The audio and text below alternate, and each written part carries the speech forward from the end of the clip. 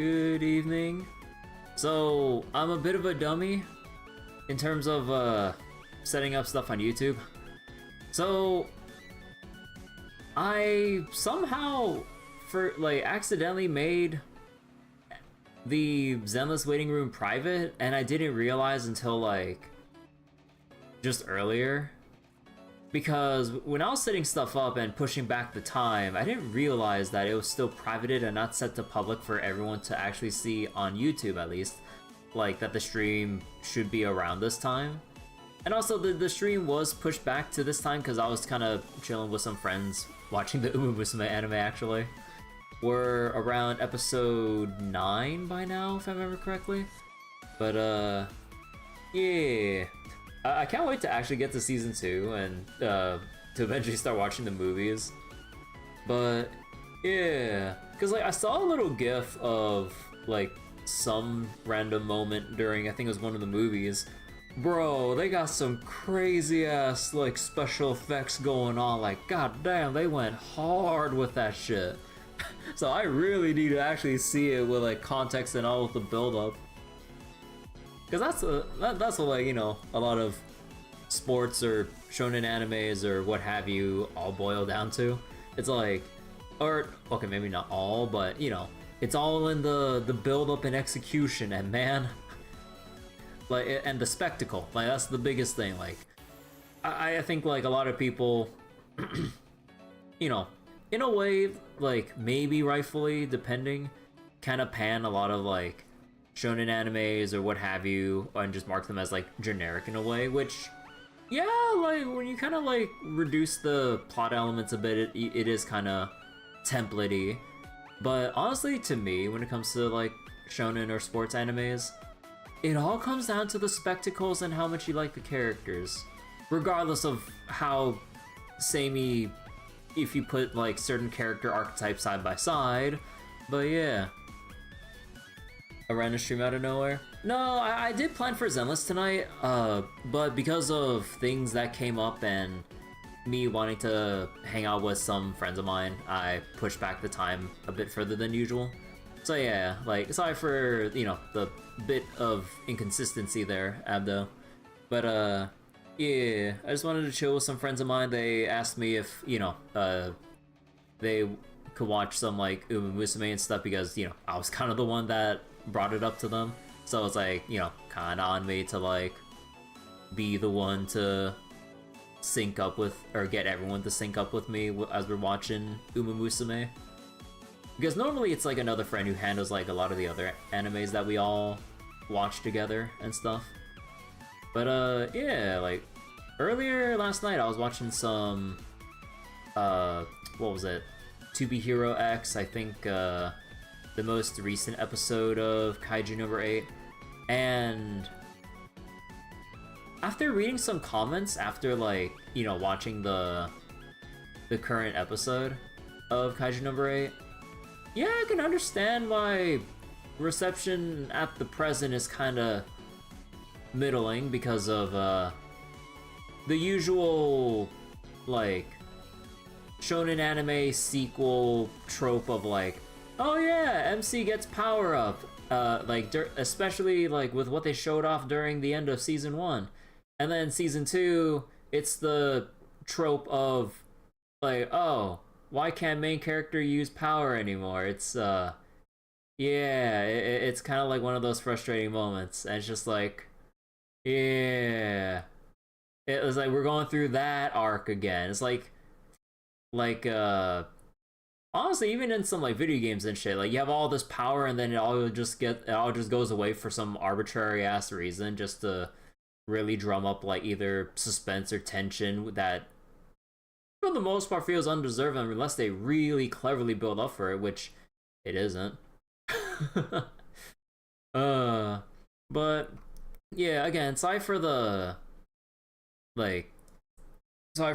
late stream and the random pushbacks. Also for the fact for anyone watching on YouTube, for forgetting about making the waiting room public because I accidentally left it private, and then I was also pushing up the time thinking that it was public, so then as I checked one last time, roughly half an hour-ish, give or take, before the stream, I was like, wait, something's off here. Because, like, I was also trying to, like, you know, pop out the YouTube live chat so I can actually see YouTube and Twitch chat and everything side by side. And then I was like, wait, why can't I view the YouTube chat? Why does it say it's unavailable? Big hint, if it's unavailable, if I pop it out, that means it's privated. And I'm like, oh, I made a mistake. So, whoops. But yeah, okay. So let me go get Zenless booted up and everything, and let's just kind of carry on with everything. Also, I think with tomorrow, I think the stream will kind of start at roughly a similar time because I will be doing a thing with family. So yeah, just want to give everyone the heads up there that tomorrow's stream should be roughly the same time as tonight because of family things. But yeah, I'll bring up the capture once the email thing goes away. There we go. Lady MFGO, her boobs are comically large. Do you know how little that narrows it down?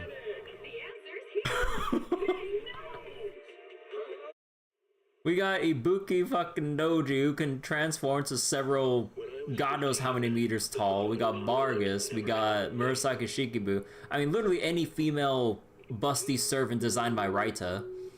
Probably the Bargus. Yeah, probably the Bargus because she has like the more overall thicker proportions compared to like Ibuki, where a lot of, or like her arms and waist and stuff is like comparatively more slender compared to her bust and hips and thighs.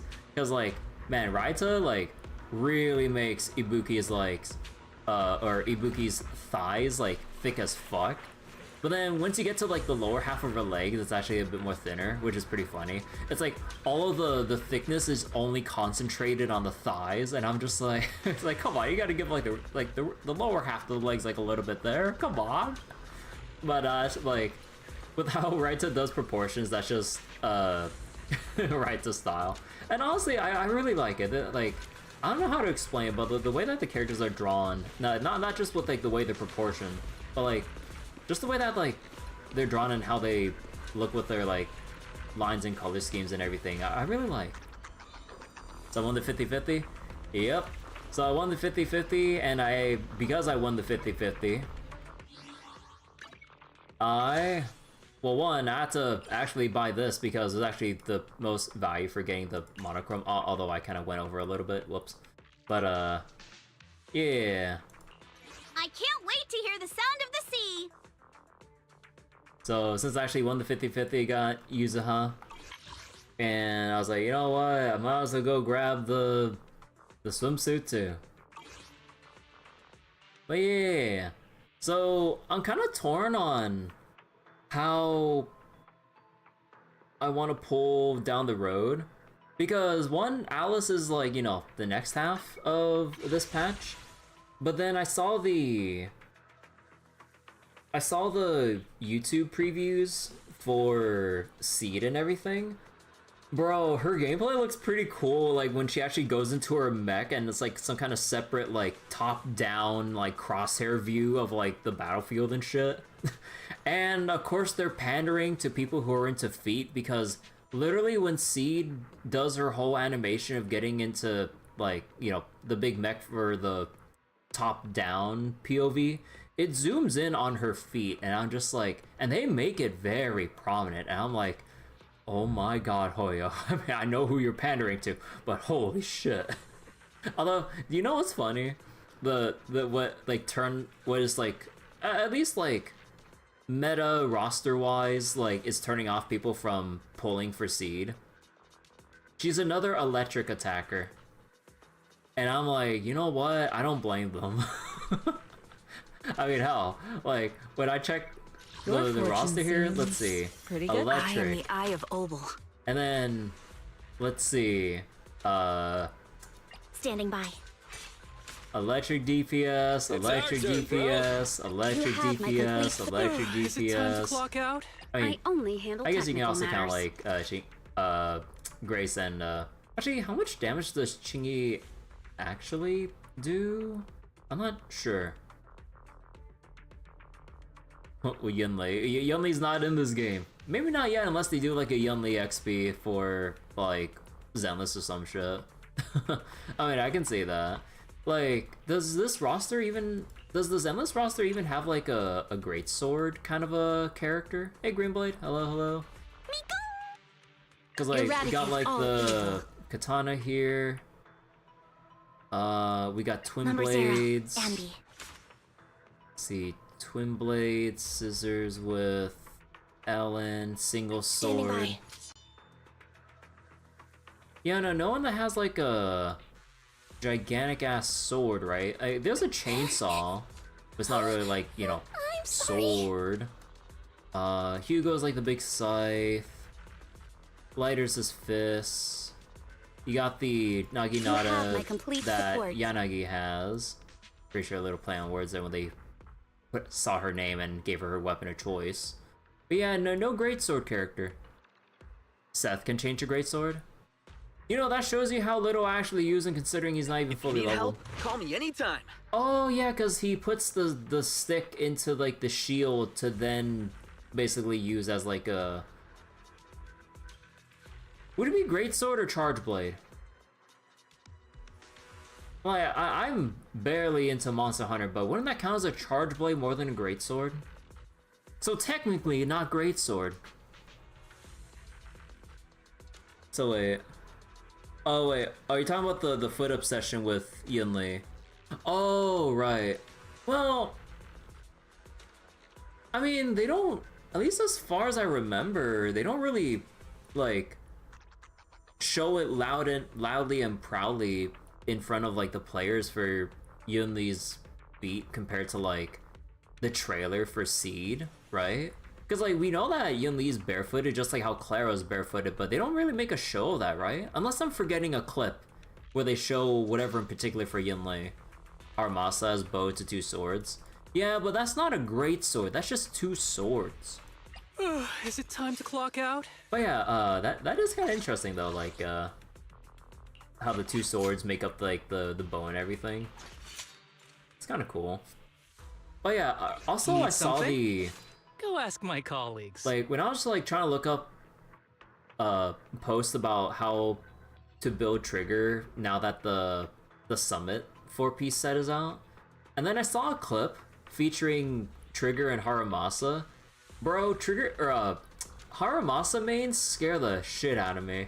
Like, I'm looking at their gameplay, and I'm just like, holy shit, like, they're, like, switching... like neutral swapping like every goddamn second. Like Haramasa's like firing some stuff immediately back into Trigger for whatever reason, back to Nicole to like spray some light attacks in or whatever, and then back to Haramasa, back to Nicole, back to Haramasa, and then once Trigger's like buffer gauge wears down a little bit, like only a very brief instance of like the sniper shot, back to Haramasa, Nicole swapping back and forth. I'm just like, oh my god, dude. Like, it feels like it's pure chaos watching Haramasa gameplay. I'm just like, holy shit. I mean, I wish I had Haramasa, but sadly I wasn't playing during the time that they gave him out for free. But god damn. Like, people that really love playing Haramasa, like, they really make him look fancy. It's like as fancy as like, okay, maybe not as fancy, but similarly fancy to like watching high-level Devil May Cry gameplay with like how high the execution they're willing to push it goes. Because like I think it was like a Haramasa showcase for, I mean maybe the Deadly Assault was like tailored for, I don't remember, but they reached like 40k something score, like 40,000 something score, and I'm just like, man, and I only barely just got up there to like 3,800 with my Yishuan team on like the Miasmic Priest. I'm like, holy shit. But yeah, okay, so I'm nearly topped off on my stamina, Your so let me go fortune spend it first seems before we do pretty anything good tonight. lately. And then after that, we're gonna go back into the summer event and do all that stuff. So yeah, let me just go farm this out real quick.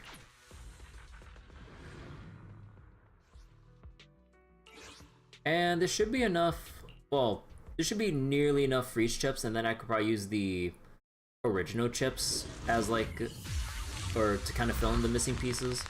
Mostly because I really need to start farming more Denny's. Recalibrating.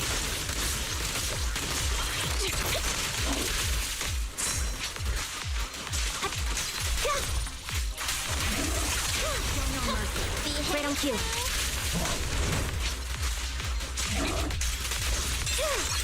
It's time. Leave it to me. Target locked.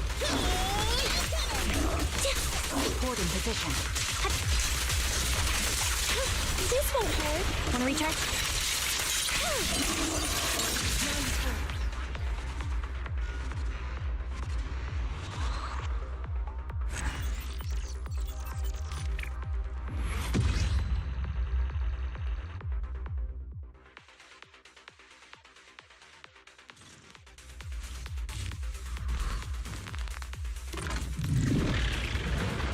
Ether vision activate. Right on cue.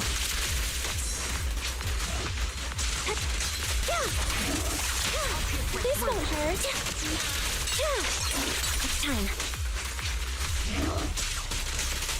Quick shot. Mind the voltage. There's no intermission. Leave it to me. Fine. Sound strategy. Time to pin them down. Behave now. Wanna recharge?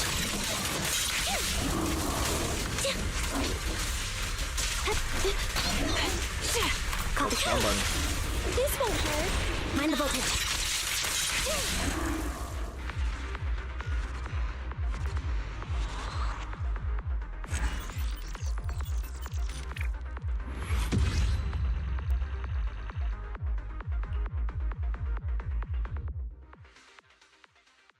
Alright, and the last skills I want to upgrade with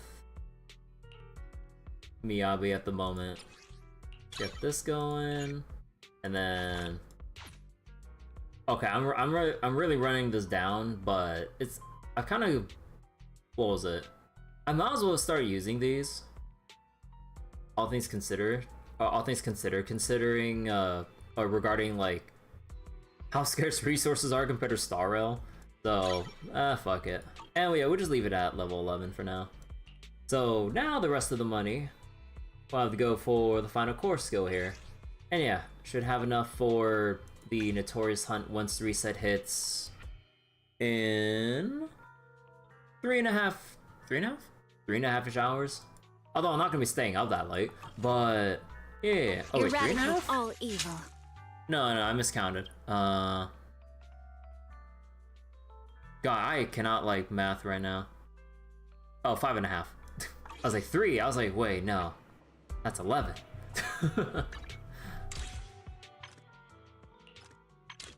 Also, I am partially tempted to get the battle pass, if only just for the resources to help expedite like the progression I've been missing out on. Because man, it still feels rough not having played for several patches. That like I'm only just getting Miyabi done, and I can't wait to hear Like, the sound of the sea. I haven't even started building Yuzuha yet. And also, like, I still also want to build up my Awaiting further instructions. my Soldier 11. If only because she's like M2 right now. So just because she has some like mindscapes and stuff, I really do want to have her built up a little bit. Ready and waiting. But yeah, okay. So let us. Oh yeah, hold on. I need to manage my temple.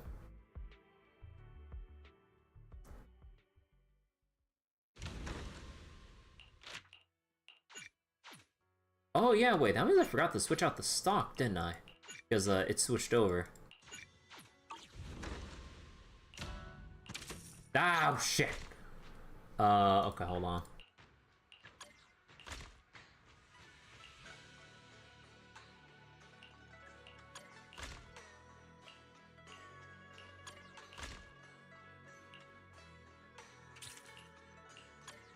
Okay, there we go. Whoops.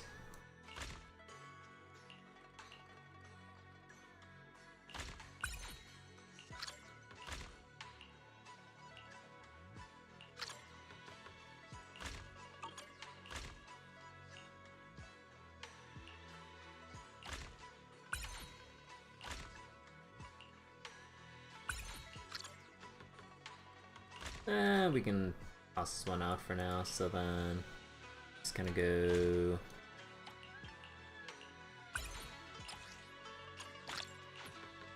do this for now.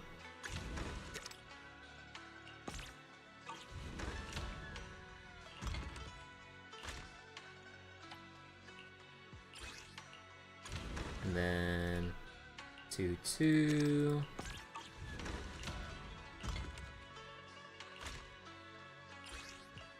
3-2.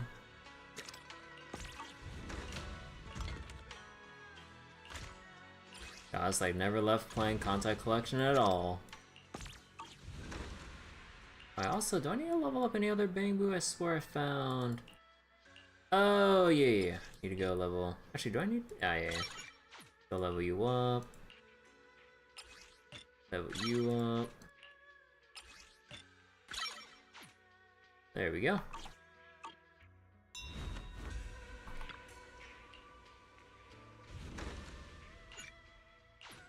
Actually, did I already? Oh yeah, I forgot. The new notifications are desynced from like your phone or from doing this on mobile compared to desktop. So it still says new even though I refreshed 20 times today already. Soldier 11 Lost Cause. You waiting for new Fire Attack or Evelyn to come back? I mean, I'm sure you can still make Soldier 11 work. Like, this is an action game. We can try our hardest to make sure that, you know, she performs well. Come on in. Take a look at the menu. Whether you're Oh yeah, dining wait, in or taking out, what is this we got you refresh? covered. Oh, 5 more hours, okay. I did not mean to talk to the guy. Good afternoon. Okay, let's go talk to Have some Vince. tea first. We'll talk business when you're ready. And fuck it. Like, just give me all the money here. I'll take every last bit I can get. Okay. Now let me go collect my fish. Man, I really forgot to check in on shit today. I was so busy watching. Anything I can help you with? I was so busy watching Ubisoft and stuff, forgot to like what was it? Collect my auto fishing from earlier. A bountiful haul. There we Please go. check the results. And batch select, quick select.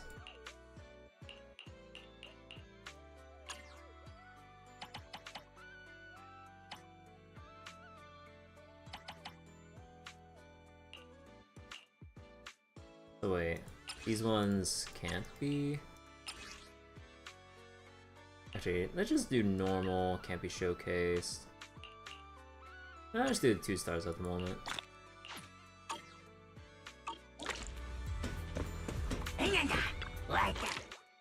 Better roll for the new Uma? I don't have shit. So I'm still trying to cope for even 1 extra copy for Kita-san. I'm waiting to have another temple to have another crack at it. I'll keep going until until her banner goes away, pretty much.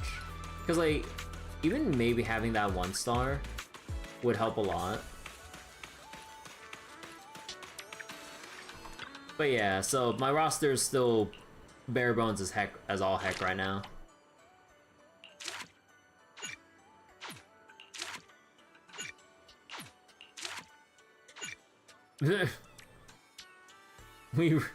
we rescued Shark Boo.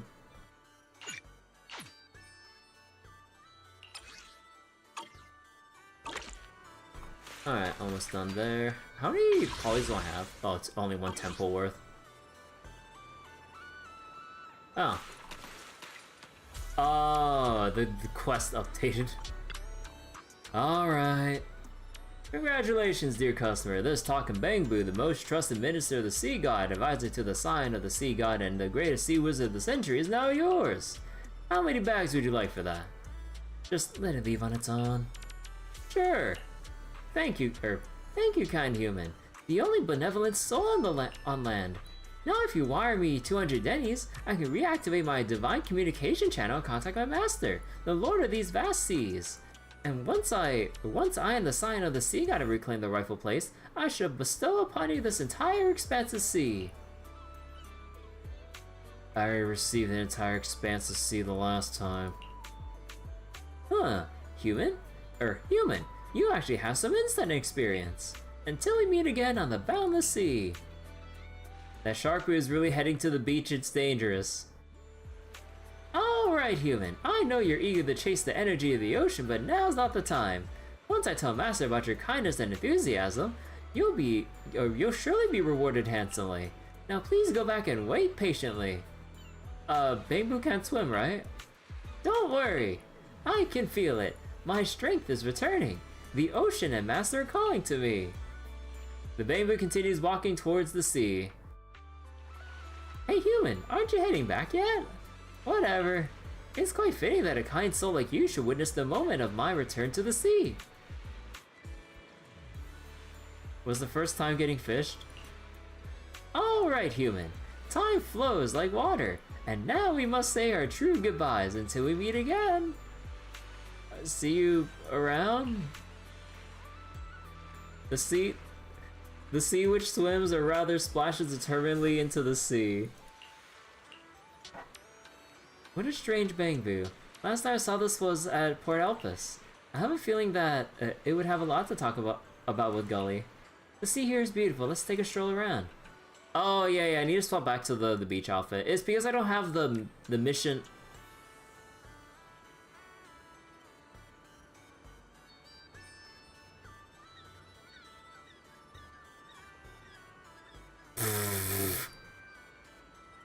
God damn it. It's because I don't have the summer resort mission currently active that it's not forcing me into the summer outfit. Wait, isn't that the same shark boo from before? I didn't expect we'd meet again so soon. Yo, my regular! Welcome to the most marvelous fish stall in Fantasy Resort. Any tropical fish you can think of and a talking Bangbu, I've got them all. Hurry and invite your friends to trade me those beautiful seashells. Let's trade! Huh? Ahem, human, don't look at me like that. Ah-chung promised me that once he collects enough seashells, he'll give me 200 dennies to reactivate the divine communication channel. You two are truly the only kind souls on land. Hey now, little lady, don't look at me like that. I'm a person of my word. And since you made the trade, this one's free. But without a shark boo, nobody's gonna come to my fish stall. I'm so touched that the greatest sea wizard of the century is willing to help me attract customers. Bruh. But yeah, wait, let me... I also forgot that there's like a little bit of extra main story that I actually didn't do with Jufufu. So, oops. Okay, now we got our outfit changed.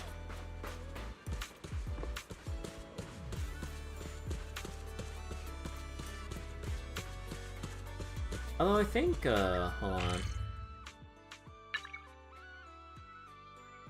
Actually, we'll go to the side story first. Hope you enjoy exploring the dreamlike deep sea. Wait. Why are we going over... Oh, do I actually have to interact with the thing to start it, not just go via...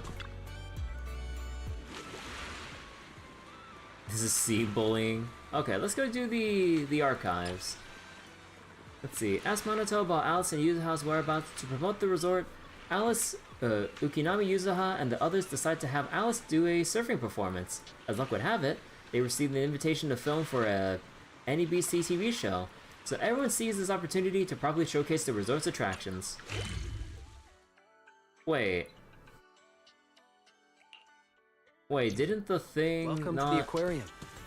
Oh, I had to activate it through there for Minato to show up? Because it guided me into the lobby during the... Okay, that's so weird. Roxy, you're here. Where did Alice and Yuzuha go? Huh, since you didn't show up, they've already made the decision. They're planning to promote the resort by posting some videos of Alice surfing online. Sorry, I overslept. They haven't figured out exactly how they want to shoot it yet, so Alice went to try out the track for inspiration. Yuzuha should be at the beach cheering her on. Let's go find her. I teleported to an instance without Yamato, so the game corrected it. Oh. Yeah, maybe the game was... Yeah, but the game was probably still confused about, like, the instance.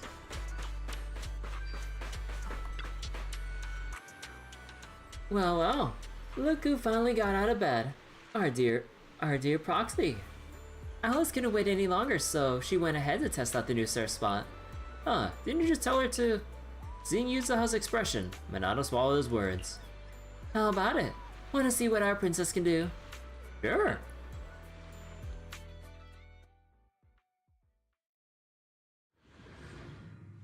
Oh, we're just getting right into the...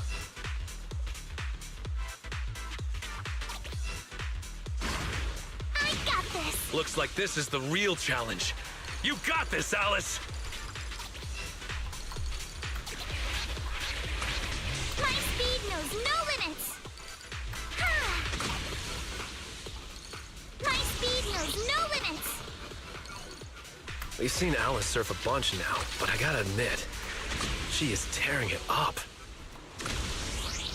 There are waves outside the track too? Maybe it's time for that move. That move? I did it!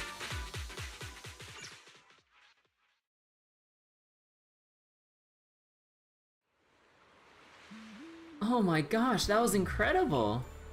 Alice is the best! Coach, I want to learn surfing. You mean the tube riding? We'll have to start with the basic land training first. Send me your body measurements and I'll put together a personalized training plan for you. Beginners can usually pick it up in about a year. You know, cheering from the shore doesn't seem so bad. Oh, for real, Alice? That final move is going to be the biggest highlight of this event. We need to think about how to promote it properly, like giving it a cool name. How about Time Field Grand Spin?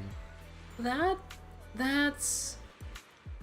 Doesn't sound very ladylike. Wait, I think someone's coming over. A mysterious middle-aged man suddenly came over to say hello. Pardon me, miss. May I have a moment of your time? Did I do something wrong out there on the water? Judging by that look on his face, if I'm not mistaken, you must have caught the eye of a talent scout. Is he trying to recruit you as a trainee? A talent scout? Trainee? No, not like that, but close. I'm a program director at NEBC. We're filming a beach-themed show nearby, and I happen to see your amazing surfing skills. Especially that thrilling move at the end. It's exactly what our show's all about. Would it be possible to film some footage of you surfing to use as promotional material for our show? Looks like you won't have to become a trainee. That's a little exaggerated, but rest assured, you'll definitely get a fair compensation for your time. That won't be necessary. Just make sure to feature our resort and help promote our Blazing Waves experience. No problem. We'll sync up with the sponsors about this request. Shouldn't be an issue. If the response is good, we'll have a pilot episode live stream event in 2 days. And we hope you can join us. Damn, to go from like recording to... Well. Perfect timing. What do you say, Alice? You're about to get a crazy amount of exposure. Huh? You want to be on TV? I'm not really that professional. Are you sure it's okay? Don't worry. If you show off those water skills like you just did, the audience will be totally blown away. Okay. Thank you, Mr. Director. And thank you. I'll get the filming crew over right away. And Miss Alice, you can start getting ready too. Before long, the crew had set up cameras, monitors, and other equipment along the shore. This must be what a professional team looks like. Wow, they're so professional. There are so many cameras. Let's all go say hello.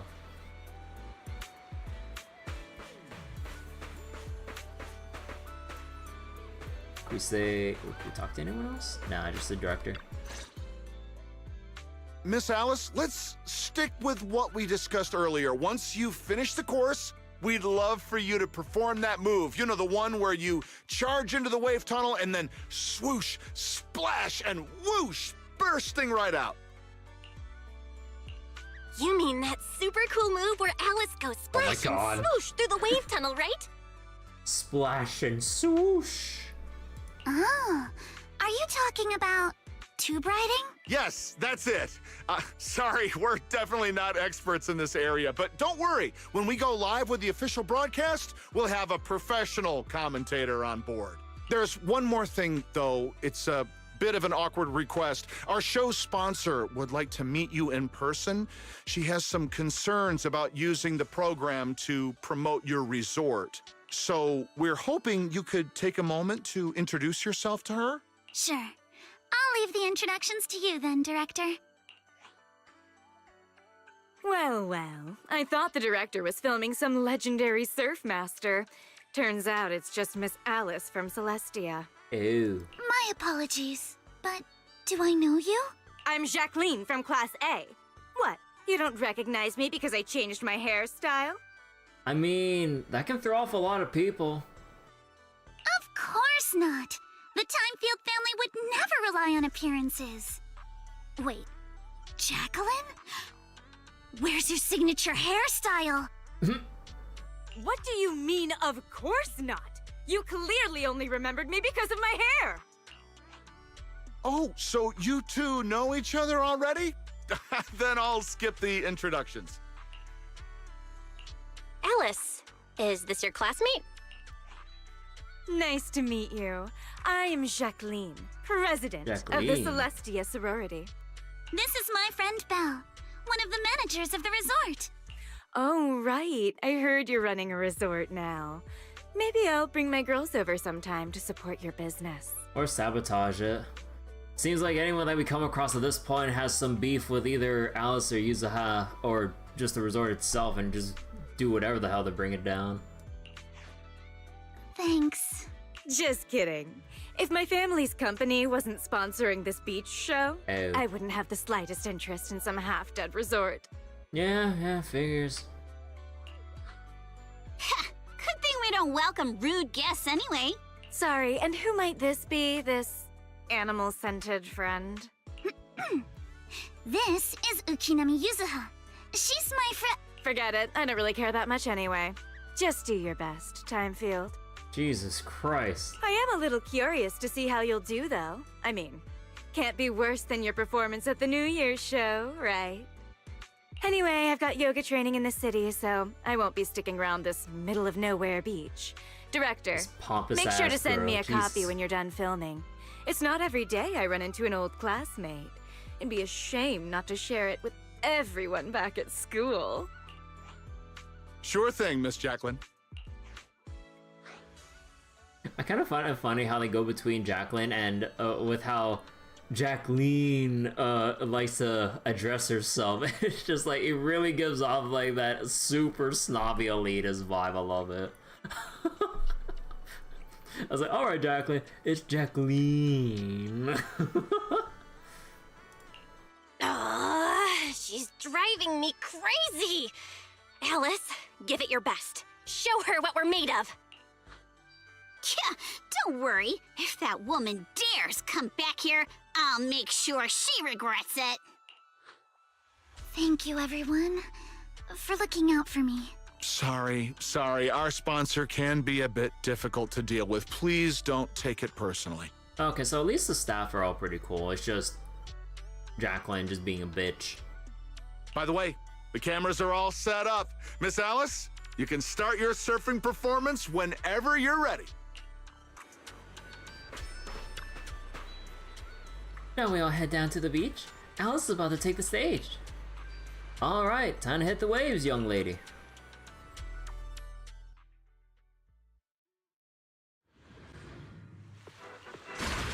Take a deep breath. All right. Arms wide. Feet firm. turn. Just like how we practiced. My speed knows no limits. Halfway there. Gotta keep going.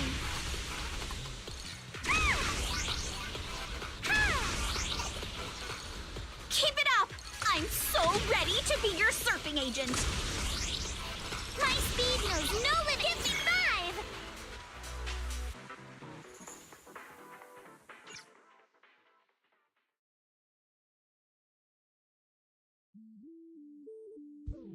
Miss Alice, all the cameras are focused on you. Could you do that move again?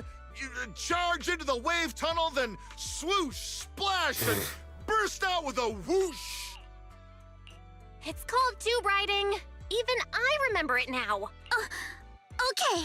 Arms out, feet steady. Arms out, feet steady.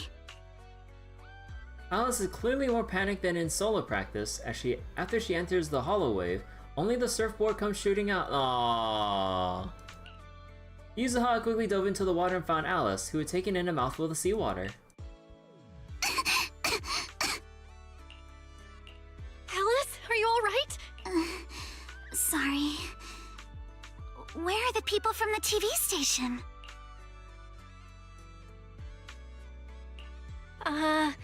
The director said they needed to start editing and already drove off. Oh boy.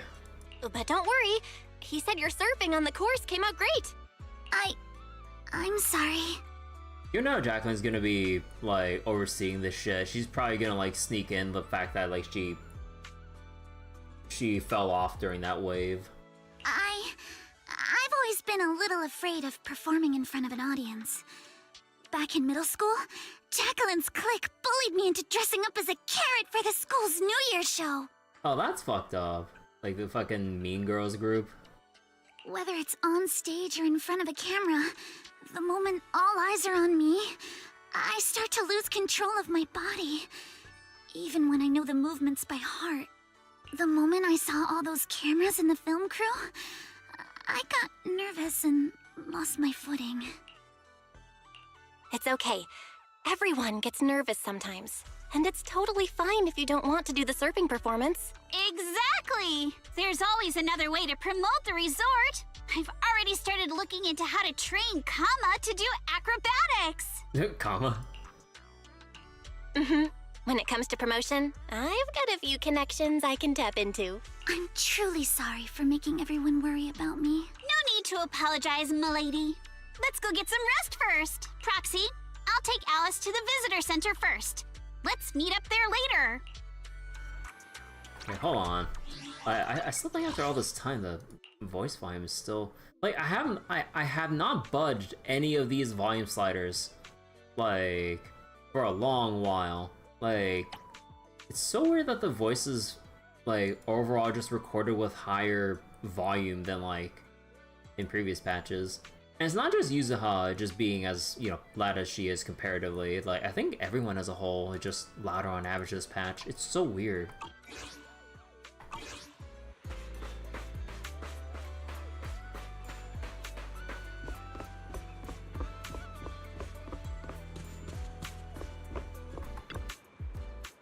Ah, Proxy, you're here. Looks like Alice's surfing video went viral. You mean Heat Wave Bunny? Yeah, I just thought on my feed in the locker room. The director reached out to me again saying the video's getting great feedback and asked if I'd be willing to join the live stream event in 2 days. I've already agreed. Hey Alice, calm down first. Are you sure you want to agree to this? Yeah, that was super dangerous just now. I just thought about how much heart and soul I was put into this resort. I don't want to pass up a good chance to promote it. Alright. Our tough little carrot. But you nearly drowned today. Let's just head back to the room and get some rest, okay? Yeah, whatever it is, we can deal with it tomorrow. Yuzuha walked Alice back to her room, and then return to the visitor center. Oh dear, what are we going to do? I don't think there's any way we can talk her out of joining. Once a young lady sets her mind on something, not even a freight truck from the outer ring could pull her back. What can we do to help her overcome her mental hurdle? I got an idea. Let's meet at the beach tomorrow. We can work out all the details then. Just don't tell Alice yet, or she definitely won't agree. I've got a bad feeling about this. Don't worry, Proxy. When have I ever come up with a sketchy plan? Her terrible ideas from before vividly flashed through my mind. If you have any questions or need anything, just let me know. So wait. Oh, okay. So, you know, part of me thought that like with the agent stories with the event stories with Yuzuha and Alice, I thought that these would be progression blocked in terms of like advancing the event main story and then going to the next part of their respective events. Cause yeah, this is part 2 now. Actually, wait. Let me see this. Some ideas to help with their training. Okay. Oh, Proxy, you're finally here. I spent all night yesterday gathering a large amount of positive training materials online, compiling the experience of multiple generations. Weren't you with Alice last night? Don't interrupt. You have no idea how bad the signal is in the bathroom while sorting this stuff out. Honestly, I get where she's coming through. Sometimes like when you're in like either a certain hotel room or just in any big ass building with potentially thick walls, it is suffering to get any form of reception. Like, oh my god. I remember, and I'm just thinking back to heckin' jury duty, but then like when I was just like sitting in like the hall, just like waiting for the time to enter the room, and I was like, okay, let me just go on my phone, and then I checked like my signal, it went down to 2 fucking G, and I'm just like, what do you mean? I can't even load up a fucking Google page with this slow a reception. That's how bad it was. I couldn't even load up goddamn Google, and me being the gotcha addict I am, like, since everything needs to be online, I don't have any apps or games on my phone that are offline single player kind of games. So I'm just like, well, damn. What do I do now? I feel you there, Yuzuha. I digress. Anyway, this is the ultimate guide of positive energy, the source of confidence.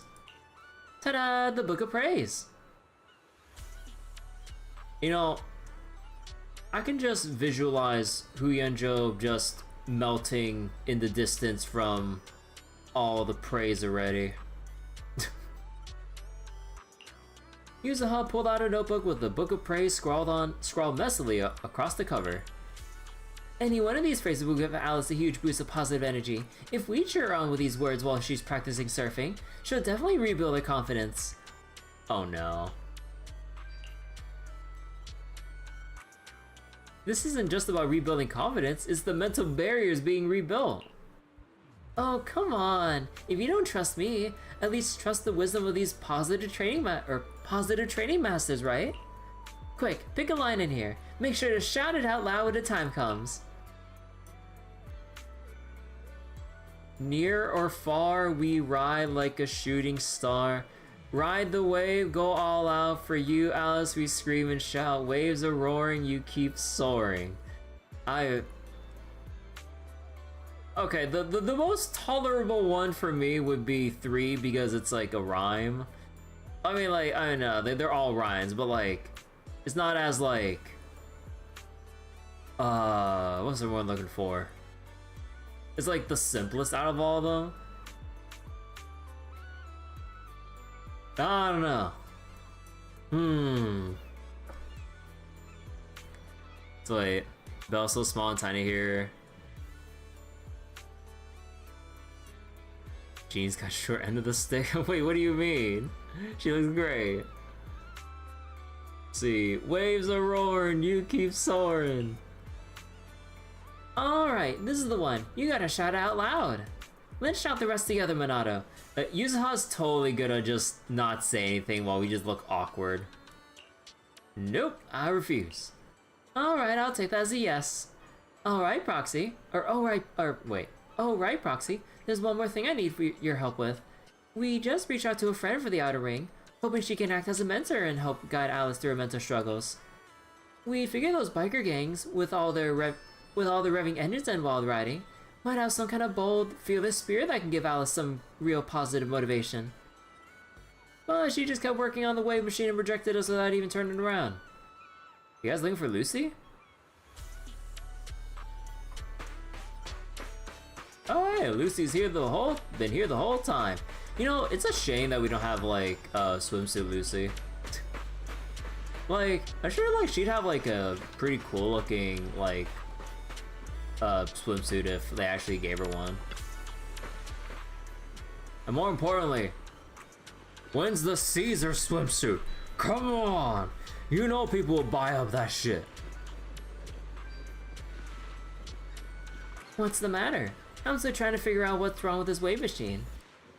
Lucy, if this is still about Alice, I suggest you give up. That kind of thing can't be taught. The inner grudges and fears are something she has to overcome on her own. It's not like a few comforting words from me will fix it. Let's talk about this in detail. This damn thing is impossible to fix. Surf? How are you supposed to surf when the wave machine's busted? You better just go chase the tides instead. Wait, look at the panel. It seems to be just a tuning issue. Burn a swimsuit. Nah, I'm just kidding. That actually looked great too. Nah, but you know, we also need an outfit for our boy Lighter. Come on.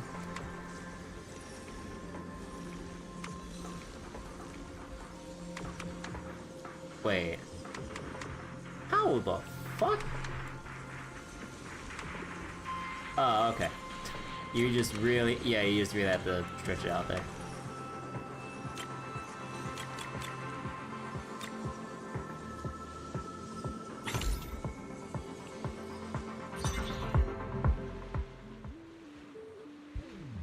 Hello, Sheena. Came back for Yuzuha, got her M1. You got M6 Miyabi. Oh my god, you know how that happened? God damn, I mean, enjoy just deleting everything else in the rest of the game for the next, like, 4 years or something. Lighter with an actual 8-pack. Bro, that, honestly, that'd be great for all the Lighter enjoyers. Like, I generally hope if, like, they actually do give Lighter, Lighter a summer outfit or some shit, I hope they really go ham with the fan service to please the Lighter fans.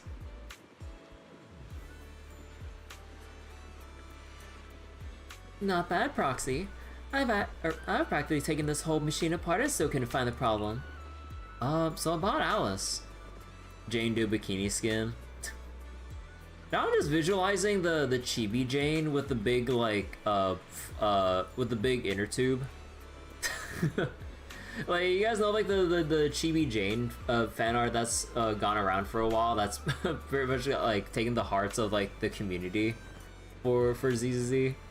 Like, honestly, like, it's so funny how people much prefer seeing the chibi Jane art than you would expect with like the lewd art for Jane. I love it. Lucy, I can't see. Belle's in the way. It's fine. Alright. I know you're only being nice because you want me to say yes. But when the time comes, I'll decide how we do it. No interfering, and definitely no sneaky trash talking behind my back. You're the boss. You text Alice, let her know you found a mentor to help her rebuild her confidence.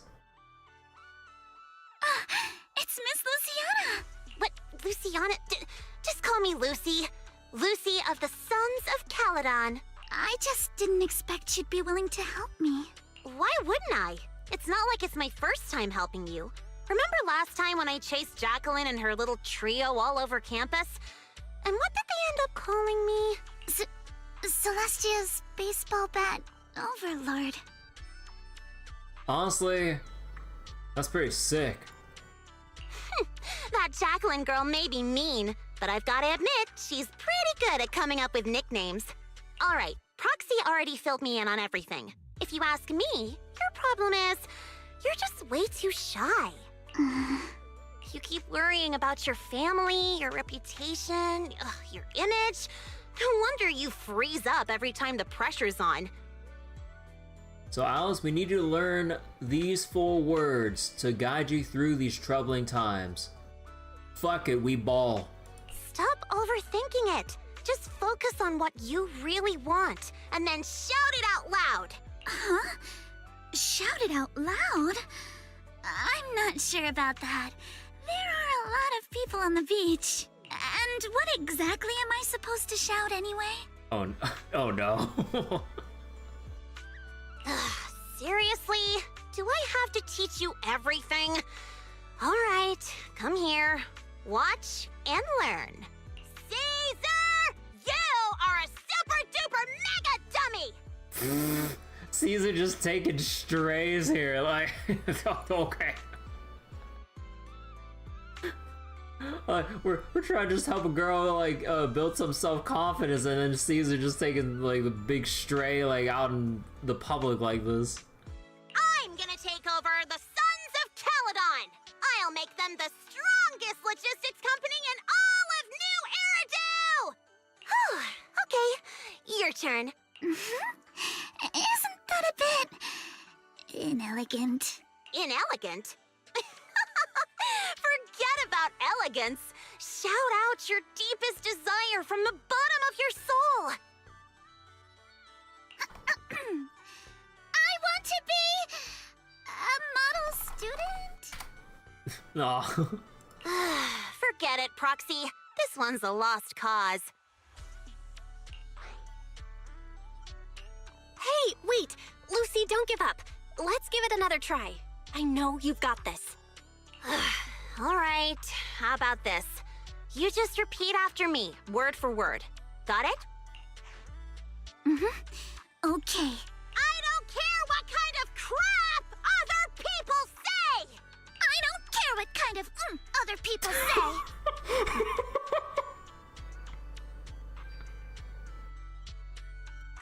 The immediate self-censoring.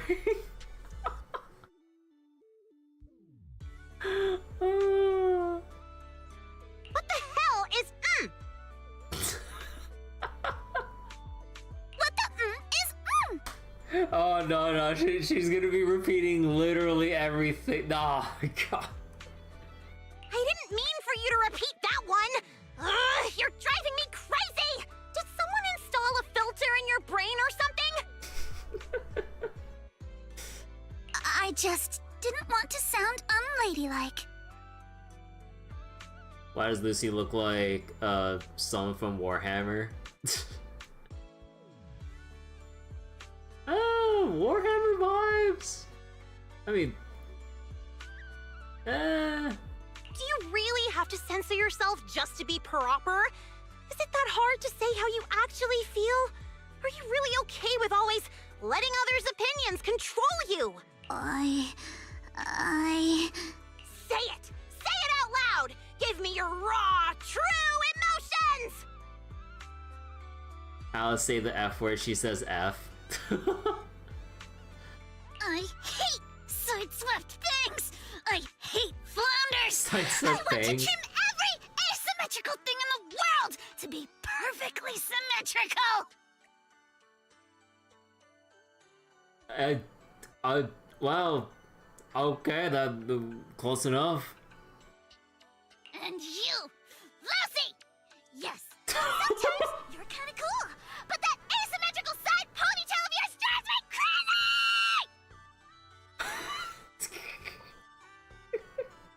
Oh my god.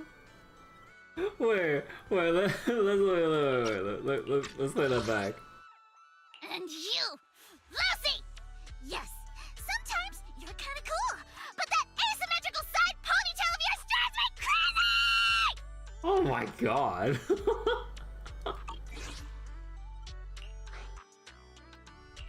Wow. I'm so sorry. That was completely out of line.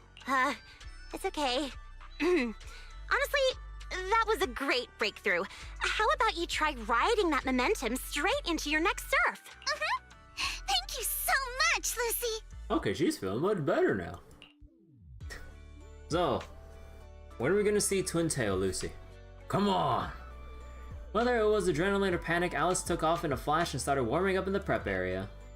Hey, Roxy. Be honest. Is my hair really that hard to look at? No, she's a little self-conscious about it. No, not at all. I mean, it'd be nice if we had like a Lucy alt with twin tails. Come on, that'd be neat. Oh, Proxy, you're here. Alice, you ready? Surfboard's all checked, and I just ran through the moves again on the shore. When you're out there on the water, just focus on your footing and don't worry about anything else. We'll be cheering you on at the top of our lungs. Maybe don't pay too much attention to the cheering, I mean. Seeing the look Yuzuha gives him, Minato reluctantly shuts his mouth.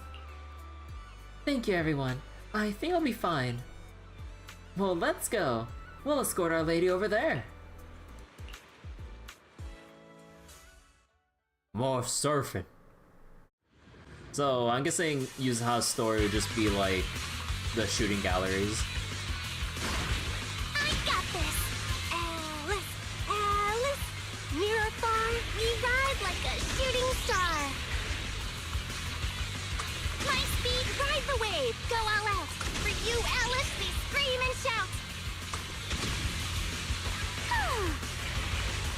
Waves are roaring, you keep soaring!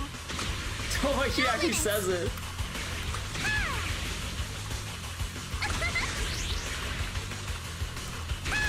You, sir! I cheer loud and clear!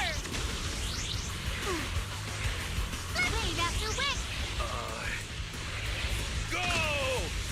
Alice! Oh, come on, Minato, that's weak shit. That was some weak ass shit, Minato, come on.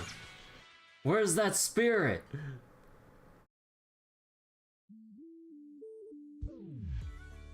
After a strong performance on the course, Alice prepared to attempt the final move once again, tube riding. You've got this! The strongest little bunny on the water! Little bunny. Let's go, Alice! Show the ocean what outer ring biker fury feels like! You've got this, Alice! That's not the line. Come on, Alice, you can do it! Unfortunately, Alice still hesitated. The perfect wave slipped away in an instant. As the hollow barrel began to close, she failed to slow down in time and dove straight into it. Hey, look! Isn't that the time field kid? She's so young. Can she really pull this off? What is with that tone and everything?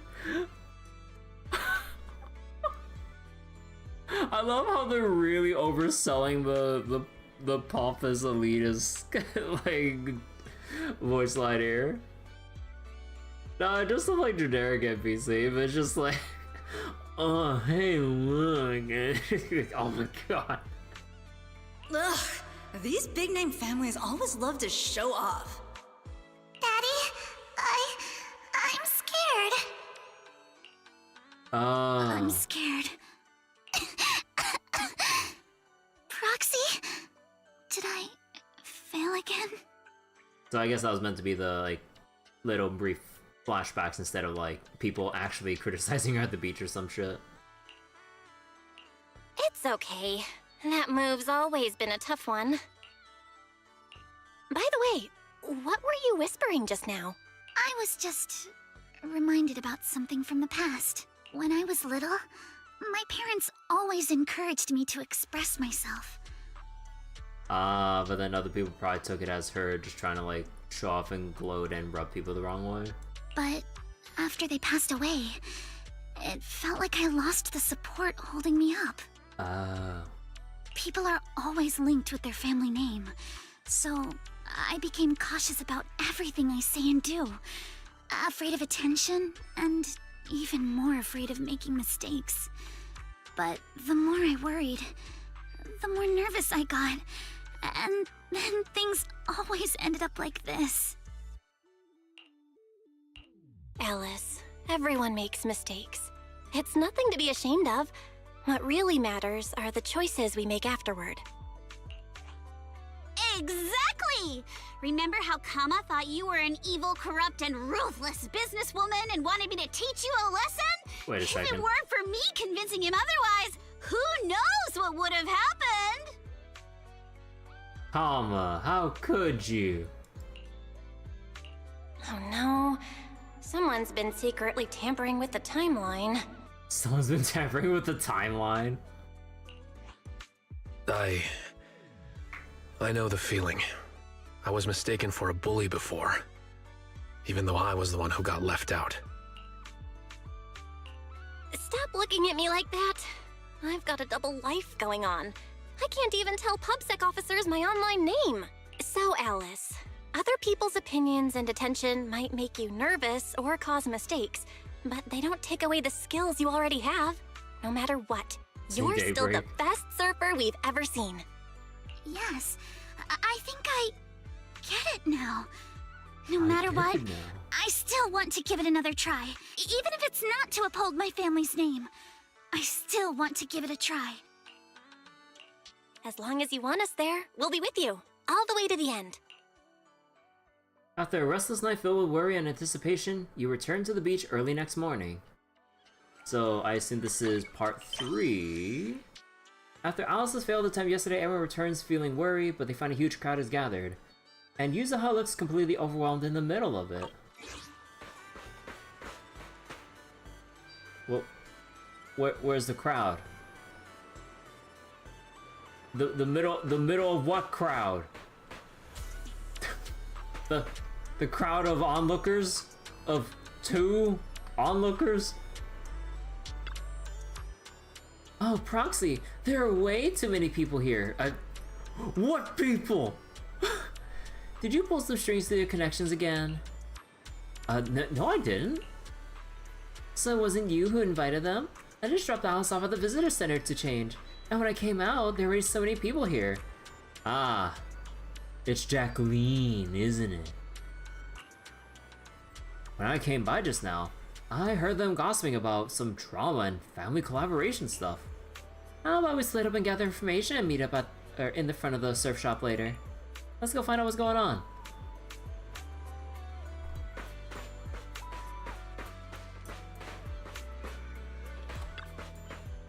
Where's Xiao Li? What's taking so long? I already saved the spots up front. Don't get me started. He got stopped by the gate at the entrance of the resort. Fried chicken? There's no fried chicken at the entrance? What? Gossip enthusiast? Conspiracy theory enthusiast? It feels like they're advertising the collaboration. I didn't read the rest of that. Come on. Show me the rest of that. Huh, you here for the tea too? So Jacqueline probably put up some bogus ass advertisements, getting everyone's hopes up for the wrong thing showing up, and then they'll just leave once they see that there's nothing that they came here for. Making Alice think that, like, people are not liking her performance. That's so fucked up. What kind of cooperation are you talking about? Oh, you haven't heard about the Time Field and Montefiore families working together? It's blowing up online. Look, this entire thread is filled with posts about her. Right? I just had a look and all the recent reports about her. Entertainment gossip, noble heirs of new hairdo clash in fierce conflict. Industry insider Mr. Ma captured footage of the Time Field family heir losing control and breaking down by the seaside. According to insider info, the Time Field family has been working with the Montefiore family in developing new technology that's purported to help detect alien life forms. Aliens. You may as well say the Time Field's no ether magic too. You bet, sis! This morning, some insider gossip said the Time Field family actually practices ether witchcraft, and their mansion cellar even has a magic circle.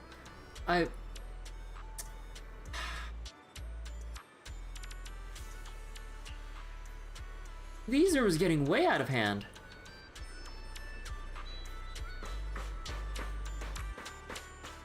What, live streaming? Wait, come on, wait, show me the dialogue one more time. Come on, I flipped away. What'd that dialogue say? Come on. If I flip away, would I see it? No? Damn it. Wait, actually, wait, can I see what's on your screen?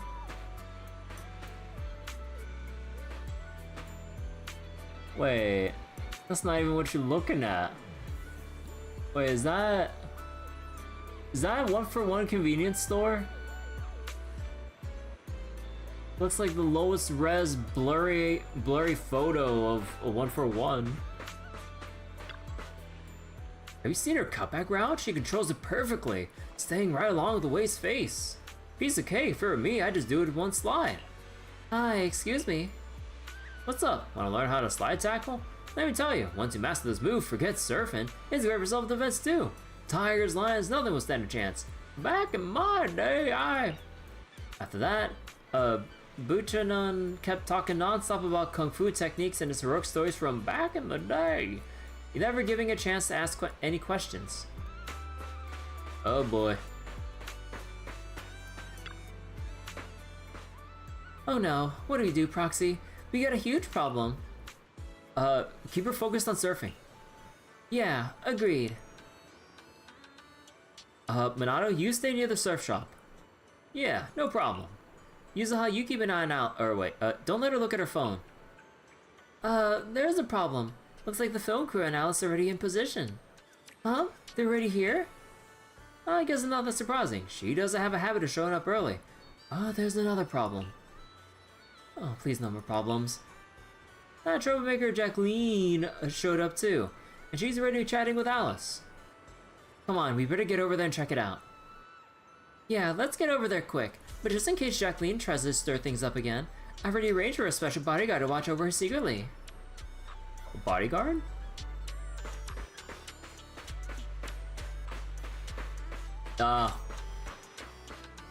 Oh, Lucy. Sync the time codes, check your batteries, and confirm the schedule. We go live right on time. Miss Alice, like we discussed, just take it easy and show us what you've got. Of course, the key highlight is still the final tube riding maneuver.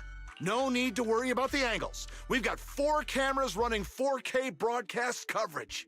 Damn, 4K. Did you catch that? If you mess up, it's going to be broadcast across all of New Eridu. Every camera angle in crystal clear 4K. God damn, I'd slap the fuck out of her house like rude she is. In other words, if she nails it, you just paid to broadcast Alice's flawless performance to the whole city. Luciana, what are you doing here? Me? I'm here to help Alice deal with some troublemakers. Cotton 4 copies. Hey, Nutty. How you doing? Put the bat down! And what's with those scary-looking little pigs? Hey, they're Aren't you afraid adorable. that I'll go to the disciplinary officer again like last time? Disciplinary officer? Director? I've got a company meeting to attend, so I won't be supervising production today. You just start whenever you're ready. Gosh, she is so spineless. Of course, Miss Jacqueline. Safe travels, Miss Jacqueline. Miss Alice, please get ready to take the stage. All departments are ready. You're waking up for work and stuff? Stay comfy at work and everything, Natty? Okay, everyone position. 3, 2, 1, we're live. Ladies and gentlemen, welcome to Fantasy Resort. I'm your host, Riptide.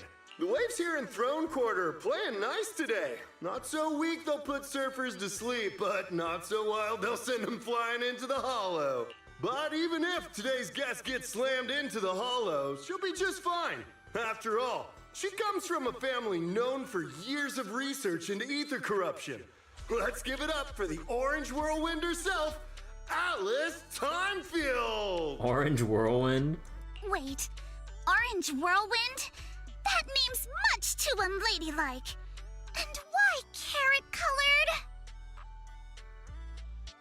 You know, the more I listen to Alice's voice at this point, why does she sound like... Wait, is it the same voice actor for... Heard Nadia in Daybreak and Reverie?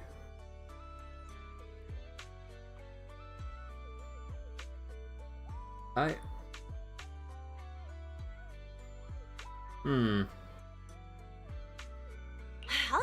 right, don't overthink it. Just get out there already. My brain's starting to like connect some forms of like familiarity with this. I'm like, wait, am I right with how familiar I'm feeling about this? wait, let me listen to it one more time. Wait, orange whirlwind? That name's much too unladylike. And why carrot-colored?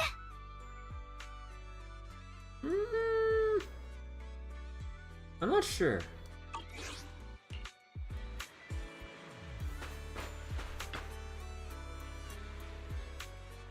How's it going, young lady? Let's just focus on doing our best out there. Sure, no problem.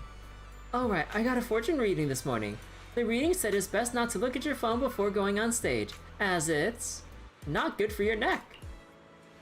Yeah, exactly. So why not hand your phone over to Proxy for safekeeping? Big stars always do this. Their phones and stuff are kept by the managers.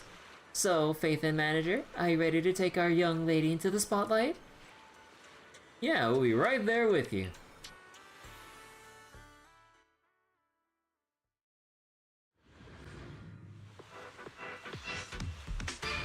Wait, is it Nadia or Lapis that I'm thinking, like, with Alice's VA? Or maybe it just sounds similar, but maybe the VA is completely wrong. We're past the halfway mark now, and Alice is clearly still in great form. Whoops.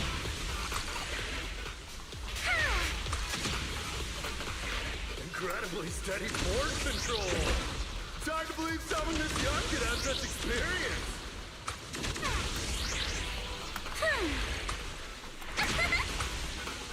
I'll tame the waves. My speed. What a beautiful performance! Alice shows remarkable mastery over balance and control.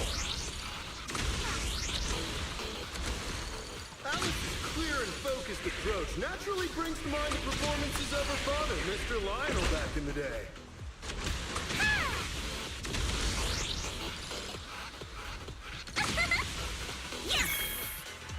God, he crashed right into the rocks.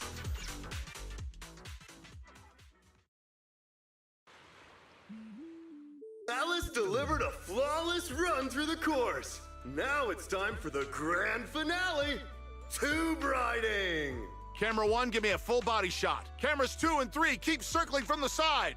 You've got this, Miss Alice. Over 10,000 viewers are watching you live right now. Don't tell the numbers. Up ahead, a nearly 3-meter barrel wave is starting to form. Its walls curling inward like nature itself is pulling back the curtain for her grand performance. Good luck, Alice. Whether this graceful dancer of the sea can complete her final act all depends on the timing of her entry into the takeoff zone. Good luck, Milady. She's adjusting her center of balance. Knees bent, arms out, her whole body drawn like a bow, ready to fire. Come on! You can do it! Alice has successfully entered the barrel! The water closes above her, forming a perfect arch as sunlight filters through the emerald wave, casting shimmering patterns across her body. Oh, yeah, you also see the fish too. Oh, that's so cool. Hold on. I want to take a picture.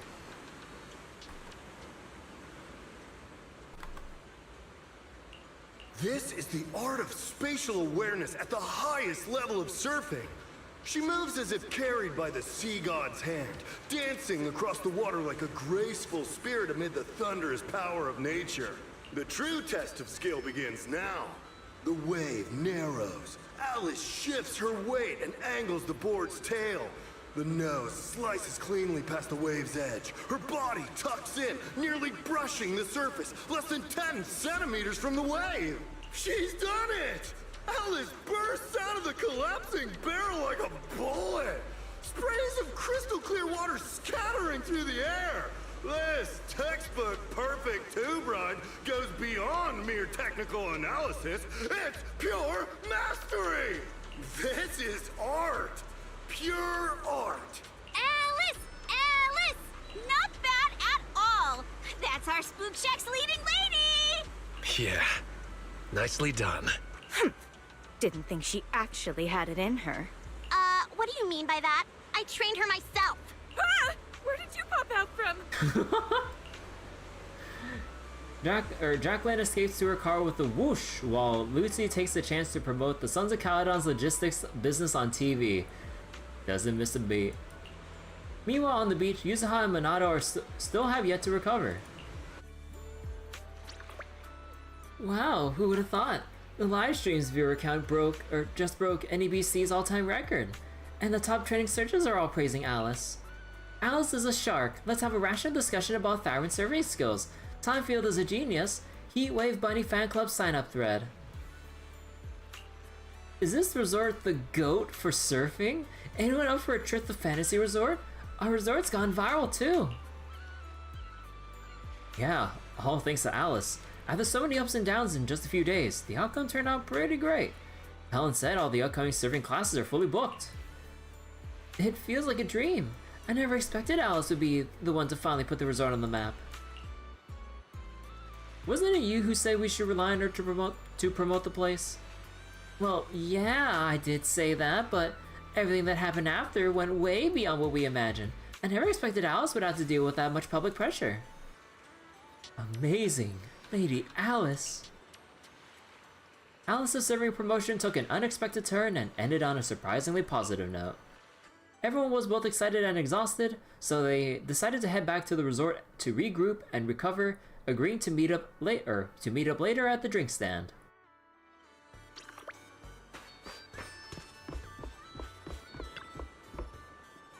You know, Lucy, I've always really admired your courage. I envy how you've always been so confident, bold enough to dream and act on it, leaving home on a whim without worrying about family reputation or fearing the challenges ahead. What's that? You got some serious prejudice against me, Timefield. Huh? Isn't that right? Of course not. The first time I went to Outer Ring, I was scared to death. You have no idea. Did you have tissues in the bathrooms there?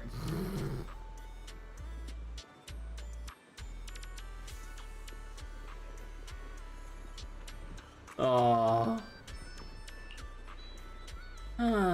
That does sound pretty scary.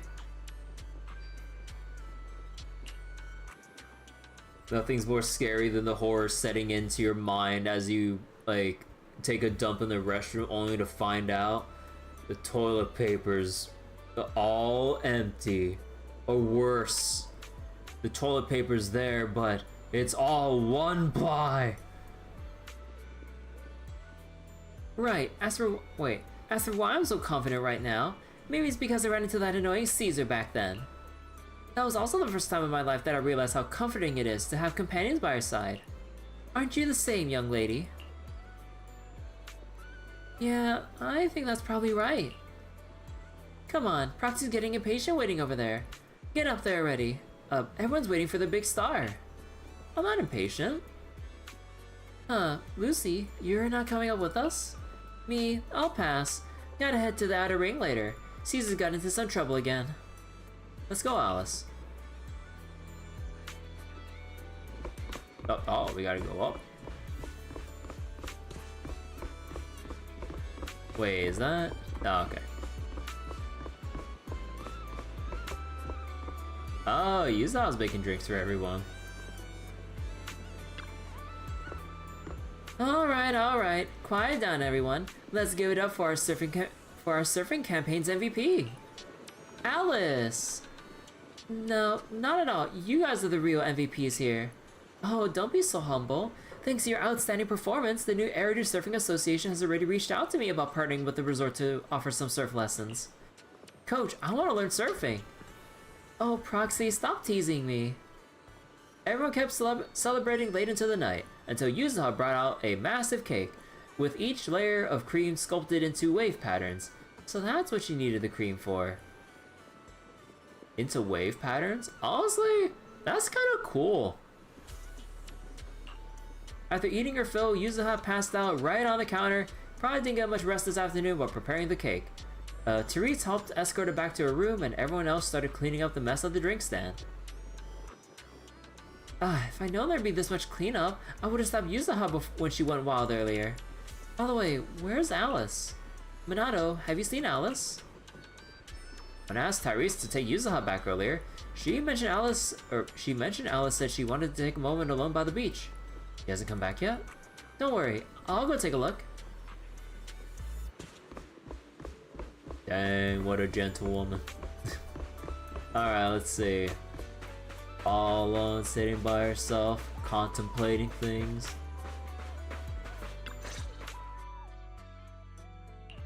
Are you alright, Alice?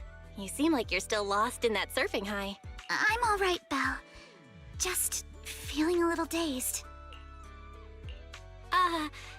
You didn't happen to read any of those not-so-polite comments online, did you? You mean those outrageous stories about my family?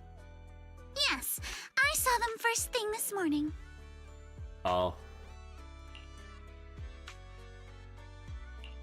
Man, Yuzuha and I went through so much trouble to keep you from seeing those. Wait, so you saw them before you even went on stage? Yes, you were both putting in so much effort. I figured it'd be impolite to say anything. Aw. So I just kept quiet. But how come it seemed like none of it affected you? And during the final performance, with thousands watching the live stream, you didn't seem nervous at all. In fact, you looked more confident. I'm not sure. When I entered that final dangerous wave, it felt like I could hear my father's voice. Aww. It was during a summer many years ago. Our family was on vacation by the sea. It was also the first time I ever stepped onto a surfboard. My father was right there, guiding me, but I couldn't help but scream with how unsteady it felt. The noise I made drew the attention of the beachgoers. They quickly recognized us as Timefields, and, as expected, started whispering and pointing, all because of who we were. Hey, look. Isn't that the Timefield kid? Oh, you can see like the water reflection stuff. Aww.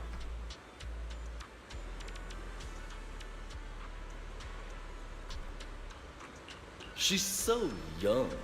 Can she really pull this off? Ugh, these big-name families always love to show off. But my father acted like he didn't hear any of it.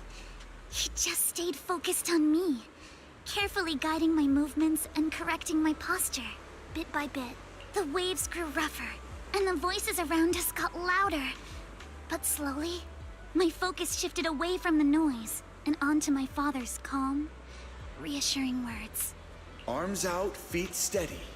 There will always be strong winds and crashing waves ahead, but your family and friends will also be standing by your side. Speaking of which, didn't you say you wanted to learn how to surf? So, how about letting me be your coach?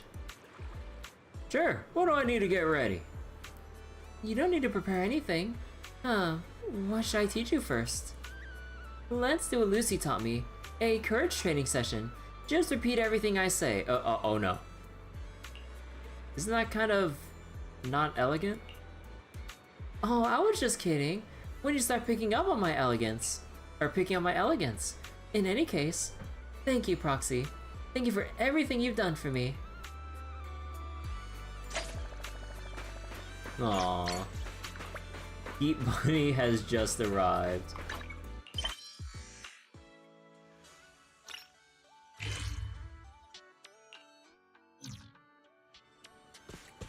Alright.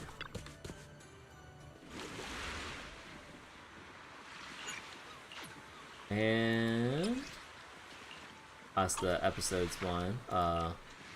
Oh right, now I had to talk to Therese. Oh, morning, Belle. How did you sleep last night? The sound of the waves is perfect for falling asleep. Nothing makes me happier than seeing you well rested, making sure every guest feels the relaxation and beauty of the seaside. That's what this resort is all about. Oh, and Yuzuha and Miss Alice are currently near the music festival stage, getting things ready. Since there's nothing else pressing at the moment, maybe you'd like to go check it out. Thanks for telling me. No problem. Honestly, after taking a peek at Mr. Arnold's guest list, I'm kind of excited for the festival too. Hope you have a wonderful holiday with us. Actually, I wonder, do we have any new fishing spots? Or do we have to keep progressing the story? I mean, I only just started this, so I don't think I have any new stuff. Yeah, do they say when these unlock? Summer Night's counterattack. Yeah, it's probably gonna be a little while.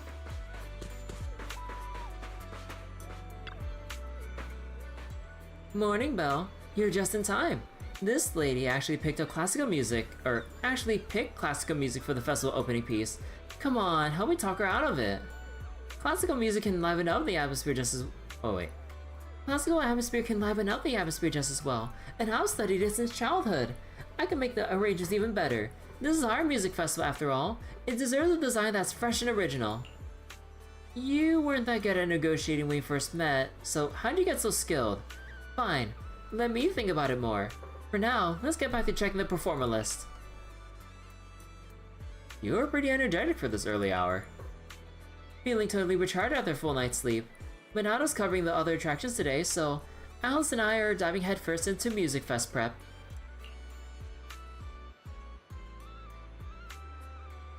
Arnold reached out to quite a few popular bands and singers, but most of the agencies turned down the invitation after learning about the recent situation with the Time family. But there are still those willing to come. As of this morning, we got all the dozen or so bands and singers confirmed for the performance. In the name of Time Field, we will make this music festival a success. Of course, but we really want the festival to be a hit. I still don't think we should open with classical music. Mixing a few classical elements into pop though, I'm totally on board with. Anyway, we still got a lot to prep today. I hope too. Knew you'd say that, but it might be more tiring than you think. If it gets too much, you can always go chill on the beach chairs and soak up some sun.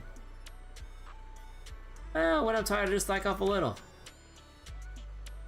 Having agreed with Alice and Yuzuha to take a more relaxed approach to the prep work, you spend some time setting up props in front of the stage, then wander down to the beach, splash in the water, and before you know it, night quickly falls. I can't believe it's this late already. Were we perhaps a little too inefficient today? Haven't we got most of the prep done already? Alice, you're stressing way too much. Why don't we grab Wise and Minato and head over to the sailboat's drink stand? We can catch the evening breeze and watch some spooky movies. Watching movies with friends at night? I'd never tried that before. Let's go. Ah! Ghost! Oh no, that was something. Ghost! There's a ghost! Looks like there's an emergency. What, did someone just say ghost? Yeah, it looks like it. Guess our movie night's gonna have to wait a bit. Alice, Belle, let's go check out what's going on. Huh? We're going over there? For real?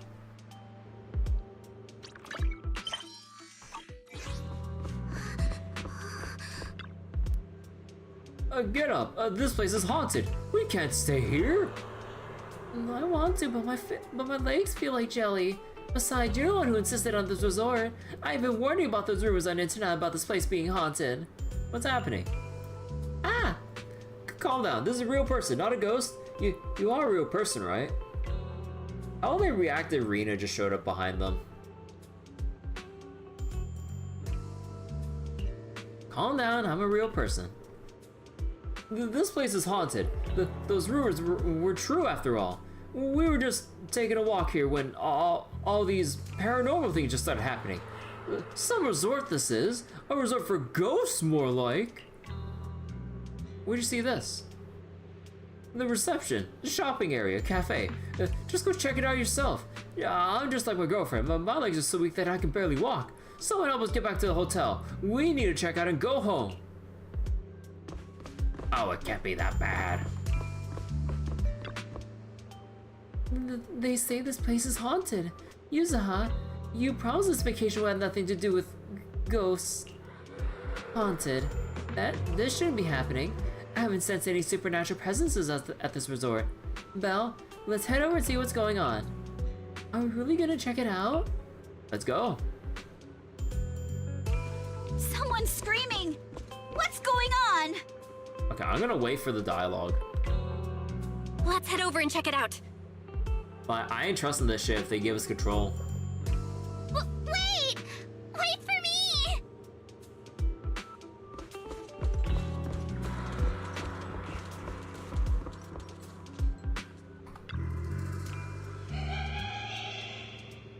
A head-shaped balloon, both hideous and eerie, hovers in midair. Its eyes are lifeless, yet there's this unsettling feeling that they might start rolling any second and lock gazes with you. What's that? Looks like something's happening over there, too!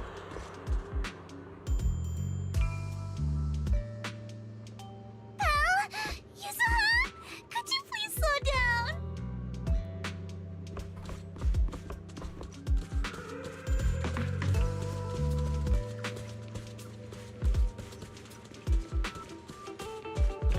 We got trouble. Oh, we're at the aquarium? A blurry portrait of a woman hangs on the wall. If I remember correctly, this painting wasn't here before.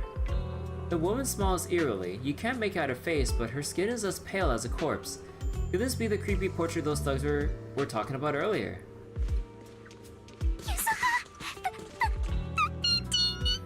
Oh god, the squealing.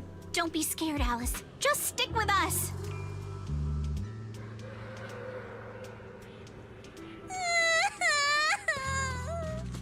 Can we not go any farther, please? Oh, Alice.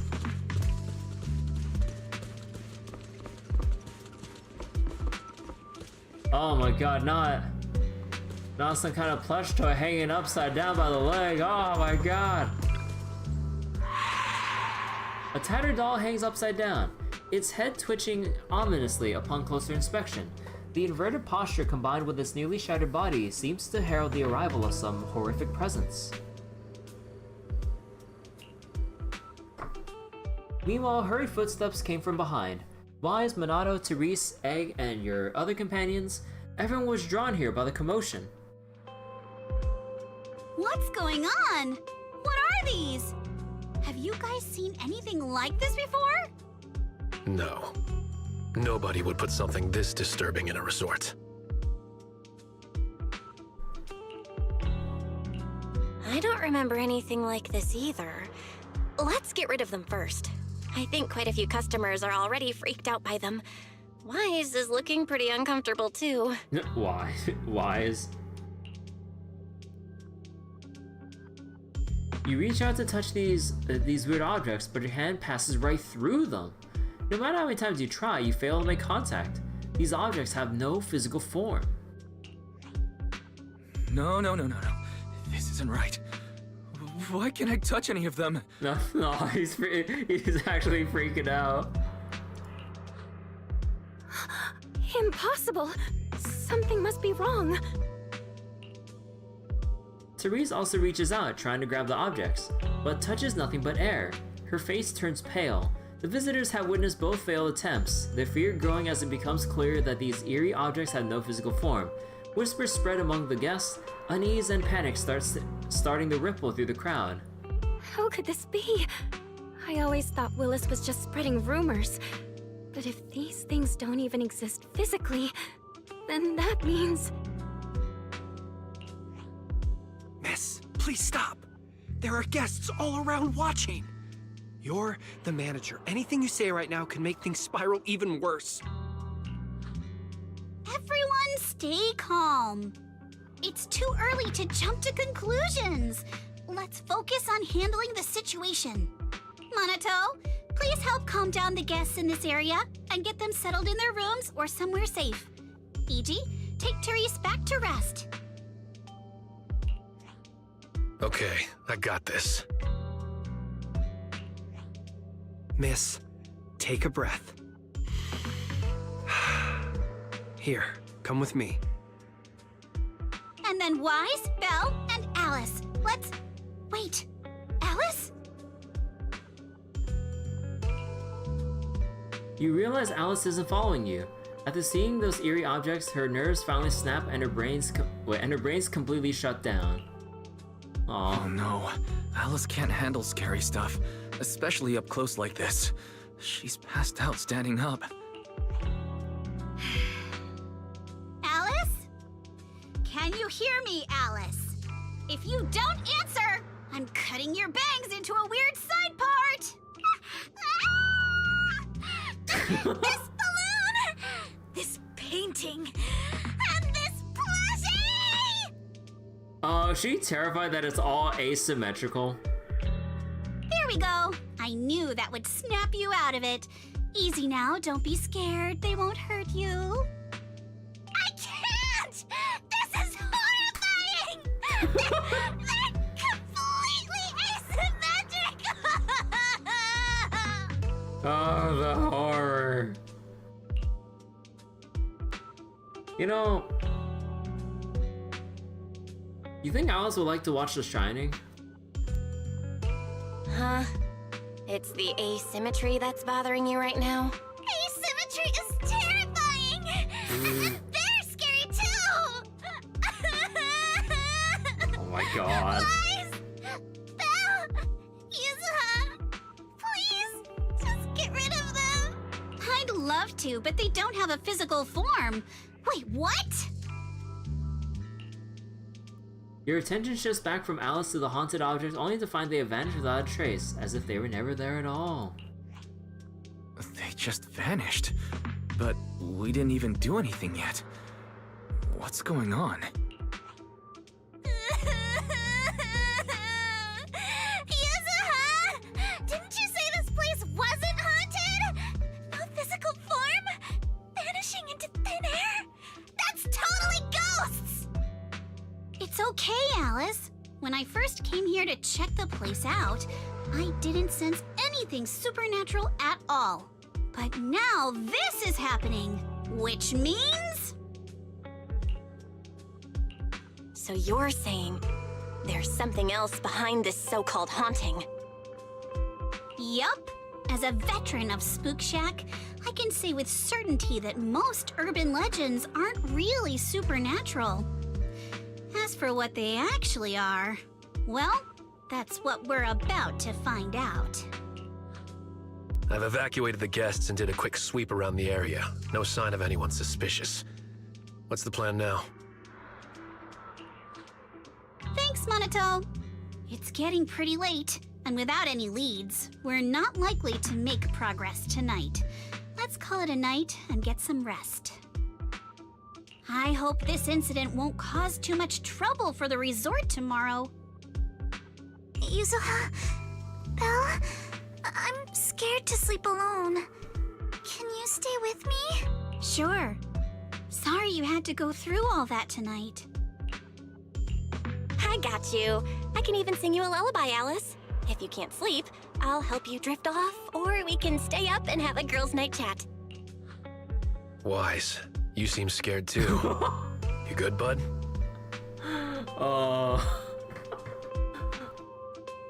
Monata watching out for our boy. You know, it's only fair the girls are watching out for each other. Monata gotta be there for Wise, because he don't take horror too well. I'm good. I'm totally fine being alone in my room.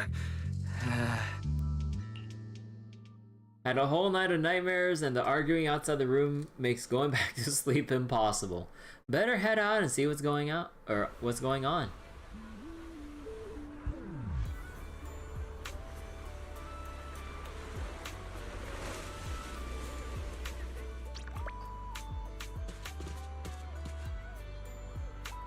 You want me to stay calm when this place is haunted? I'm checking out. Oh no. Egg seems to be trying to communicate with some agitated tourists, but it's not going so well. After yelling at him a few times, they just walked away. Good morning, Miss Bell. Who were those tourists just now? About that, stay calm and hear me out. Someone posted about last night's incident on internet right after it happened. Now it's spreading everywhere.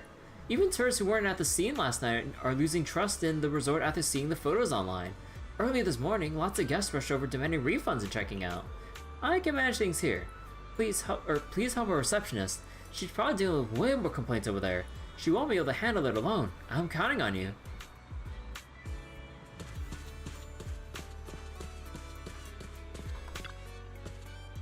Morning, Belle. Looks like things are getting messy. You need to check out the situation at the reception? Go ahead. After that, I'll get the others. We need to have an emergency meeting.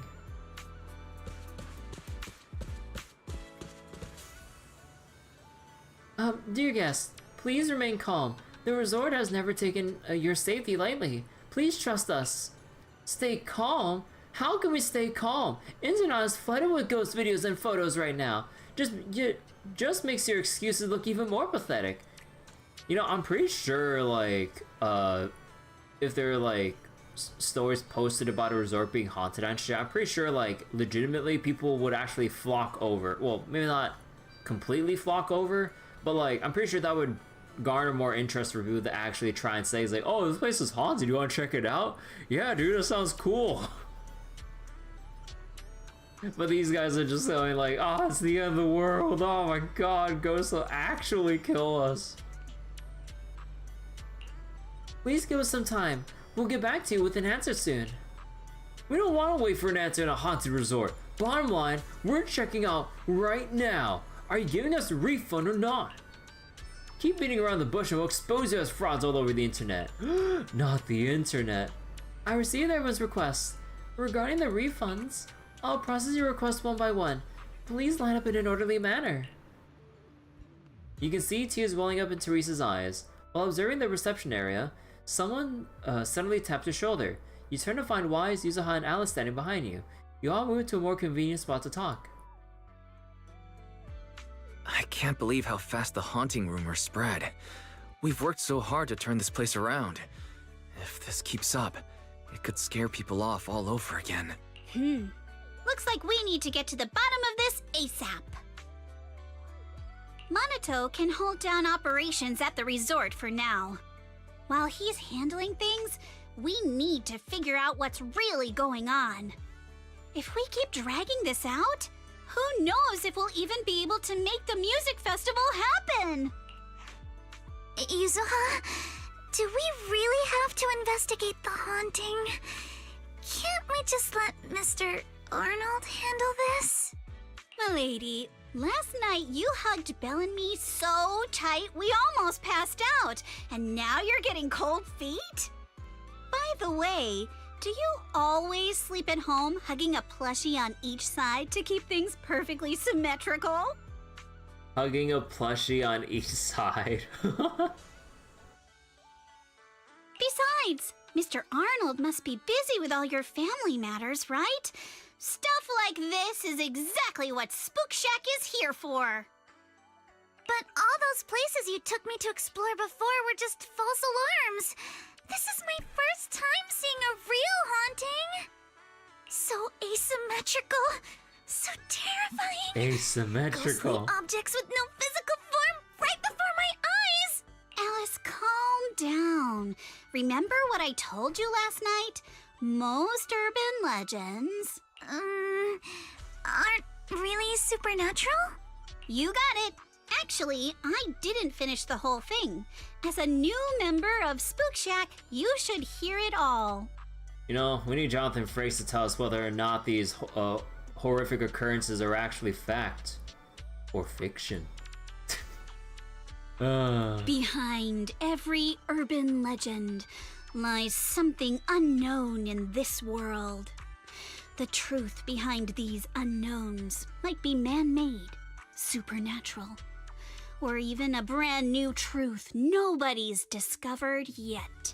But no matter what it is, it belongs only to those with courage. Only those brave enough to face these tales have the right to uncover the truth. Pretty cool, right? That's exactly why I love ghost stories so much. Because of total fabrications? Did they make it up? Did Monato join Spook Shack because he was moved by that speech too? Huh? Of course not. Cause I just made that up a couple days ago. He made it up. Nuh-uh. Not this time. It's false. It was written by a writer. Just when I was starting to feel a little inspired, and you were totally messing with me. Sorry, but judging by your look, I think you're ready to join the investigation. To be honest, I'm still a little scared. Those paranormal objects really shook me up. But if I'm with you guys, maybe I'll find the courage to tough it out. You know, now I'm remembering about the Beyond Belief show, I kind of want to go back to watching it, because I actually like when I found out that all the episodes are actually on YouTube, like on an official channel. Like I watched like 3 episodes, bro. The acting in I skipped season 1 because I think I went to season 2 to immediately go to Jonathan Frakes narrating basically, but from like season 2 and stuff, like, dude, all the actors in all the like in all those like supernatural scenarios, bro, the acting is so stilted, like in such a like typical B movie way, or even C movie if you will. Like it's comical that I want to keep listening just because of how unsettling everyone's line deliveries are. Like I don't know how to really like describe it, or I don't remember exactly what lines really stuck out to me, but like basically when they go through like some of the different scenarios with like the different myths and whatever, when they're talking about like the stories and characters involved, like a lot of the characters just feel like they're just possessed, like trying to like imagine like someone possessed reading off a script with while also maintaining a smile on their face, an awkward smile on their face at the same time. So it's like, oh, like, oh hey Jane, nice weather we're having today. It's like in like some really creepy ass like deadpan, or not, okay, maybe not deadpan, but it's like bordering there, and just like it's so weird and unsettling, but in a funny way that I just want to keep watching because it I don't know, like all 3 of those episodes, I'm not sure if like the acting becomes more genuine, authentic feeling, or if it maintains that whole weird, uncanny, like stilted awkwardness like that's present from the episodes I've seen thus far. That like I need to get back to watching it. It's like, I would say it's like some really nice and funny background noise to have on, but like when you actually try to focus and pay attention to it, if you're actually like giving it a serious watch, it's like, I don't know, it's so dumb.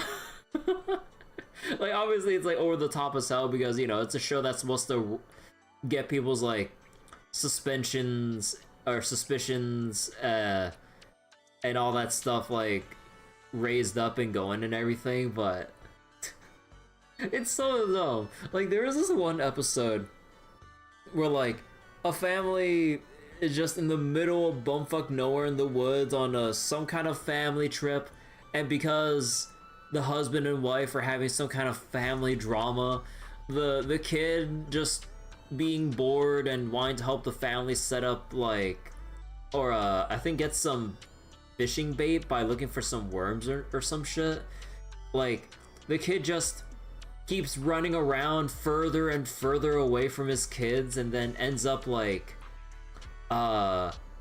walking up to a rattlesnake and then doing the dumbest shit you would expect any kid would be forced to do in these circumstances from a writing perspective. Well, what would the kid do? What would the writers have the kid do? Oh, pick up the long stick and poke the rattlesnake. Oh. And then lo and behold, the kid gets bitten by a poisonous snake, and without any actual treatment, the kid might actually die. Oh no. And then all of a sudden, because like some random disabled man in a wheelchair shows up out of nowhere in the weirdest position ever, because how would someone in such an environment even be in the middle bumfuck nowhere? Like, he's like completely disabled, like arms and legs can't move. And then like the kid just basically like gets instructed by this mysterious dude out of nowhere in a wheelchair, and basically applies like first aid and like somehow like finds some antidote thing to deal with the poison or some shit, and gets some tool to like suck out some of the blood before the venom spreads through his bloodstream too quickly or some shit. And then and here's the supernatural part: the kid turns around after getting rescued by actual people. It's like the man in the wheelchair helped me. What man in a wheelchair? Oh. It's so stupid, because like obviously like the most like anyone would think, how the fuck would a guy in a wheelchair who can't even move his arms and legs even show up right conveniently where the kid got bitten by a poisonous snake? But apparently it was just judged as a true story. I'm like, ain't no fucking way, that's so stupid. Because like, keep in mind the disclaimer they have with that TV show is that like the stories are based on true events. So that means all the stuff that they said is true. Like, they fabricate, like they exaggerate so many aspects of it, but then I would assume if even 1% of that story is true, they can make up the rest of the 99% to be whatever they want, just to play it up for the audience. Which, you know, obviously it's a TV show. You want your audience to be invested and taken along for the ride. But it's so silly.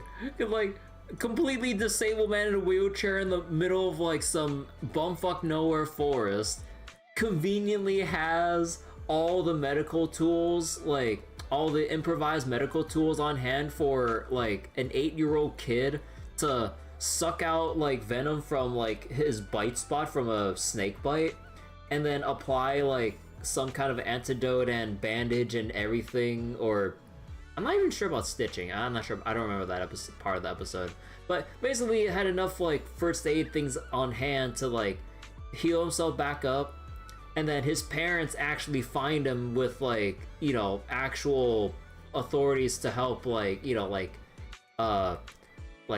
patch him up officially, professionally and everything. It's so dumb. I was like, I mean, in usual TV show fashion, you know, like obviously the audience thinks, oh, there's no way that story's true. And then Jonathan Frakes is like, it's true. It's like, this story actually happened, or some shit like that. I'm just like, it's so dumb. It's so dumb, and that's why I love watching the show. I should get back to watching more episodes. It's so stupid. The wheelchair man is Steven from the SMT universe. Honestly, I'd buy the headcanon. Steven just crossing from like the SMT universe into Beyond Belief for these stories. Or sorry, no. He actually crossed into the real world because Jonathan Frakes said this story was actually true. It did happen. Steven is actually based on a real person, or in fact, is the real person who made a cameo appearance in Beyond Belief, Fact or Fiction. Dude, that'd be the greatest crossover ever. Perfect. Then let's kick off step 1 of our investigation. Have fun! Enjoy the vacation! Focus on boosting the resort's popularity and make the most of this summer! Are you for real? This barely sounds like an investigation anymore. I think I see where you're going with this. You're planning to wait it out for now. Bingo! Whether it's a real haunting or just someone playing tricks. If you look at how the resort's popularity has tanked, I'd say it's not hard to figure out what's going on. But right now, since we don't have any solid evidence to work with, if we could recreate the supernatural incident one more time, we might be able to push the investigation further. As for how to make that happen...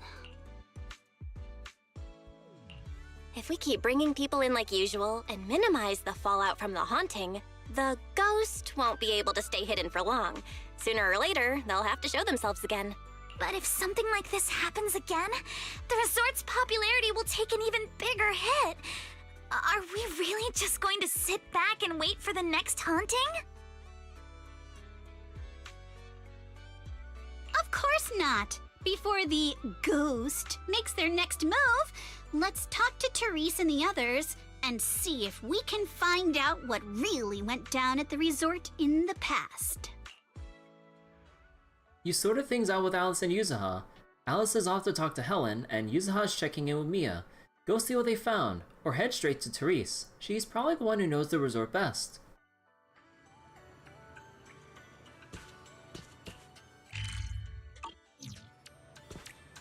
The MP?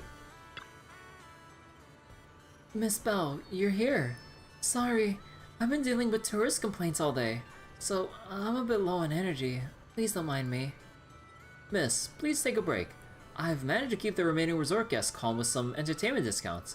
If you keep pushing yourself like this, your body won't be able to handle it. Miss Bell came to see us for a reason, I'm sure. Is there anything we can help you with? I'd like to know more about the resort to get closer to the truth behind the haunting. I see. No need to be so formal. We'll answer as best as we can. About your debt situation with Willis. Willis? That guy suddenly showed up after the resort had been operating for just over a year. Due to rumors of hauntings when we first opened, our business took a nosedive, and we couldn't even recover our initial investment. That's when he came to us, saying he couldn't bear to see this place go under and wanted to help. Back then, Willis was already a division manager at Three Gates Corp, riding high on his own success. Years have passed and he's still stuck in that manager position with no promotions. Huh. Guess that's karma catching up with him for all his dirty deeds. Oh, so he's plateaued and he's taking out his frustrations trying to bring down, like, the resort. Long story short, we were desperate back then and we thought I found a lifeline. Miss signed a contract with him, and according to the agreement, Three Gates Corp gave us a huge sum of money with a strict deadline for repayment. That money only prolonged the resort's struggles, and after several years, we still haven't generated any profit. Now, with the deadline approaching, we're running out of time. What happens if you don't pay up? According to the terms of the agreement, the resort would be transferred to Three Gates Corp. I suspect this was their scheme all along to take the resort. No use in crying over past mistakes now. If only I could save up enough to pay off the debt and interest, I wouldn't have to lose sleep over that snake Willis anymore. I'd like to know more. Enna. Enby's got something to say. Enby spent all night patrolling with that tanuki called Kaminosuke, but we didn't spot anyone suspicious. But Enby saw a mosquito landing on thin air. Stealth technology. Or, yeah. I'm not sure either. I was really sleepy. Do Bangbu get sleepy? Maybe when their batteries are low? So maybe I saw it wrong. I'm gonna bring a camera and take another stroll at night. Maybe I'll run into it again. This isn't a haunting, right? If it is, Epi won't tell a soul. Gotta protect the resort's reputation. Actually, Miss Bell, there's something I haven't mentioned before. This resort was built 11 years ago, and back then, it was called Midsummer Resort. We've kept that for most people, until now. Miss, about this. Egg, no need to keep hiding it anymore. Belle, Alice, and Yuzu have done so much for us. We shouldn't keep staying silent about this. Fantasy Resort was one of Midsummer Inc.'s assets, and the same Midsummer Inc. that once rivaled Three Gates Corp. In military tech before disappearing before the fall of the old capital. Oh. Oh, now we're bringing the, some military beef. Or, well, sort of. The CEO of Midsummer Inc. was my father, as well as Eggs' boss and MP's first master. 11 years ago, during the fall of the Oak Capital, he was swallowed by the Hollow along with almost all of Midsummer Inc.'s assets. Before all this, he planned to transform Midsummer Inc. from the military industry to entertainment. Midsummer Resort was meant to be the first step in this transformation. Ultimately, his departure and the company's downfall turned everything into foam on the waves. Due to the fall of the Old Capital, the resort's opening was postponed indefinitely. Teresa's father showed me great kindness, so I stayed here with the other staff, tending to Midsummer Inc.'s remaining assets, to look after the young miss. After 6 years, I felt I was finally capable of standing on my own 2 feet. So I decided to probably take care of my father's inheritance, this resort. So I opened this resort to visitors 5 years ago. But if we kept calling it Midsummer Resort, the connection to Midsummer Inc. would be too obvious. To avoid unnecessary controversy, after careful consideration, we decided to rename it to Fantasy Resort. I'm sorry we didn't share all this earlier. It wasn't intentional. We just didn't expect all this to happen. I hope what will be shared can help you get closer to the truth behind the haunting. But the truth behind the haunting is still a bit hazy. I understand. I'm sorry. If I come across any other clues, I'll be sure to let you know. After wrapping up the chats with the resort staff, you join Alice and Yuzuha in a quieter spot to exchange what you each found out. So are we still... Ah, here it is. Okay, Summer Night's counterattack.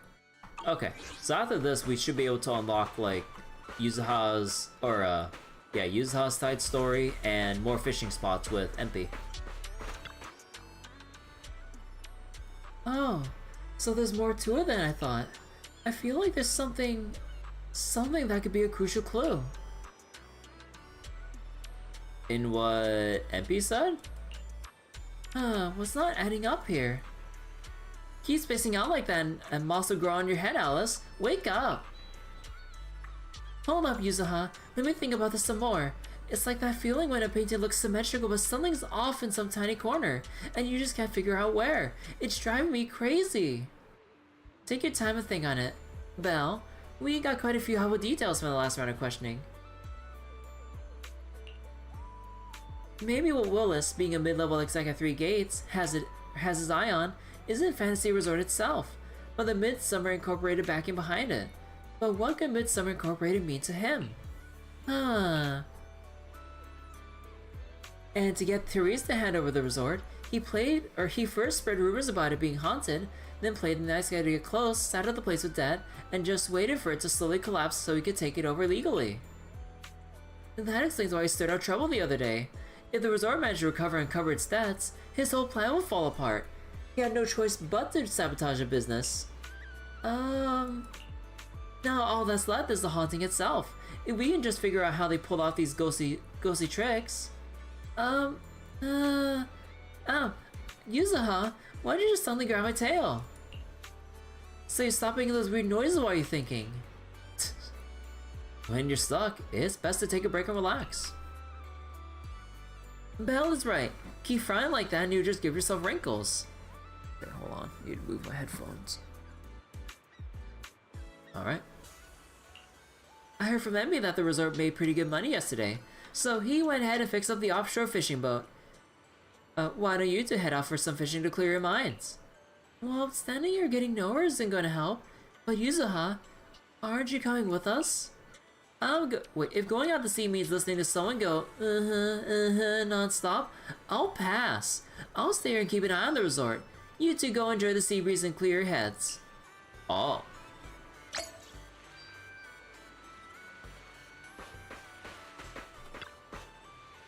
Even though the trouble isn't over yet, I'm just a bamboo in charge of going out to sea. When I can't be of much help, the least I can do is stick to my post. I got the resort's big boat repaired. With that beauty back in action, we can sail out further and catch even bigger fish. Come to think of it, I left my fishing rod in front of the HDD system before bed last night. Early this morning, Fairy said she was bored and upgraded with an auto fishing program. Maybe I should give it a try. Oh, I've already been using the shit out of that. Are we going? Are we going? Are we heading out to sea now? Let's go! Together with MP and Alice, you board the large boat and head out toward waters farther from the resort. Oh. Oh my god, there's actual sharks. Wait, there's 3 sharks! Holy shit! There's 3 sharks just circling around the whole ass boat. But yeah, like the boat that we're just partying on, yeah, he really did repair. MP really did repair this whole ass thing. God damn. Okay, Alice, I know we gotta talk right now, but we gotta go fish. Wait. Oh, it's scripted, because usually by the signpost they indicate the fishing spots to interact with. Oh man. Let me mute the mic for a second.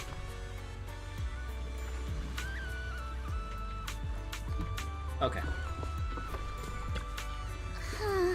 Something feels off. But what exactly? What's on your mind, Alice? Wanna share?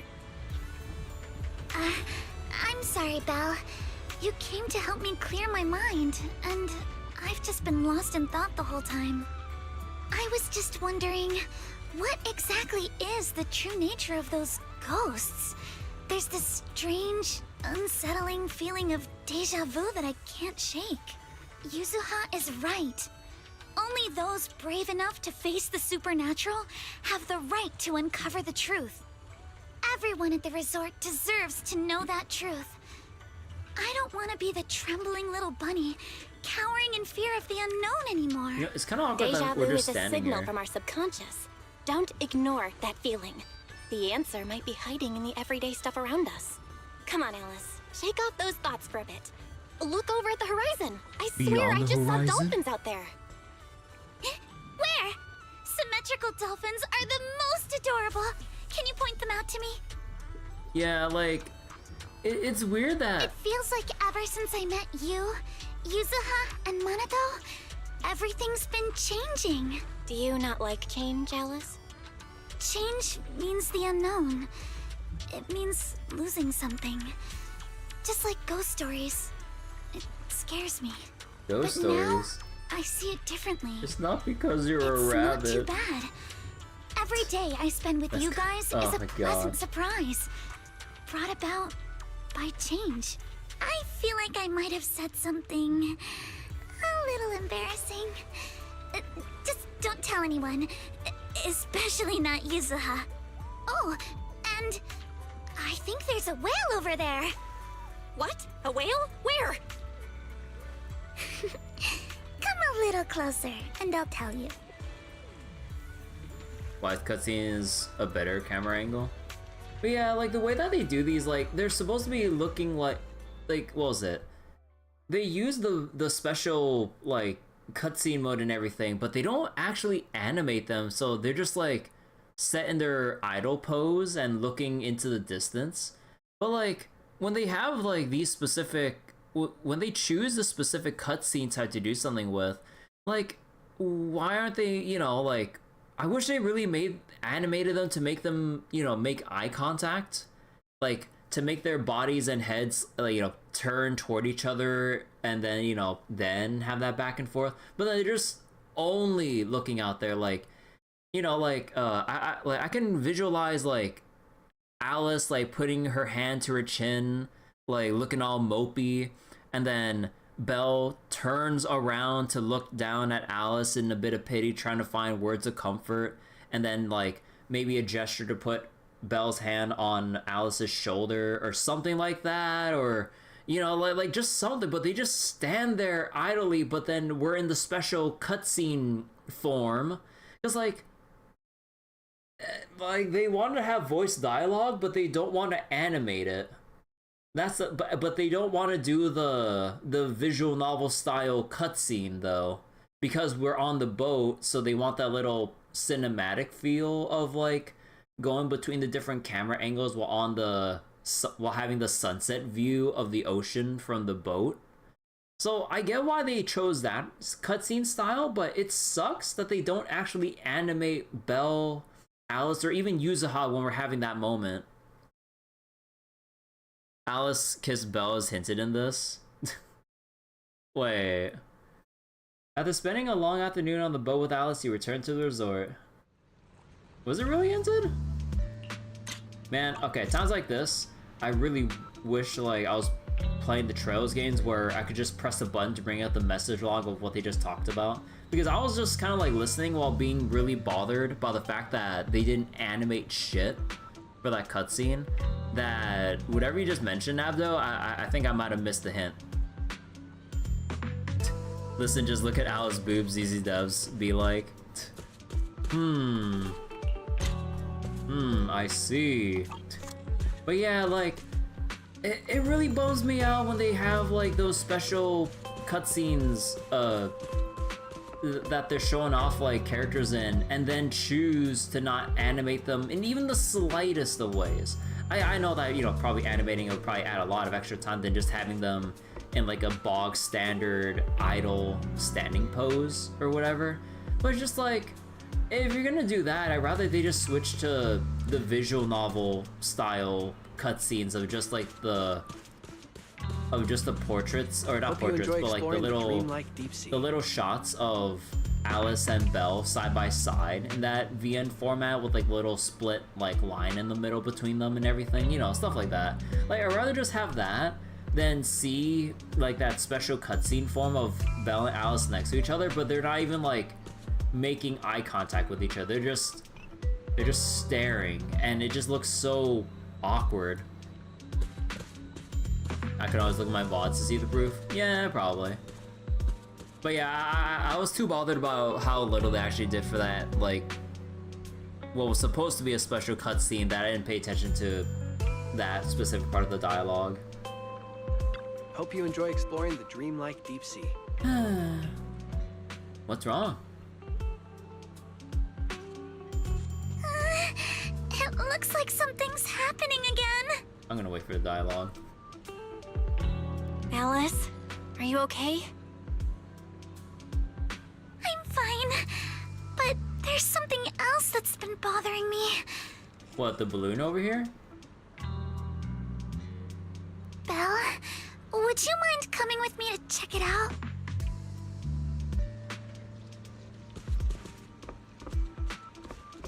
So the balloon's over here. Where's the portrait? Oh, there's the doll. Oh, hey. There's the poster of Alice here. Cool.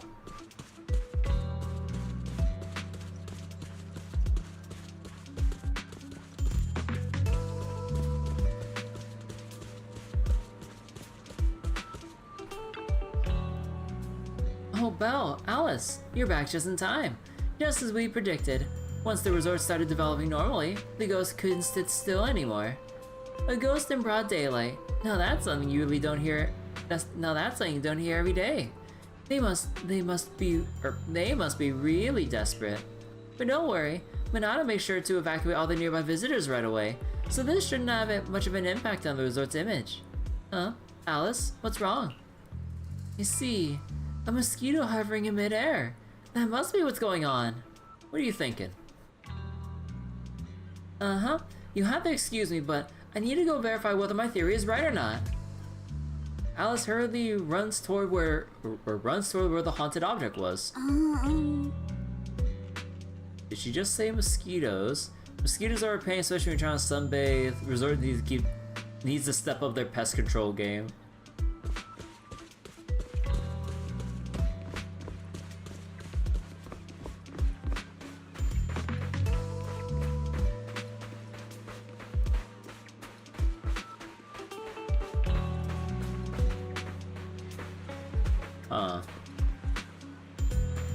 Floating with like clamshells on the side.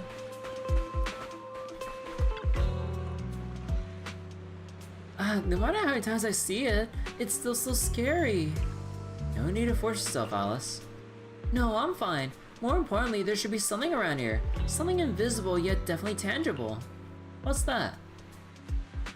Without offering much explanation, Alice scurries around the haunted object like a nervous but determined little rabbit. She paws at the air, feeling around as if searching for something. To speed things up, she even puts her nose and ears to work, her nose twitching to pick up some scents. Her ears rotating non-stop. She's trying so hard. You're just about to jump in and help her out of the slightly awkward situation when Alice suddenly seems to actually touch something. Without a moment's hesitation, she clenches her fist and punches the air in front of her, and right where there was nothing before, an object slowly shifts from invisible to visible. A projection. Found it! This is it! This is... Alice! This is... Huh. A holographic projector. And it looks like it's the latest model. It can create hyper-realistic, full 3D images. The incorporeal ghosts and the objects we saw, they're just illusions projected by this thing. For someone trying to fake a haunting, this is honestly kind of pathetic. But with the power to stay invisible, it managed to trick us all. I see. Since no one could spot the source of the projection, everyone thought these holograms were supernatural. But how did they manage to make the projector invisible? Grace's stealth tech? Belle, you were the one who gave me the idea. On the ship, you said, "Deja vu is a signal from our subconscious. Don't ignore that feeling." So I started thinking carefully about where this deja vu feeling was coming from. Figuring out the holographic projector part was easy. The real challenge was finding out how they made it invisible. Until I realized we've seen something like this before. That's where the deja vu came from. I got it! The drones Grace sent to help us with the Aqua Blaster ride. Drones? Now that you mention it, we did see them appear and disappear right in front of us. You think it's using the same kind of tech? As far as I know, New Eridu doesn't have any stable technology that can make objects fully invisible.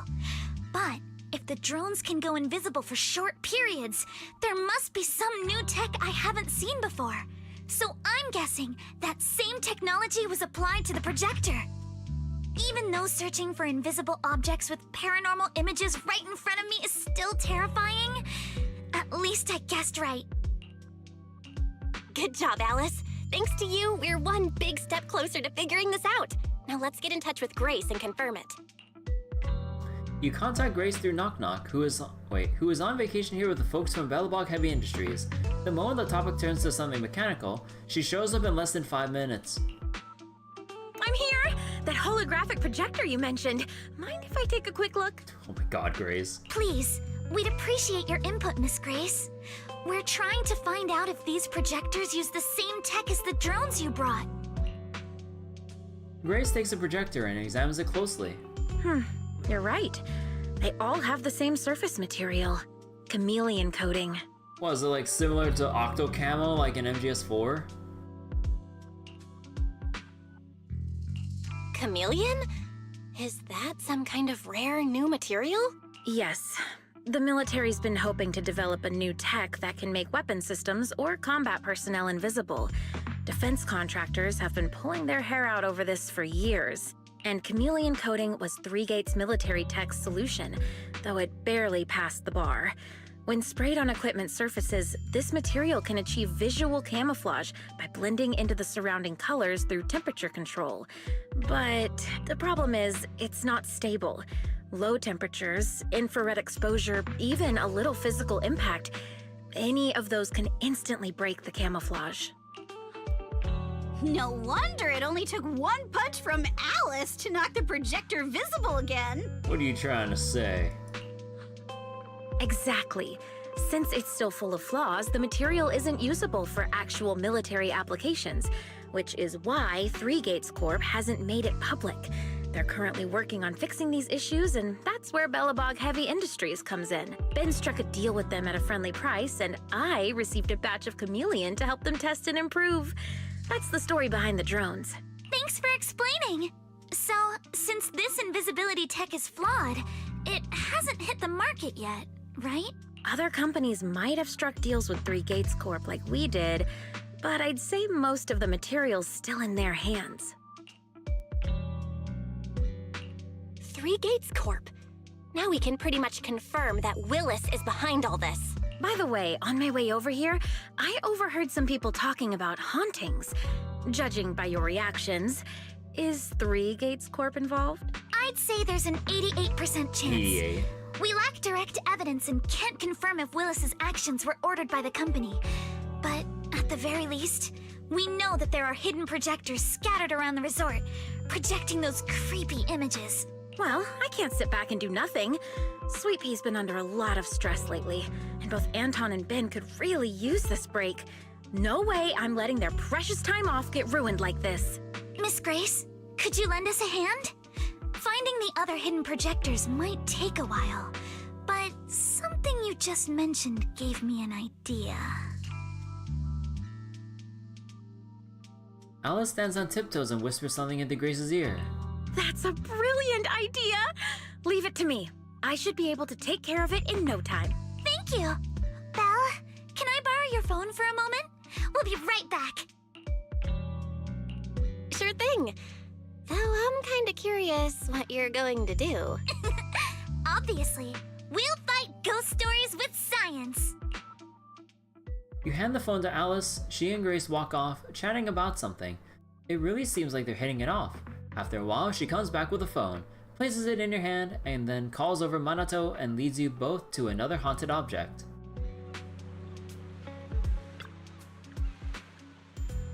All set. Here's your phone back, Belle. Wanna take a quick photo? Don't forget to use the paranormal filter. A photo? Yeah, aim it where I'm standing. See if there's anything strange in the camera view. Oh my god. I'll give it a try. When are we having a Halloween event? Oh. When are we having a Halloween event where we basically turn ZZZ into Phasmophobia? The camera screen reveals the outline of a previously invisible holographic projector. As you hit the shutter, the phone's flash bursts, and just like that, the projector becomes visible. Ah, perfect! The paranormal camera works like a charm. How does it even work? Like Grace mentioned before, the chameleon coating is highly sensitive to infrared light, so she and I modify the camera sensor and flash on the phone. With the paranormal filter on, you can both pinpoint the projector's exact location and on screen and disable its cloaking by taking a photo. There are quite a few projectors hidden around this resort. With this camera, finding them all in one go will be way easier. Alice, I'm honestly impressed. Makes me want to give you a good head pat. Heh, you're totally patting me already. And that tickles. Cut it out. Anyway, Yuzuha, Minato, can you roughly pinpoint the locations of the remaining projectors? Once you got that down, Belle will use the camera to determine their exact locations and retrieve them. Leave it to me. I've got a pretty good idea where those goons might have stashed them. Yeah, certain areas giving off a weird vibe. I'll go check them out. The three nod in silent agreement and head out to their respective haunted locations.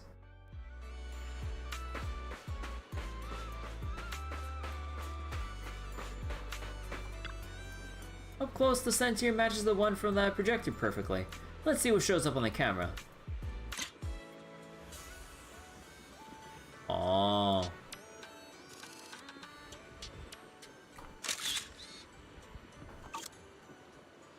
So that's their sneaky little game. Not exactly playing fair and square, but it looks like their little tricks end here.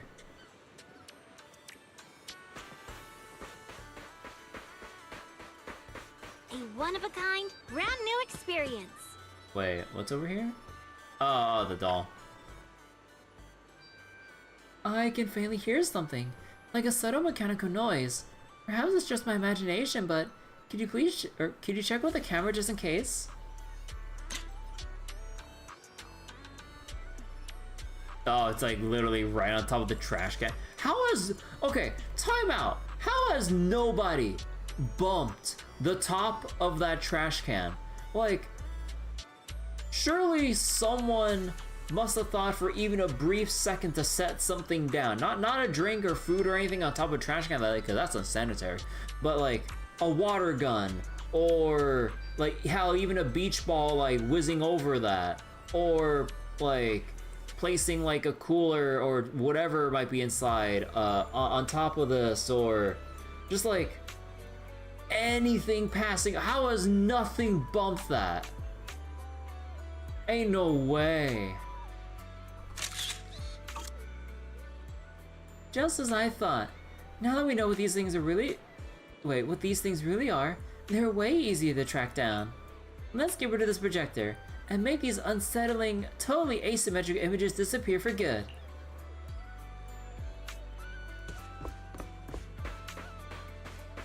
Think you can beat my surf speed record? Stand right here and check with the camera. I have a feeling you're in for a surprise. Woo!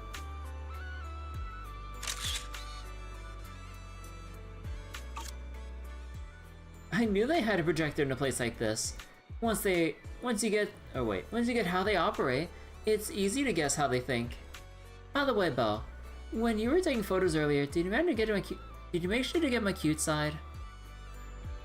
No. After gathering all the holographic projectors hidden around the resort, you gathered Therese, Egg, and Empy.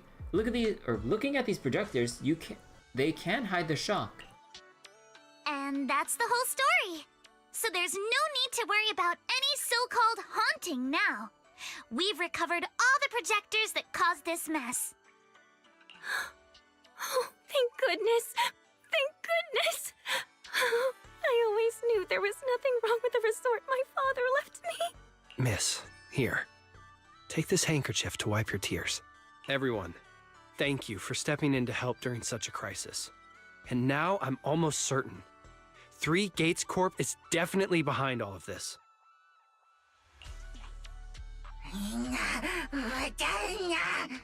That jerk, Willis. He won't stop until he completely destroys us. We were one step away from taking over the resort, but right when we hit rock bottom, we managed to bounce back.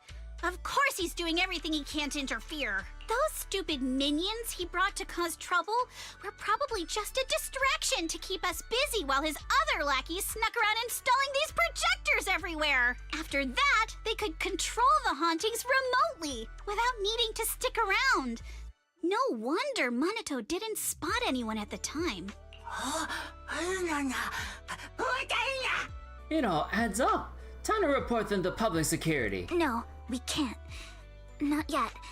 We've checked all the surveillance footage from the resort, but none of them caught Willis's men in the act. Willis is no amateur. A fox like him wouldn't leave obvious evidence. Having dealt with the resort for so many years, he probably knows exactly where all the cameras are. And besides the chameleon coating, there's no other evidence linking these projectors to 3 Gates Corp right now. They could easily claim they had nothing to do with any of this. This can't be. What should we do? Is there really no way to stop them? To make them stop for good, we'll need to catch them red-handed. Even the slickest fox can't talk their way out when caught in the act. But how can we know when they'll come back to stage another haunting? It might not even be about setting up another haunting. Like I just said, Chameleon is still really unstable as an invisibility material. Willis is pulling tricks with a tech that's barely holding together. Anything unexpected could expose the projectors. And when that happens, the whole ghost story collapses. He must know the risks and has a backup plan. I see. So you're saying that if something happens, he'll definitely send someone to retrieve the projectors. I understand now. I'll update Mia and Helen on the situation. Willis's men might show up again soon, and we'll all be ready for them. We'll be there to support you guys when the time comes. Please, don't let them get away with it. Of course. Leave it to us.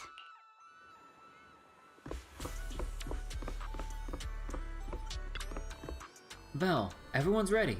We just need to wait for Willis and his gang to walk right into our trap. Then we'll catch them all at once. How about you? Are you ready? If you're good to go, let's find a spot to stake them out. I'm ready.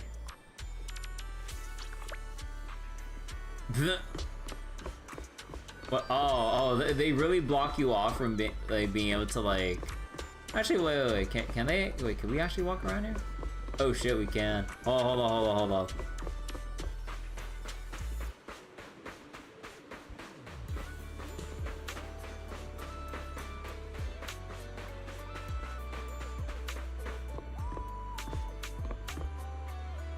Yeah, they really did take like a lot of the Hollow Raider models and basically just remove their helmets and stuff. Because they still have like the same bulky ass build or the lanky ass builds.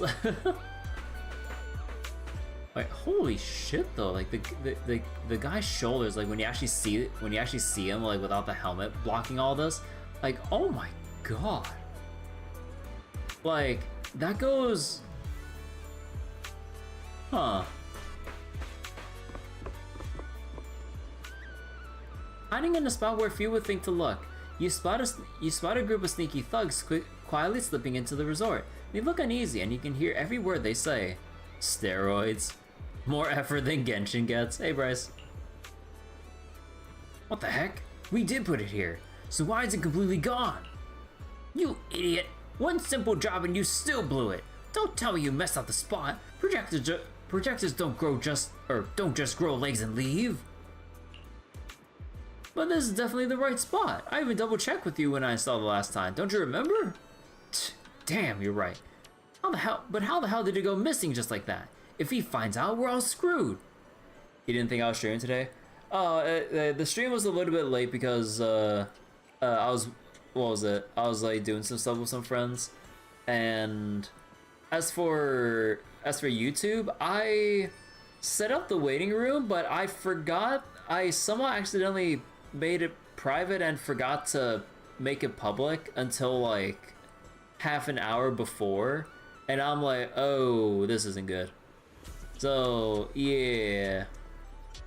Also tomorrow's stream, I'm gonna be a little bit busy, so the stream will probably start roughly as late as tonight.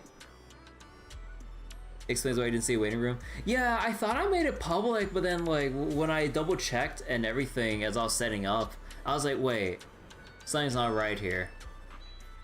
And that's when I realized, and I'm just like, oh, because there's no point in setting up a waiting room if it's like 30 minutes before. Usually people would see it several hours ahead of time and know what to expect. And yeah, we can see the direct effect of how helpful like YouTube waiting rooms can actually be. So I'm like, oh, yep, that's what happens when you slip up a bit.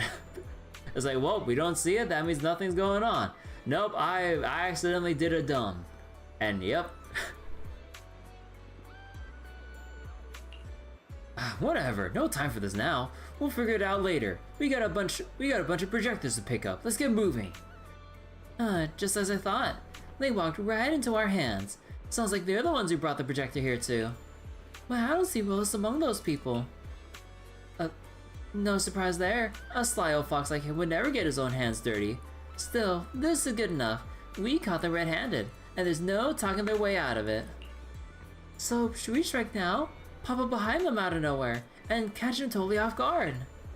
Alice, why do I get the feeling you're really into scaring people? Do it. Kill them.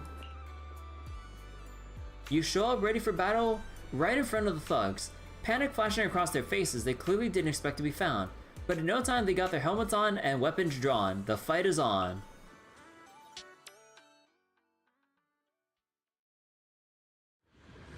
So yeah, it really is like the thugs with their helmets off. What the hell? Where'd these guys come from?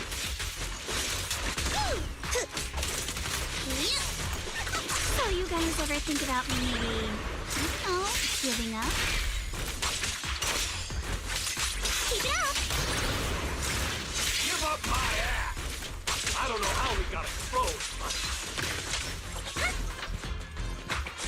Don't think you're getting out of here in one piece either.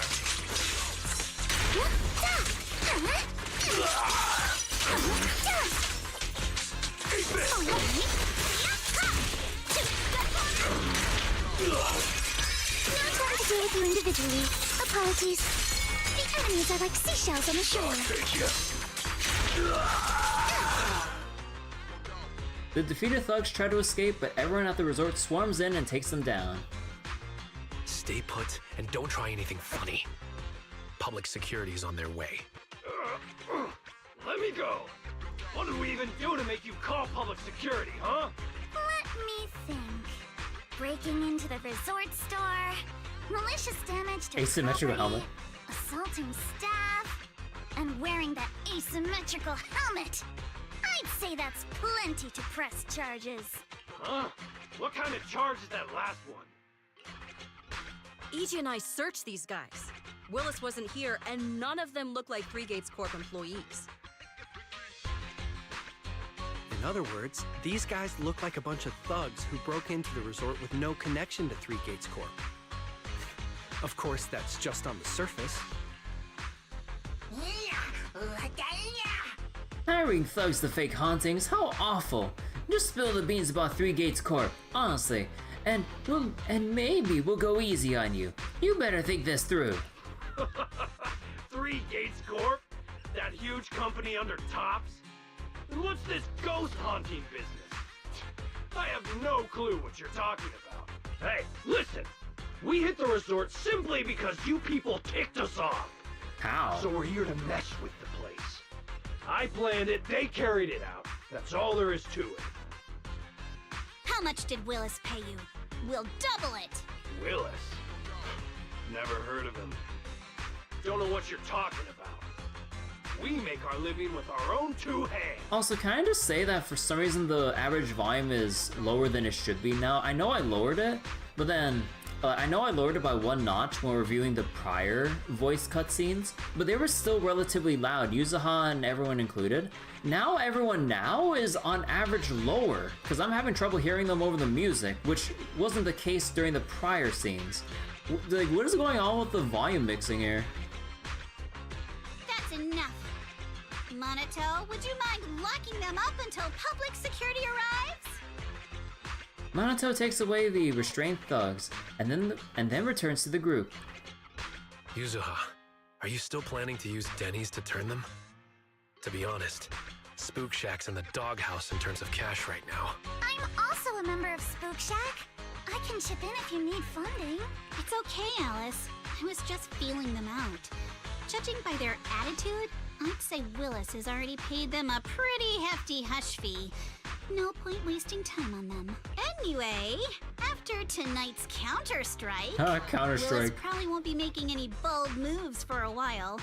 As for whether these thugs will rat him out, we'll let public security handle that. Does that mean we don't have to worry about more hauntings happening again? The thugs Willis hired have all been caught. There's no one left to do his dirty work for now. Of course, he might hire another group of thugs, or even do it himself. But if he tries anything again, we won't let him get away with it. The music festival kicks off tomorrow night. At least this time, Willis won't be able to do anything. If our festival and attractions combo goes well, the resort's popularity should be in a pretty good spot after this. Although this is good news, it's a shame that after all the chaos these past few days, the whole haunted resort thing has blown up all over Internaut. This kind of negative publicity is already doing some real damage. But hey, it's still way better than when we first opened, back when nobody wanted to come at all. Thanks to all of you, the resort's finally back on track.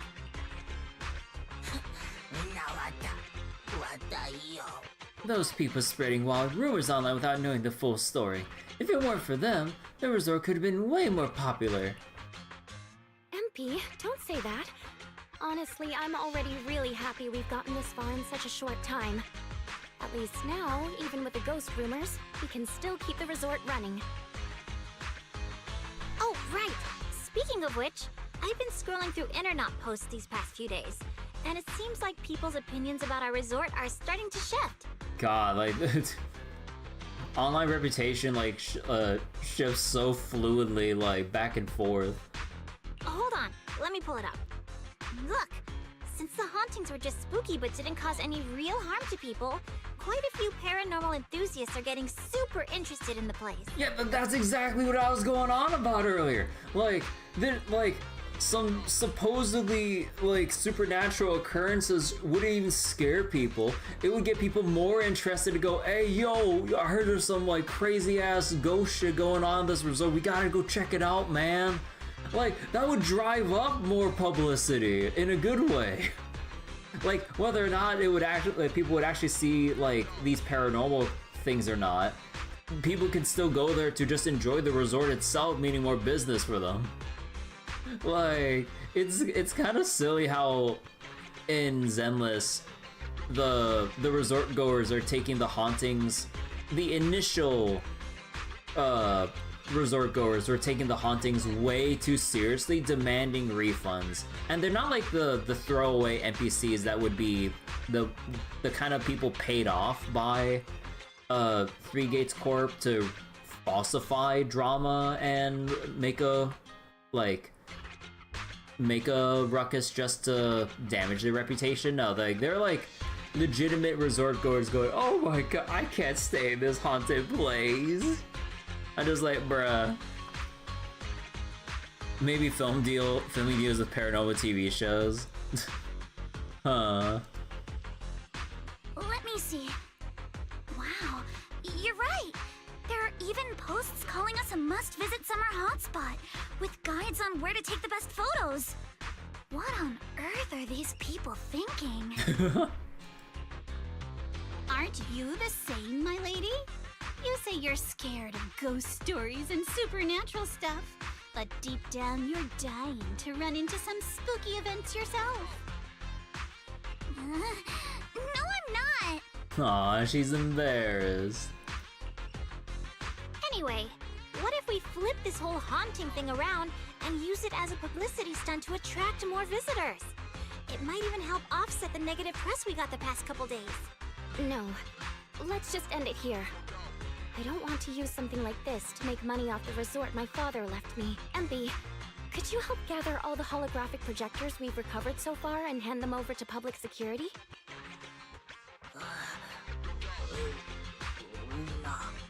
Okay, Therese. Alright, let's shift gears. Time to help Alice and Yuzuha prepare for tomorrow night's music festival. Right. Thanks, everyone. The bands Mr. Arnold invited will be here tomorrow for rehearsal. And we've already pushed out all the ads. Though, with the budget we've got, it's only a small promo campaign. Leave all the preparations to us. Now that everything's back on track, it's time to share the wonders of summer with all our guests.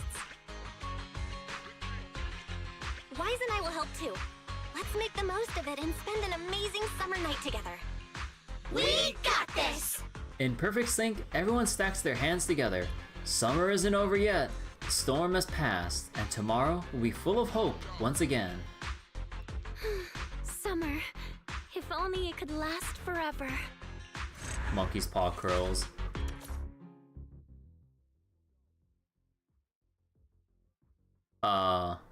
Okay. Looks like this whole haunting business has finally settled down. Now we can probably focus on getting the music festival ready. The big day is almost here, but we still got a mountain of details to sort out. But first things first, it's already pretty late, so let's get some rest and power through tomorrow. Looks like I can finally get a good night's sleep. Staying up late is a lady's worst enemy when it comes to beauty. Belle, you better get some rest too. When we've got time, the three of us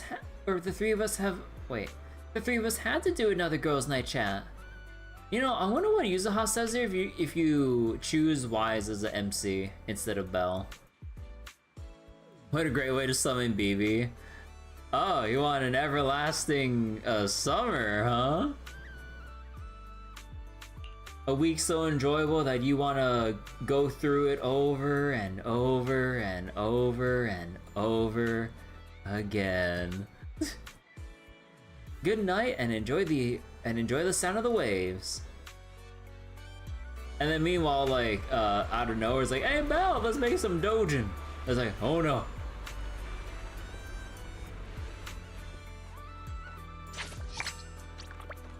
Okay, let me check something here, because like, I swear, like, bumping it down by one notch with the dialogue shouldn't change it that much.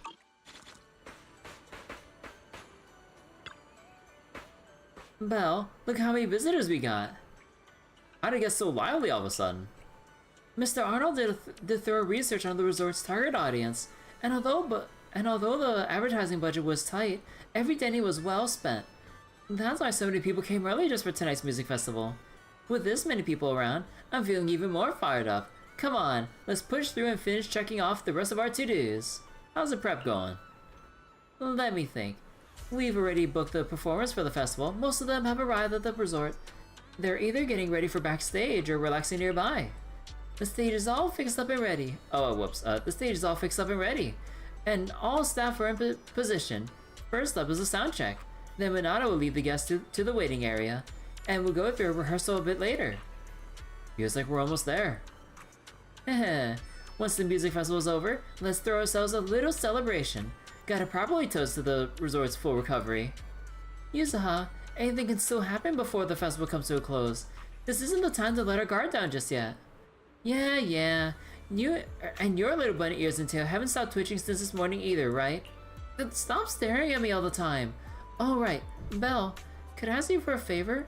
Actually, I'd like to hear what tourists around here think about the resort and the music festival. When you're organizing an event, it's easy to overlook things from the audience's perspective. That's why I want to understand what the visitors here truly care about. So, we can still make a few adjustments before the festival officially begins. Leave it to me. Thanks. I'll be getting ready here by the stage, waiting for your good news.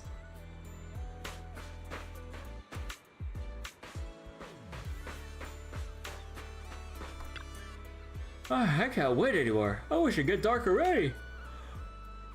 Are you here for the music festival? Of course! I heard about the beach music festival on the internet, so I rushed over from Janus Quarter first thing in the morning. The ticket isn't too pricey, so I'm totally hyped for this. Is there anything you're concerned about? Something I'm concerned about? You mean something that's not quite there yet? Probably the lineup.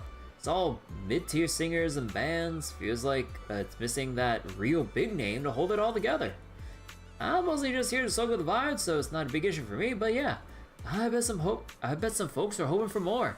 Like, if they just suddenly dropped a surprise announcement about a superstar performance, this place would go wild.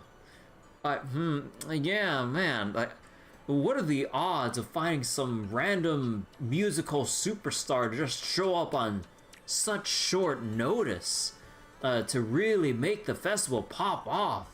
Hello, Cheetos. Hello.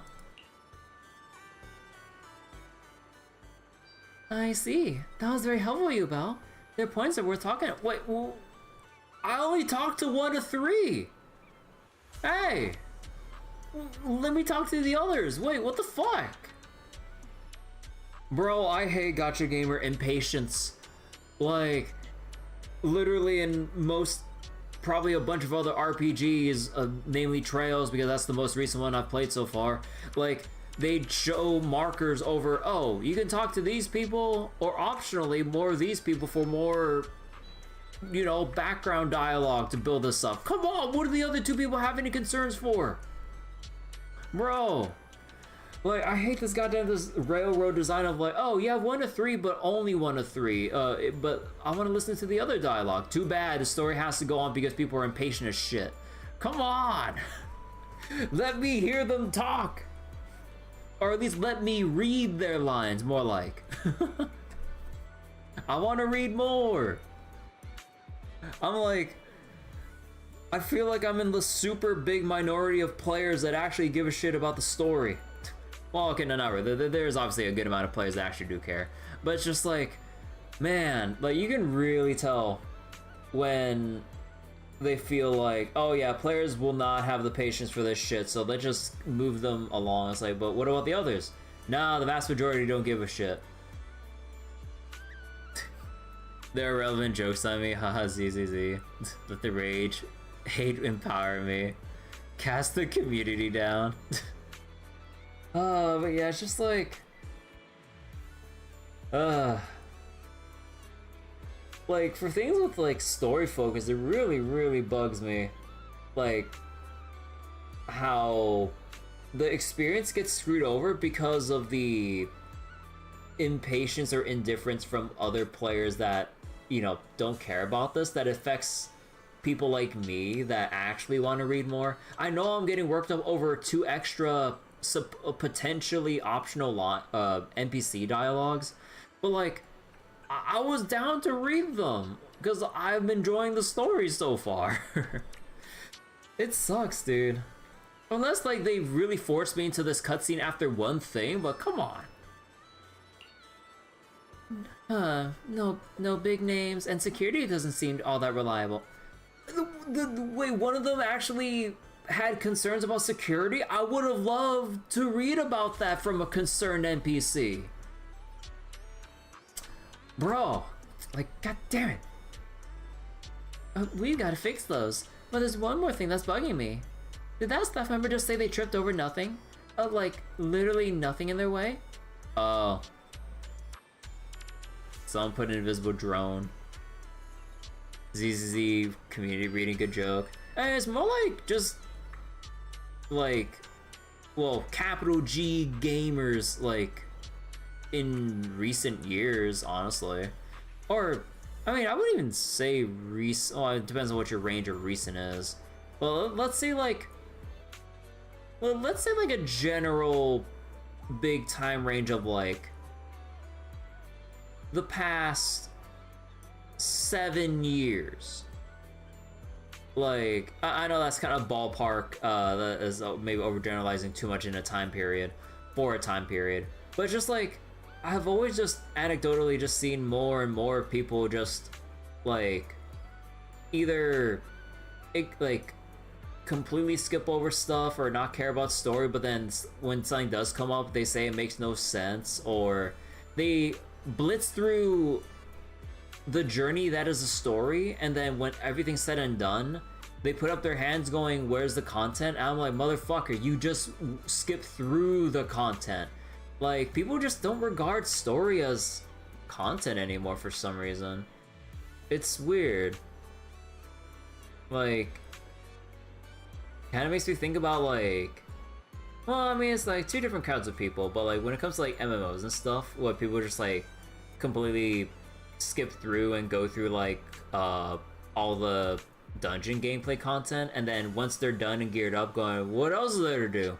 I don't know. I mean, you had like what was supposed to be like a 20 to 40 or however many hours long expansion to like sit and read through and hopefully enjoy.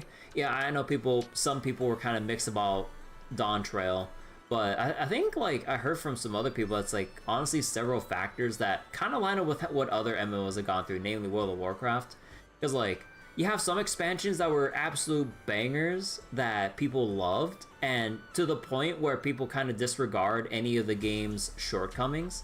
Like, everyone loves Shadowbringers, everyone loved Endwalker, and now that the story has reached like a new reset point in terms of like, you know, like they finished a big arc, now it's the start of a new one, things haven't really built up yet, we're establishing things, taking things slow, and whatever. And because people are mainly there for like the big climactic spectacles, and we're starting from like, you know, the start of a new like story arc apparently, then people that kind of get through the story are pinpointing all of their newfound negativity about FF14 and like raising a whole bunch of hubbub over the game's problems, which, you know, like a lot are legitimate, but was overshadowed from the past two expansions because of how much people like the story or the raid content or what have you, depending.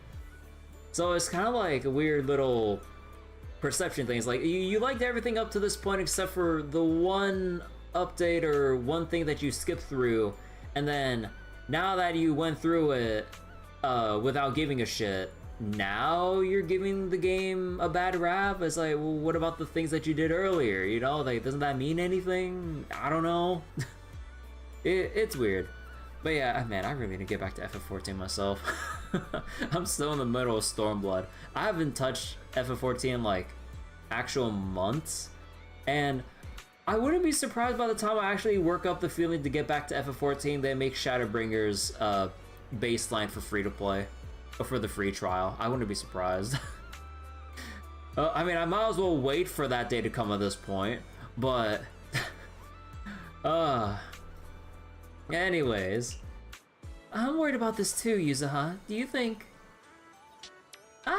Before Alice can finish her sentence, a sudden scream rings up from not far away.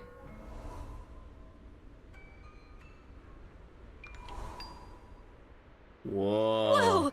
That's a ton of ghost images. What the heck is going on? Let me get the camera out. Where's the paranormal filter? Of course it's not actually on here, it's for story purposes.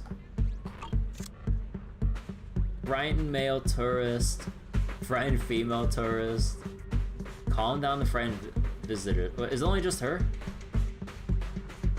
Oh, she tall. Help! They're just holograms. Help me, this is so scary. She seems to have lost the strength and reason to respond for now. In any case, let's use the camera to locate the hidden hologram projector and retrieve it and put an end to this ghostly display.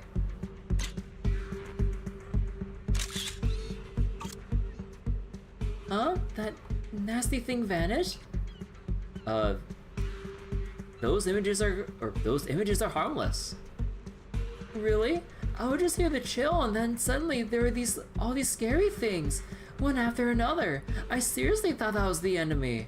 Like, I know that people take like potentially scary things differently when it comes to like horror and everything, but it's just like, bro, come on. We'll take care of this. Okay, but honestly, I just want to go home now. That last scare nearly gave me a heart attack.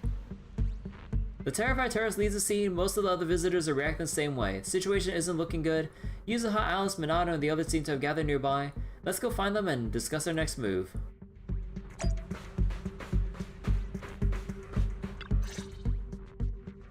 What? How is this possible? Why are there so many haunting images? Didn't we hand over all the projectors to public security last night? What kind of dirty trick is Three Gates Corp pulling now? We'll figure that out later. Right now, there are too many of these projections. Most of the visitors are completely spooked. We need to collect the projectors now and get the visitors to safety ASAP. The performers and staff have all run off in a panic. We must hurry. Let's split up. Like, come on, how are so many people like genuinely scared of this shit? Where are you all rushing off to? A familiar chilling voice cuts through the crowd. Willis, you again. And New Eridu Broadcasting, Throne Quarter TV, Redo Media. Basically, I invited all the major mainstream media outlets in New Eridu. So the whole city can watch this haunted circus you deliberately set up? Careful what you say. We're live across the city right now. I just heard Fantasy Resort was on the rise, so I decided to spend a little of my own money to bring in some big media coverage. Just trying to help you out with a little PR, that's all. Oh, but what a shame. Looks like we picked the worst possible time and ended up broadcasting your resort's biggest mess for everyone to see. I can't believe you have the nerve to say that. Everyone watching, please listen to me. Everything you're seeing right now was created by hologram projectors. Our resort is not haunted. And the one who orchestrated all of this, turning it into a haunting, is none other than this department manager from Three Gates Corp. Oh my. If you want to accuse Three Gates Corp, shouldn't you at least have solid evidence? You can't. Speaking of evidence. Wait, my bad. Oh my. If you want to accuse Three Gates Corp, shouldn't you at least have solid evidence? You can't throw shade at us just because the projectors happen to be coated in our new material, can you? Didn't you just admit it? Speaking of evidence, I've actually got a video that proves my company has nothing to do with your resort. In fact, it was your own people who installed the projectors in place to fake the haunting. I've actually... What video? Just as a sense of dread hits you, Willis has already pulled out his phone and starts playing the video in front of the cameras. The footage was shot late at night, clearly inside the resort. It looks like fixed position surveillance footage. On the street, or on the empty street, there's Empy carrying holographic projectors. Its tiny body hauls several projectors, installing them at various corners of the street, adjusting the settings to invisible mode, and finally leaves with a satisfied look. Empy! Instead of handing over the projectors to public security last night, MP reinstalled them throughout the resort. Is this the truth behind what's happening today? That's your resort's bamboo, right? Forgive me for not disclosing the source of this video, but it clearly shows that this bamboo did everything on its own. We had nothing to do with it. I believe the people can see it for themselves. You fabricated this whole haunting nonsense, traumatizing customers who trusted and visited you. And then you had the nerve to turn this around on me. That's what really happened. MP, how could this be? You've been with us since Father was still alive. You would never do something like this. Right, MP? Huh? Where's MP? Come to think of it, I haven't seen MP around at all since this morning. I bet it's already left town. Bamboo's actions. Master takes the fall. As the resort's managers, shouldn't you give the audience and your guests an explanation? Damn it! Where did MP run off to at a time like this? What should we do? You exchange glances with Yuzuha and Alice. Even in a dire situation like this, there's no hesitation in their eyes, only determination. Wise? Monato? Can I leave this to you guys? You want us to keep the media busy? I'm not a pro at this, but I'll try my best. Are you planning to retrieve the projectors and find MP? MP has always cared deeply about the resort. There's no way to do something like this without a reason. There must be something else behind this. We need to find it and figure out the truth. Go! We've got things covered here. Okay, I know I'm being a bit too anal about the volume levels, but maybe it really is like the fact that the hecking volume sliders like only jump between like, you can only like slide it between like, or what was it, adjust it in ones from like 7 to 8 or 8 to 7. I really wish we had like full-on percentages, because for some reason with this specific range, 8 is sounding a little bit too loud and 7 is sounding too quiet when I adjust it. I really wish they had like a bar from 0% to 100%. I really dislike it when games have like volume adjustments only in increments of like ones from 0 to 10. Cause like, there are some specific scenarios where you really want to fine tune it. It bugs the crap out of me. Okay, we'll be back soon. Do you think MP might be somewhere it usually hangs around? No, maybe it's not that simple. Let's ask around first. Hello? You think they would take MP out given the state of the story that we're in? Because they want us to ask for clues from visitors and then find MP. But MP's still here because he's our access point for fishing. Come on.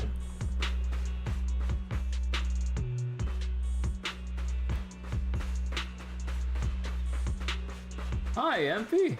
Wait. MP quote unquote. It's a cardboard cutout. Fake MP. Out to sea? Out to sea? You're not MP. I'm not actually MP. Wait, I'm not supposed to say that. I was instructed to call myself MP for the next half day. Yes, that's right. I am MP. Impersonating other bamboo is illegal. This can't be happening. Alright, I'm not the MP you're talking about. Please, don't arrest me. I was just trying to get by. What happened? No, I'm a bamboo wanderer. I was roaming the streets this morning, starving. Starving? Like you couldn't find a charging station? Then this guy just stood in front of me, stared at me up and down, and started chatting me up. He gave me a bunch of ether batteries and said I could have as many as I want if I help him out. So here I am. He brought me to this resort and told me to stand here pretending to be empty. He said if anyone comes by, I just keep asking if they're going out to sea. That's it. My whole mission, just standing right here. I really don't know anything else. I don't even know who MP is. You can keep the ether battery, just please don't arrest me. What did that man look like? Oh, I know this one. He wore glasses, had a suit on, and looked kinda rich. talked all fancy and seemed like he started muttering to himself for no reason. But I'm not turning you in, but I do need you to stay and be a witness. Okay, as long as you're not arresting me, I'm open to anything. And technically, my job here is to take people out to sea, so would you like to go for a sail? Sure, I'll go fish. No, it's not the time. I see. Sorry, I shouldn't have asked that. Aw. Oh. Huh. Actual hermit crab. Wait, why are the eyes pulsing? Oh.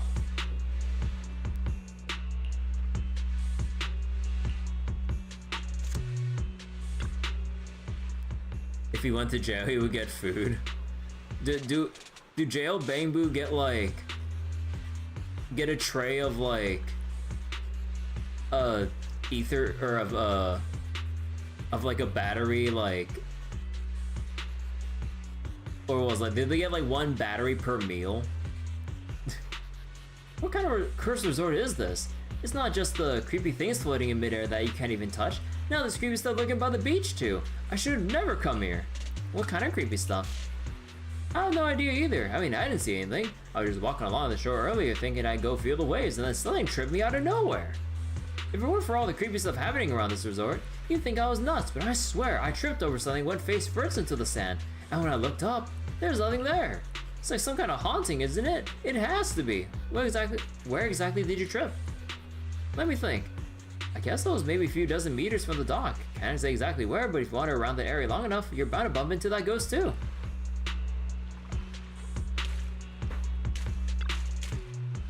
Belle, have you found any clues over there? From what we found out, Willis definitely knows where MP is, but he didn't say a word. Instead hired some random Bangbu off the street to pose as it. Someone drift over an invisible object in shallow waters. Invisible object? But projectors malfunction when they're exposed to seawater. There's no way Willis would have set them up out there. Alice, you're giving Willis way too much credit. Don't tell me that invisible object was empty, and now it's been submerged in seawater this whole time. How could that be? Let's check it out with the camera. Wait, they put... Oh, that's evil.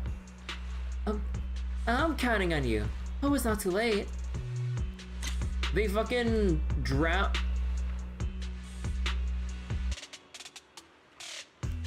Willis fucking drown, like, or submerge MP in the water to make him go into low power mode and hope that he just, like, power off completely or malfunction. That's so fucked. And coated him with, like, the invisible coating as well. As the camera shutter clicks, MP the penguin boo reappears before your eyes, lying limp in the seawater, unconscious, as though it had been struck down. It's MP right here, but it seems to be unconscious. I'll check its condition right away. Sorry. MP's waking up. Quick, get it out of the water. MP? Are you okay? Can you hear us? Aw, it has X's for eyes. They get a low quality battery that has been half corroded. Oh, I read that way too late. This is awful. They sprayed chameleon on it and did it so carelessly. Thankfully, the seawater hasn't caused any irreversible damage to its core yet. Sorry. I messed up. I'm sorry. MP, calm down. Can you tell us what happened last night?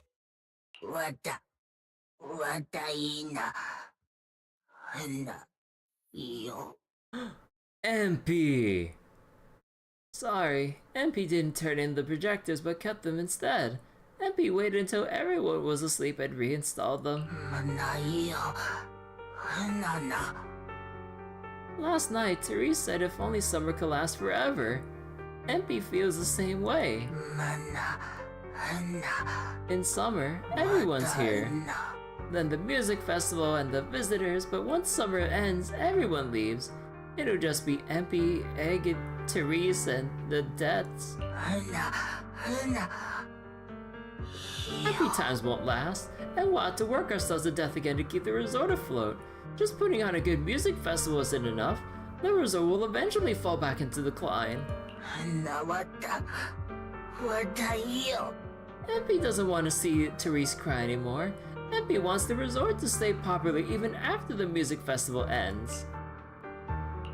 So when Mia mentioned last night that the ghost stories were well received on internet, you thought about using that to the resort's advantage?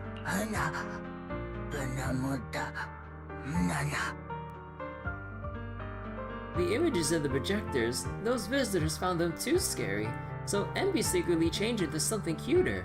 MP thought maybe that would attract more people. MP didn't say anything because Therese would say no. MP spent the whole night setting out the projectors, but in the end, Willis had remote access to them. MP wanted to stop, but it was too late. Someone knocked MP out from behind and kept muttering to themselves. MP tried to capture them with my camera, but they snatched it away and smashed it. I'm sorry, MP let everyone down. I'm sorry, Therese is going to cry again. Your face looks like you're about to bite someone, little bunny. Is that how I look right now? You're not much better, Yuzuha. Your hair's practically standing on end. MP, you've done great. We'll take it from here. We'll settle the score with the bad guys who tried to ruin our summer. Belle? Got any ideas? From what MP said, it sounds like Willis didn't leave any evidence behind this time either.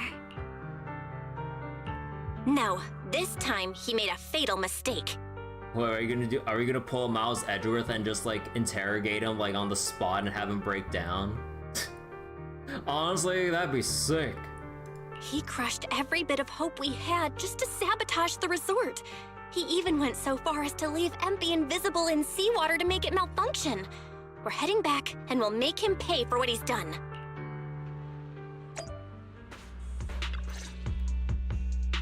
Battered and bruised MP is brought to the camera. The once arrogant Willis turns pale when he sees MP, as if fearing him, but quickly he regains his usual demeanor.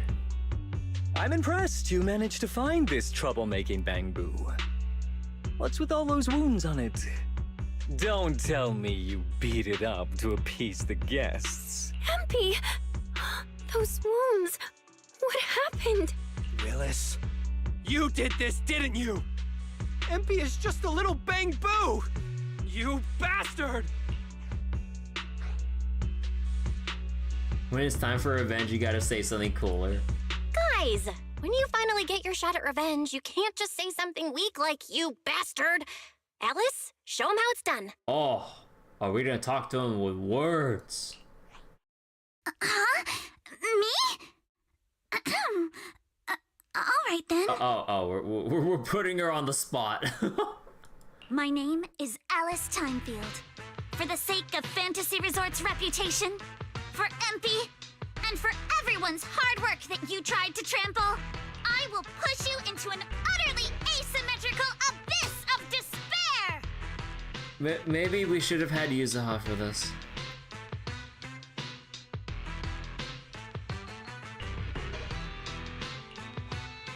Alice, that asymmetrical part was kinda unnecessary.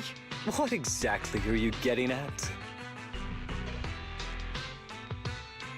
In short, you brought in these invisible holographic projectors, caused chaos at the resort, and even tried to kill a Bangbu. All of this is being exposed to the entire city of New Eridu, live on camera. Well, unfortunately, where's exactly our proof? And here I thought you had something important to say.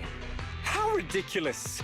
In a lawful society, you can't just throw around accusations without evidence. Especially when you're accusing Three Gates Corp. Alright, how are we gonna turn this around? Ah. I've been meaning to say this for a while now.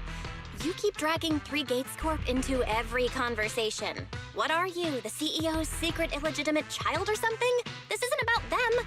We're accusing you personally. Stop hiding behind the company's name. That doesn't change anything. I already checked with public security. Those thugs who trashed the resort were just some gang. What does that have to do with me? And this Bangbu's injuries? How is that my problem? Show me the evidence. It'd be so funny if instead of a text prompt, we just have an item screen. Come on. That would be the peakest shit. Willis, you think you've got everything covered, leaving no loose ends. But you're wrong. Destroying MP's camera wasn't enough. Bangbu units have built-in visual recording systems. For someone running a cutting-edge tech company, this should have been obvious. But you've turned into nothing but a greedy snake who will do anything for your own gain. I'm not surprised you looked down on Bangbu and completely forgot what they're capable of. Visual recording system, huh? Interesting. And? You did remind me of this feature. If I remember correctly, only the Bangbu's Master and Marcel group have the authority to access those visual recordings. And if I'm not mistaken, this Penguin Boo's registered master was Teresa's deceased father, wasn't it? The fee for changing ownership isn't cheap, so you've never officially updated the registration. As for Marcel Group, once you submit a data request, it'll take at least 1.5 years to hear anything back. Holy shit. I'm honestly curious. How exactly do you plan to get your hands on this Bangbu's recordings? You raise your phone to your ear. A familiar voice comes through. Master, I detect a long-awaited opportunity for me to shine. Enter the command, "Please help me, Your Excellency Fairy," and I shall execute the following action. Convert Bangbu's visual recordings into video output. Is that allowed?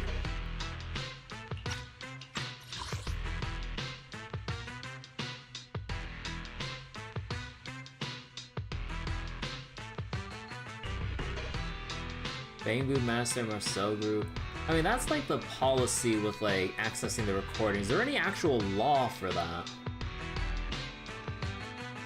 Well, I guess converting it to video output like isn't necessarily breaking the law. Maybe it's like their policies or how the rules are set up with like how access is programmed, but not inherently. But I don't fucking know. Master, it seems like you're in a situation where verbal commands aren't convenient. I've gone ahead and sent the recordings to your phone. Please don't forget to shower me with extra praise later. There might be a law against whatever Fairy is. Don't worry, the law hasn't caught up with whatever Fairy is yet, so she's exempt from any and everything. From any scrutiny. Show everyone the recordings from your phone. All right, these are the visual recordings saved inside MP. Wow, you've got some skills. If what you're saying is true, that someone attacked this Bangbu, then the visual recordings must have caught it. Maybe it was one of those leftover thugs from yesterday's gang. You should hand over the recordings to public security and let them sort it out. That'll wrap things up for today. Still trying to play dumb, Willis? The gang you hired to do your dirty work were all caught yesterday. With hush money for hired thugs being so steep, and the risk of exposure so high, there's no way you could have lined up another crew in just one day. Given the situation, don't you think it's far more likely you took matters into your own hands and attacked MP yourself? I'm going to play back the visual recordings. I heard that you love hearing yourself talk. Why don't we give Olive New Eridu a chance to hear what you were mumbling at the end? Wait, don't! I spent a fortune hiring those thugs and they were totally useless. Got themselves caught just like that. Thought this worthless resort was a lost cause.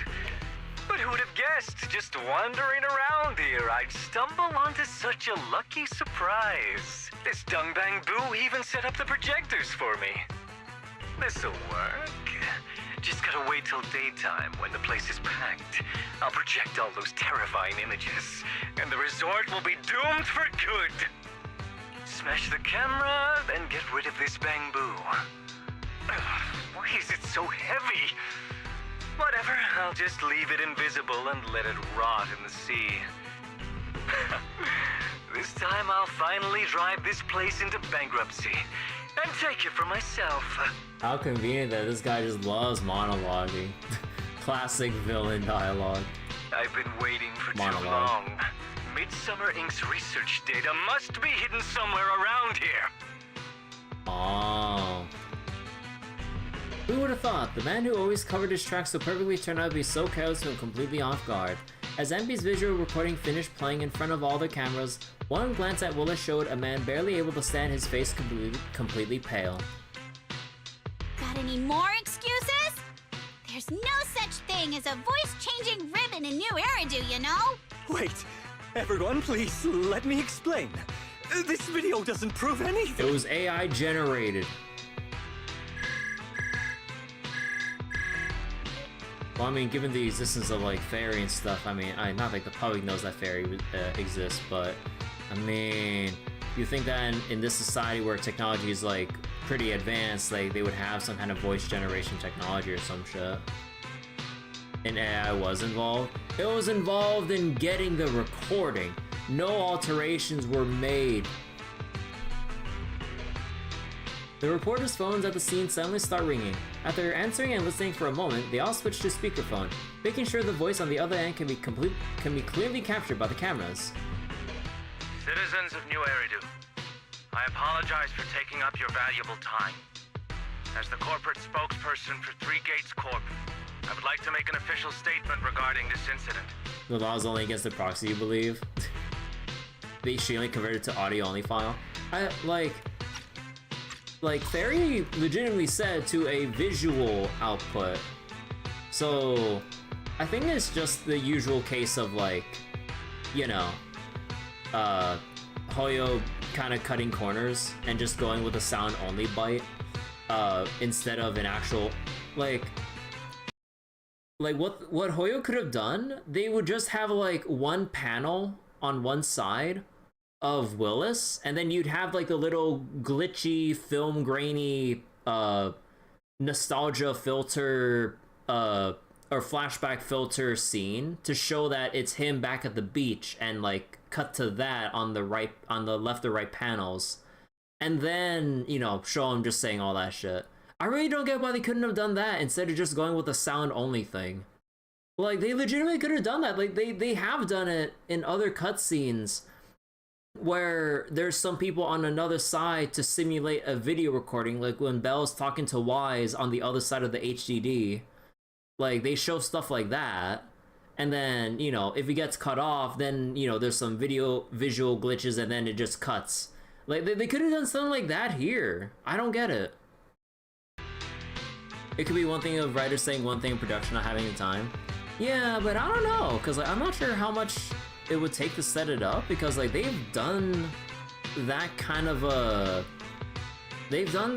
style before, so it's kind of like, it's not like it's anything new. But I mean, I don't know how the pipeline works in Hoyo, so maybe I'm giving them too much like crap for this. But just like, we've seen them done it before in prior story scenes. Why not in this particular instance where we're having full acting and everything? Like, come on. It's like some shortcomings here, but some other cool stuff there. Just like, man. Willis, former R&D division manager at Three Gates Military Tech, has been terminated and permanently blacklisted due to his malicious interference with Fantasy Resort's operations for personal gain, causing severe damage to the company's reputation. Former R&D division manager. Willis's actions were entirely his own and have no connection to our company. Regarding his unauthorized use of our newly developed technology, we will pursue legal action accordingly. For further details, please stay tuned for our upcoming press conference. Thank you for your attention. As expected of Tops, they never miss a beat when it comes to cutting ties. Must hurt pretty bad, huh? Being abandoned and backstabbed by your master? If you'd just handed over the damn resort from the start, none of this would have happened. All I wanted was to get my hands on the research data hidden here, to use it for promotion. Watch out. Looks like he's about to do something crazy. The ground begins to shake. Moments later, a massive machine descends from the sky, blocking everyone's path. Now that my career and my life are ruined, none of you are getting out of this in one piece! Okay, a life or death sentence it is for you then, for actually endangering and willing to murder all these goddamn people in a fit of rage. Figures Willis will last shot when cornered. Minato, you go help evacuate the guests and the others. Alice and I will take care of this big guy he summoned. He never expected to fail, yet still hit a combat mech nearby. What a shady man. Let's take this chance to put him behind bars for good. Enter combat. No, I need to prepare for a bit. It's like, Willis is like having a breakdown, summoning up the mech that he had hidden away via stealth or underground. And then Belle's like, no, hold on a moment. I need to take a break. Level this place from the start would have saved me a ton of trouble. Remember the soft touch of sand. Sorry for stealing your spotlight. I'm tired anyway, so why beat around the bush? Blow it up! Blow it up!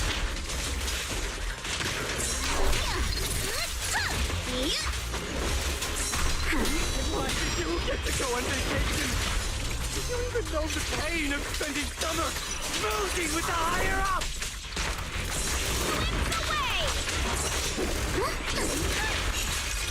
You're all riddled with flaws.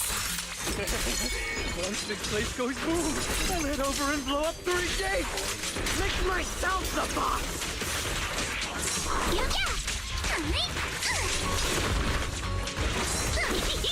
This man, has he completely lost his mind? Must be the weather. He's probably got heat stroke or something. Let's give him some herbal tea leader. Yeah. How about this? Stay on offense in the name of summer. I won't lose.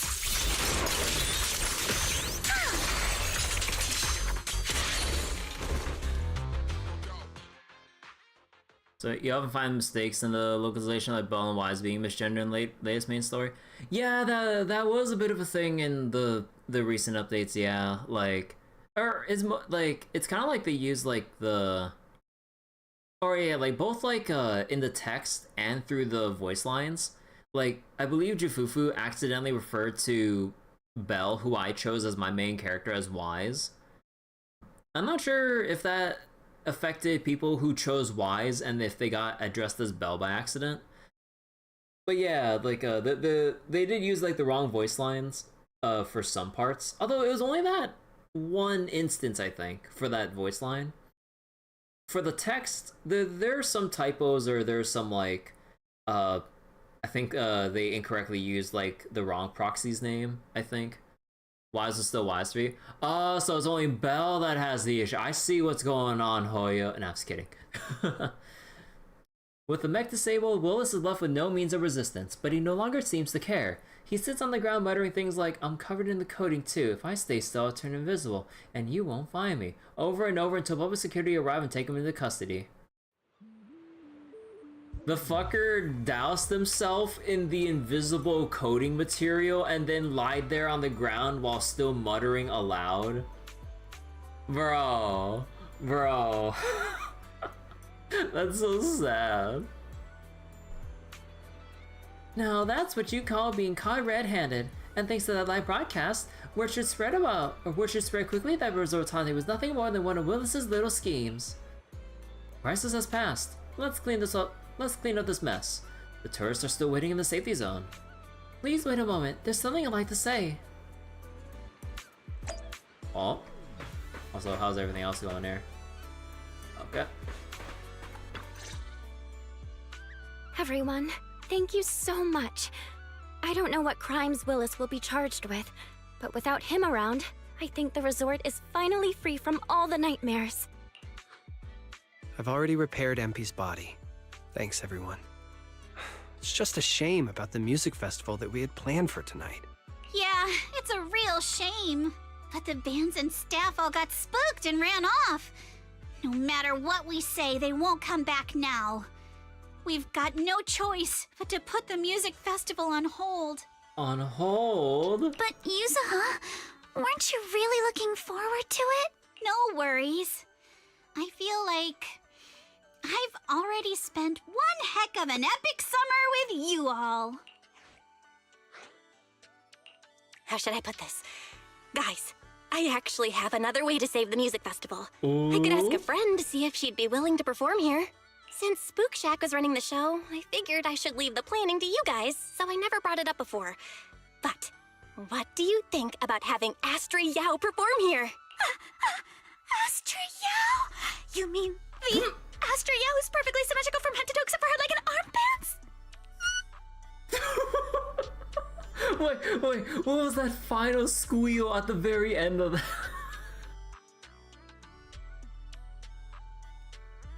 Okay, that caught me off guard. wait, let's play that back. Astra Yao? You mean the Astra Yao who's perfectly symmetrical from head to toe except for her leg and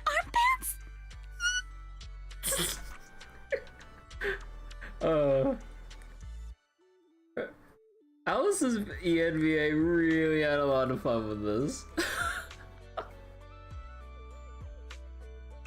Belle, how do you know her?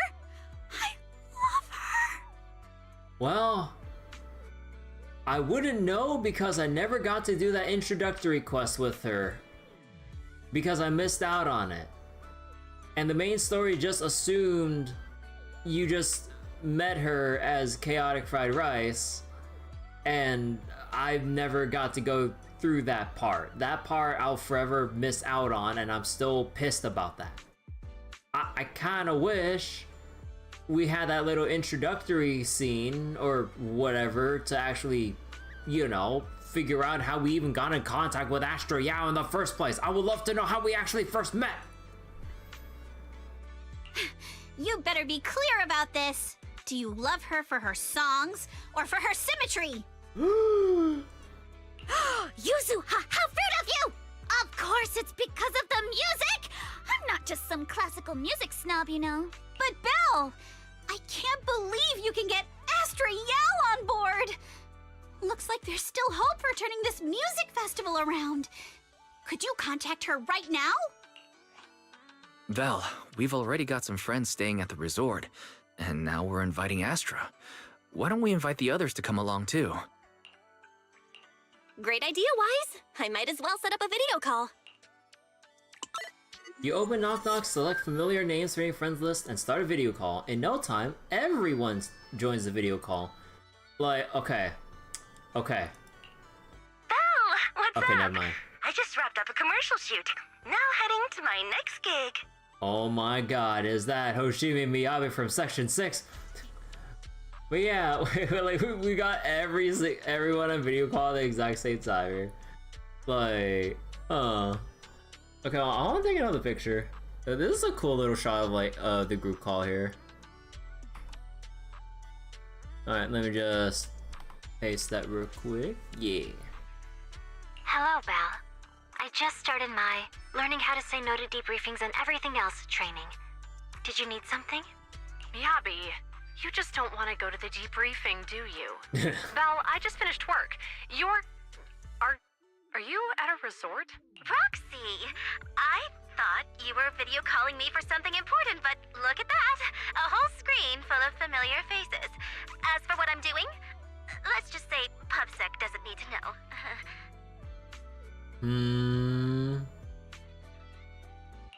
Hey everyone! Wise and I are at Fantasy Resort, and there's gonna be a beach music festival tonight. Would you all like to come to the resort and join us? So, Astra, how should I put this? I have a favor to ask.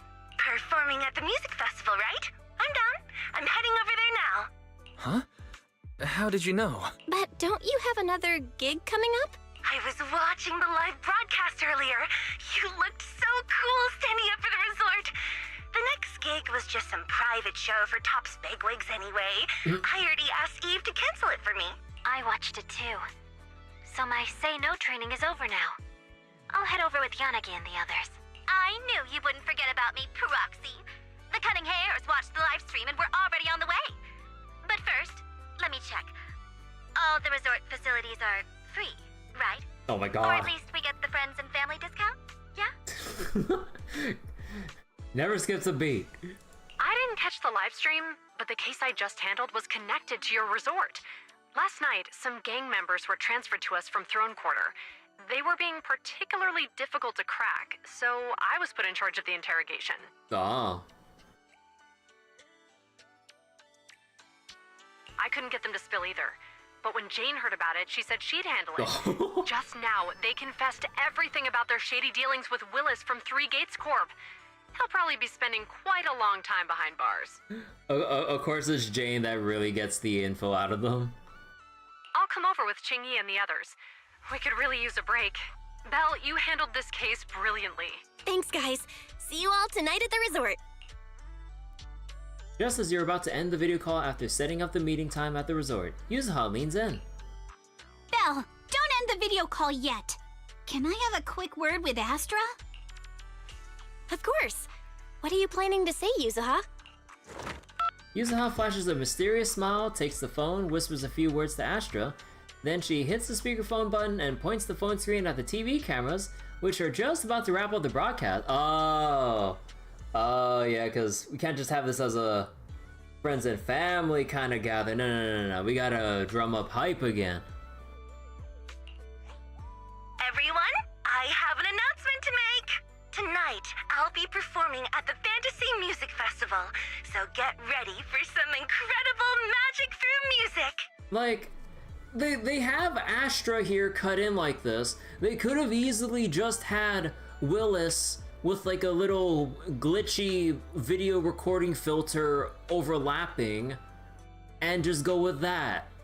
Like but they put him as sound only. They have the video filter. I'm still gonna harp on that. Like, they had the video filter effect from doing that shit in other cutscenes. They could just have Willis in just like they're having Astra here on video call.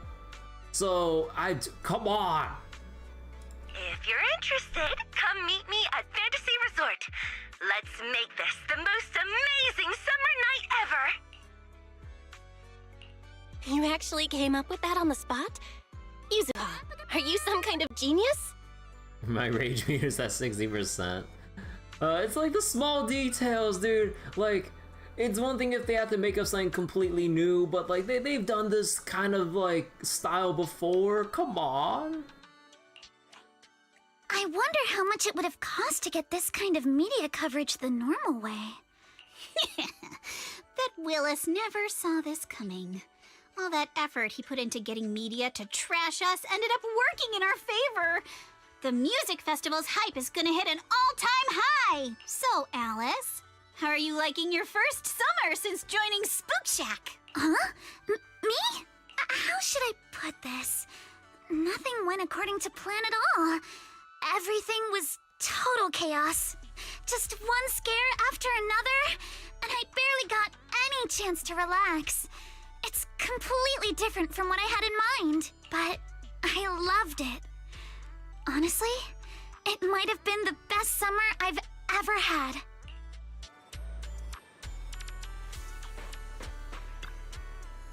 I thought the music festival was done for, but hey, who knew it'd come back like this?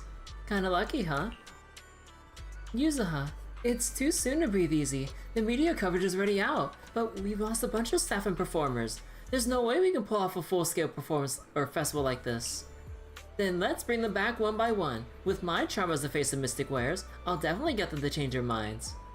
We'll help too. With more hands on deck, we might be able to get everything back on track, and maybe even squeeze in a rehearsal before the show. Count me in. No, Belle, let us handle the rest. After everything we've been through, it's time you got some proper rest. Hanato's right, and hey Belle, there's actually one more thing you can do. Just stick around here and welcome our old friends. They'll be rushing over any minute now. We'll make sure everything goes smoothly. Just wait for our good news. As the sun sets, performers and familiar faces make their way to the resort.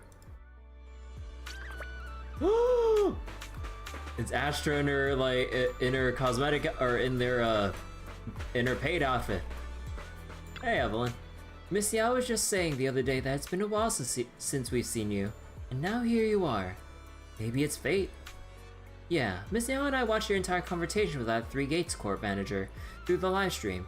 You stayed calm and collected, kept your logic clear, and really put the pressure on. Well done. Evelyn praised me! Just stating facts. I dealt with 3 Gates Corp. Their middle managers full of guys like him. Greedy, ambitious, always clawing their way up. Can't deny I felt good watching him fall.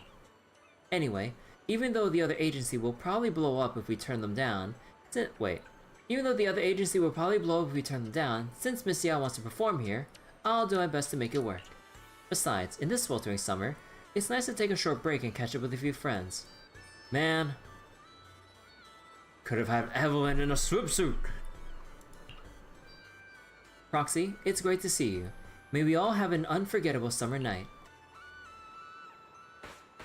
Wait, anyone else here? Nah, I just like these 2 for now. Maybe next year. Yeah, I mean, knowing how Hoyo would probably do this, like, they'll probably be a bit slower about, releasing all the fan service skins and not figuratively blow their load, like, super quickly. Hi there, I'm a reporter from NBC Network. Mind if I ask you a few questions? Can you blur my face? Oh yeah, sure. Where are you from? I ditched work to come here. Shy girl? Huh. I remember seeing on the Zenless subreddit people were making posts about this new NPC.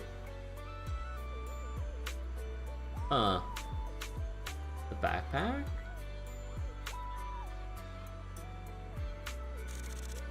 And then funnily enough, someone drew like a fan art of Yishuan in this outfit too, with the backpack and all. Belle, you're finally here. I'm wearing that vacation outfit I showed you before. How does it look? Super summery, right? Perfect for the state. Oh, this is supposed to be her summer outfit? Or this is supposed to be her vacation outfit? Huh. I need to read a flavor text on that because some of the outfits all have flavor text on it. Huh.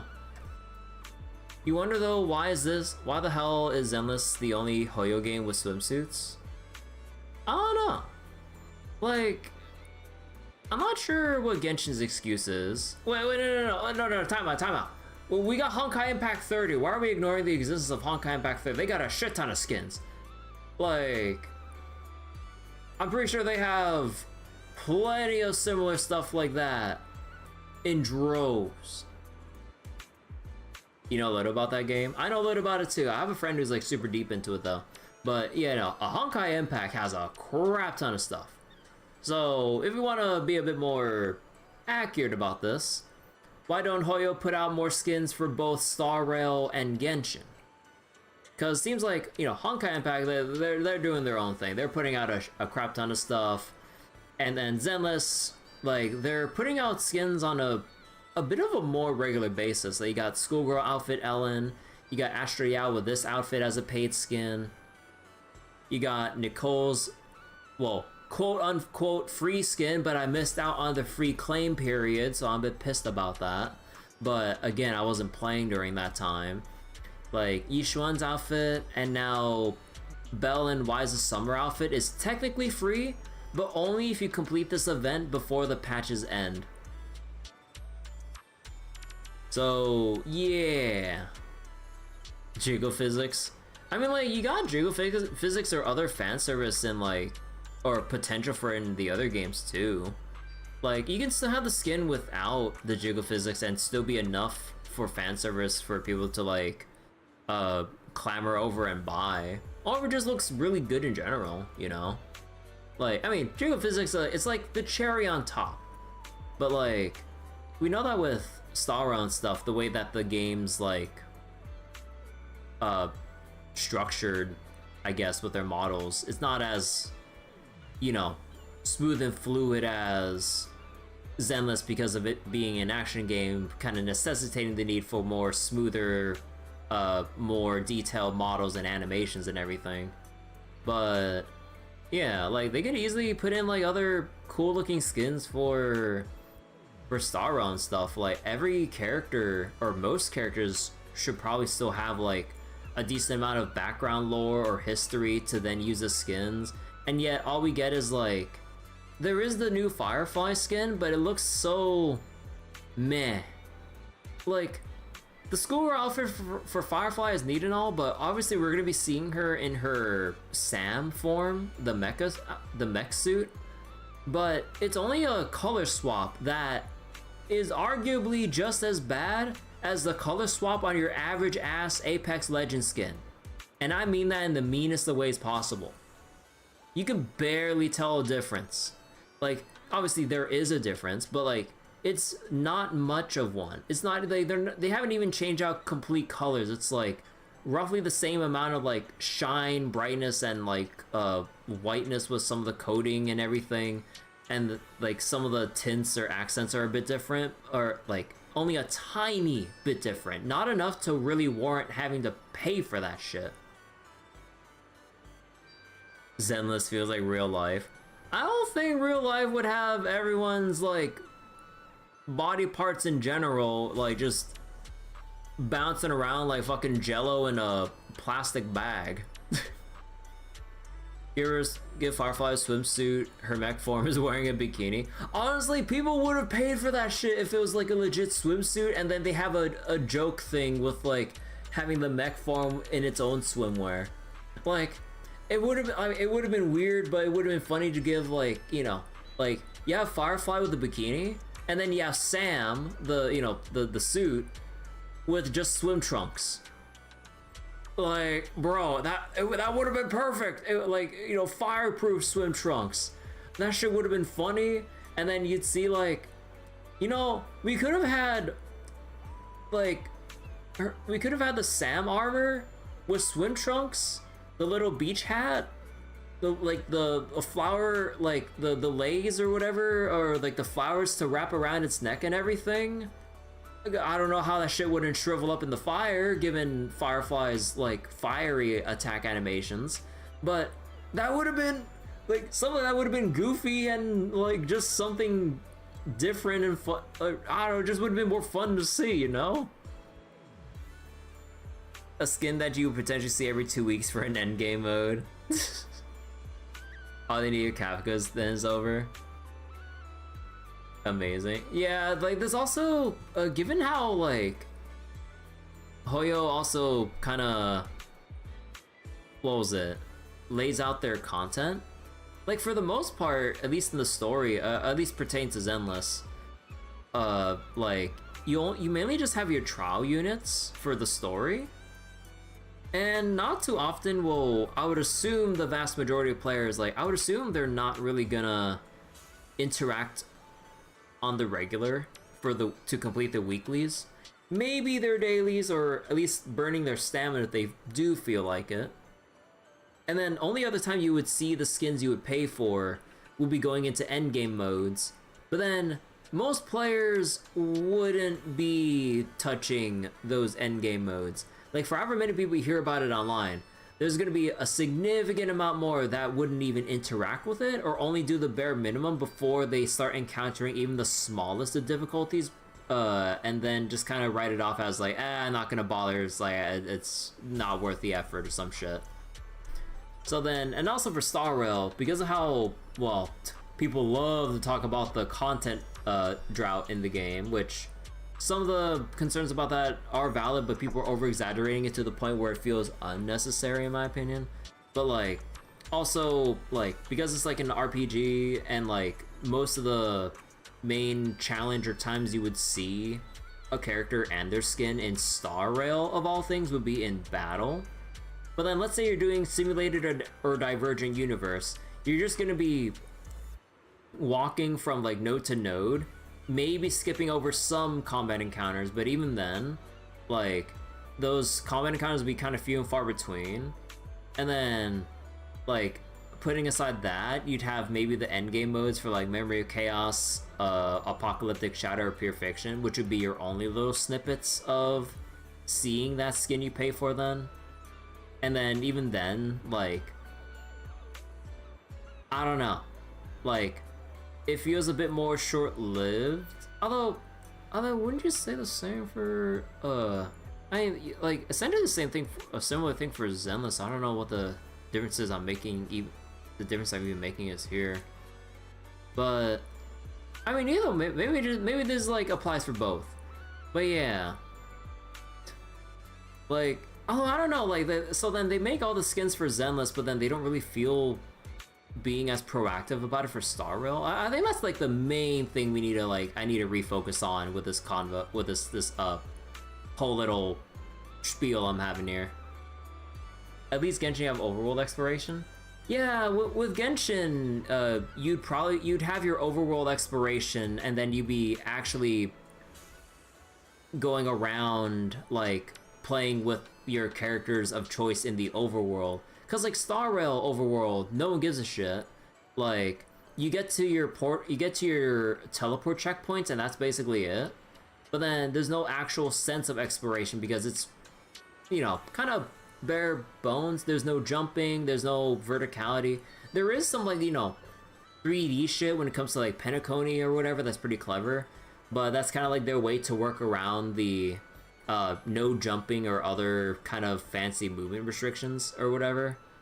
But then like, but yeah, and with Zenless, like everything is basically kind of more self-contained, being like, you know, individual smaller areas compared to like an actual big vast overworld that you can kind of like walk, jump, run, fly through and everything. But yeah, Genshin, like I could definitely like, you would expect Genshin would be a bit more in tune with like putting out skins for people to pay for and make money off of or something, right? Because then like comparing like just the general traversal, there'd just be more going on with Genshin than like Zenless and Star Rail, right? And I'm not sure about Honkai Impact. Like, I think you just choose like what story nodes you want to do or what. No, don't they have like that part 2 where it actually is a bit more open worldy that you can explore and stuff? So no, they do have that now. Whether or not players would reach part 2 of Honkai Impact is like a different thing entirely, I think. But yeah, I'm not sure how many people actually actively play Honkai Impact versus like people who play every other Hoyo game at this point. I'm not sure.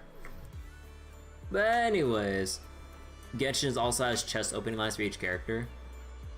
I mean, Star Rail has that too. Every character has like a one-liner for opening a chest. Okay, I should probably continue the cutscene. Ooh, looks great on you. Oh, and the song I'm performing tonight? I actually gave your brother a sneak peek a while back, so get ready. Hey! But you didn't get one for me? Why do Wise get the sneak peek with the song? Come on! Sure, but Star Wars doesn't have that many chests? No, they have a fair amount. They actually have a pretty good amount. This is the song of when Wise and Astra went on the date character demo redo holiday. Oh, is this like an actual thing on like YouTube or something? Or something like that? If so, that's pretty cool. Man, I also completely missed out on that. It was on their YouTube channel? Oh. Oh, and this is... Oh, I almost forgot to introduce her. I've been working on a new song these past couple of days, so I was humming the melody in my head while checking out the stage earlier. This girl just walked by and, without thinking, picked up the tune and ran with it. It sounded amazing. She basically improvised the perfect harmony on the spot, so of course I had to come talk to her. Wise being the chick magnet. Where does that leave Belle? No, it's nothing. I just kinda, sorta hummed along. She's a short circuit from nerves at this rate. But that melody really surprised me. Do you do music too? What's your name? I'm in a band right now. We're called Angels of Delusion. No, that came out wrong. Oh, Angels of Delusion. Bells with all the dudes. No need to be so nervous. Here's an idea. Come stand right in the front row when the show starts, and I'll make sure we'll have tons of fun interacting, okay? Oh, let's add each other on Knock Knock too. Please, definitely. Here, on this paper are my Knock Knock ID, our band's Knock Knock ID, and our official socials. And please sign it for me. Where'd all the shyness go? Sure thing. Looks like we're new friends now. Miss Super Talented Composer. Alright then, where's Wise? But it's supposed to be Belle here. Bro, they entered in the wrong proxy gender again. Oh my god. Like, I would assume it's essentially like a 1 or 0 between Belle or Wise when it comes to like, oh, insert player gender variable, and then they probably like mistyped it or some shit. Can I tell what gender the playtesters are? Well, obviously, they're all the playtesters are Wise.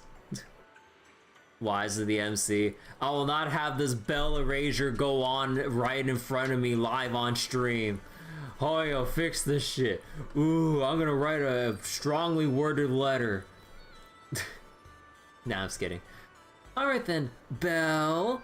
Could you help me bring her up to the front later? Even I gotta go get stage ready. Thanks. See you in a bit. Greet your friends who came to the vacation. Islands and shoot away. Aren't you curious what that feels like? Wait. Ambi with burger. Wait. Ambi with burger. Actually looks like, you know, how big it is in her hand and everything. Looks like a decent burger. Come on, take a bite out of it. You can do it. So wait, this is like how they stuffed Gouda into almost everything when Gudaka is more popular in Fate Grand Order. Same goes for Gran and Jita, though Jita gets more love. Jita and Gudaka get more love in their respective games, but they get less screen time, which is very, very sad. At least in terms of like the anime adaptations and everything. Oh, also, I am totally ready for the I keep forgetting how to pronounce it, but the Uku chapter or Uku manga by Redrop for FGO. Like, I saw the announcement for it and I'm like, ooh, we're gonna get some comma content with Redrop illustrating and everything. I'm like, ooh, let's go. So every guy and girl that has Astra has that holiday outfit. Well, YouTubers anyway. I mean, I would assume that, like, you know, with content creators, they'd be more inclined to spend money on the game, whether it's because they like the game or they need to make content with the game, so they kind of spend money on it to then make content out of or show off or whatever to more people. Because, like, in a streamer content creator's perspective, they like, in a way, they have more reason to buy a skin because we'd all be showing it off to all of you guys in chat watching right now, instead of, like, you know, your average player just playing by themselves in a way. So the fact that it's by Redrop is the only reason you're interested. Yeah, like, it's by Redrop, it's gonna feature Gudako as the MC in the manga and everything. Like, obviously, like, it would probably take forever for this to actually be a thing, but I would love to see, like, an Uku anime adaptation too, with all like the spectacles and weird trippiness that goes on in Uku, especially when like Kama gets more and more deeply involved and everything. So I will actually love to see all that. Depending how much money I make per stream video, it can offset the cost of the skin. Oh yeah. Like, so I'm pretty sure, like, you know, content creators would have no problem just buying like every single skin here, and because, you know, like, they probably make it back like relatively quickly. I don't know.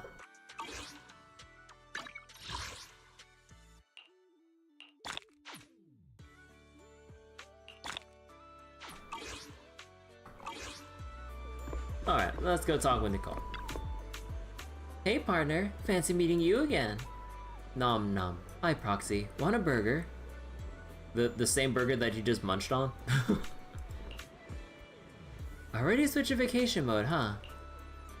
A chance to chill at the resort for free? As if we cutting hairs would ever pass that up. Billy and Nakamata already split up to grab drinks and snacks, or snacks and drinks, and then we're claiming those lounge chairs until the sun goes down. Are you coming with us? Oh wait, are you coming with us, Proxy? I heard about the sailboat drink stand that does movie screenings. Maybe we could pick one and watch it together. Got a few things to take care of. Here, Nicole skin. I wish I had the skin, but because I missed out on it, I gotta pay for that. I'm like, not unless like I get to or not unless like an opportunity comes up where I say fuck it and buy one of the top-up deals for like 30-50 bucks or some shit, and if I have like shit left over, then I'd probably just like buy it at that point. But until then, now is not the time. Don't forget to come grab a drink or two once you're done, alright? You've been hosting us here, so drinks are on me later. Thinking back to last year's Camellia Golden Week, we actually spent it at your place, didn't we? Hard to believe how time flies. Nicole, save the nostalgia for later. Billy just messaged. He said there are so many tourists at the resort, the shop's already out of drinks. Huh? Ambi, drop that burger and get up. We gotta go back to the parking lot and get those boxes of drinks from our trunk. No vacation anymore? Business is right in front of us. Who's got time for a vacation? Chop chop. Get those drinks out to the crowd. Look, Denny's are calling my name. Oh my god. They stash a whole bunch of drinks to seize an opportunity to basically make a quick buck. Like, oh my god. The grifters. Belle, we're not too late, are we? It took us a bit to sort through the case files, and then we hit traffic on the way over. Seems like a lot of people are heading to the resort. That happened last year, time flies in ZZ along with the real life world. Huh. Right on time. Manager, even though they say never judge someone by who they used to be, I didn't expect you to pull off such a thriving new business in the Throne Quarter. Clearly, you're not to be underestimated. It's a legitimate business. This resort isn't mine. I know, I'm just kidding. As they say, spring makes you drowsy, autumn wears you out, and summer puts you straight to sleep. This muggy heat's been knocking me out at the precinct too. I figured it was time to step out and get some fresh air. When's the Juyuan swimsuit? I would buy that shit in a heartbeat and actually try to like get practice in playing Juyuan. You can go fishing here. Ah, very good indeed.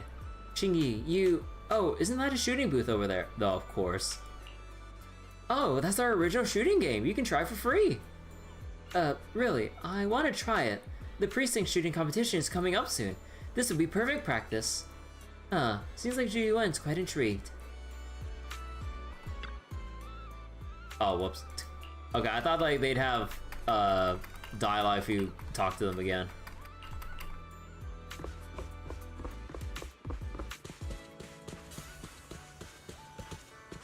And hey, look at who it is. Man, Yanagi looks so scarily happy right now. Like, just like her eyes closed with that like wide smile, like just out of nowhere. I'm like, if I see that straight on, I'm like, something's going on here. Belle, we're here. Miyabi, long time no see. Has it really been that long?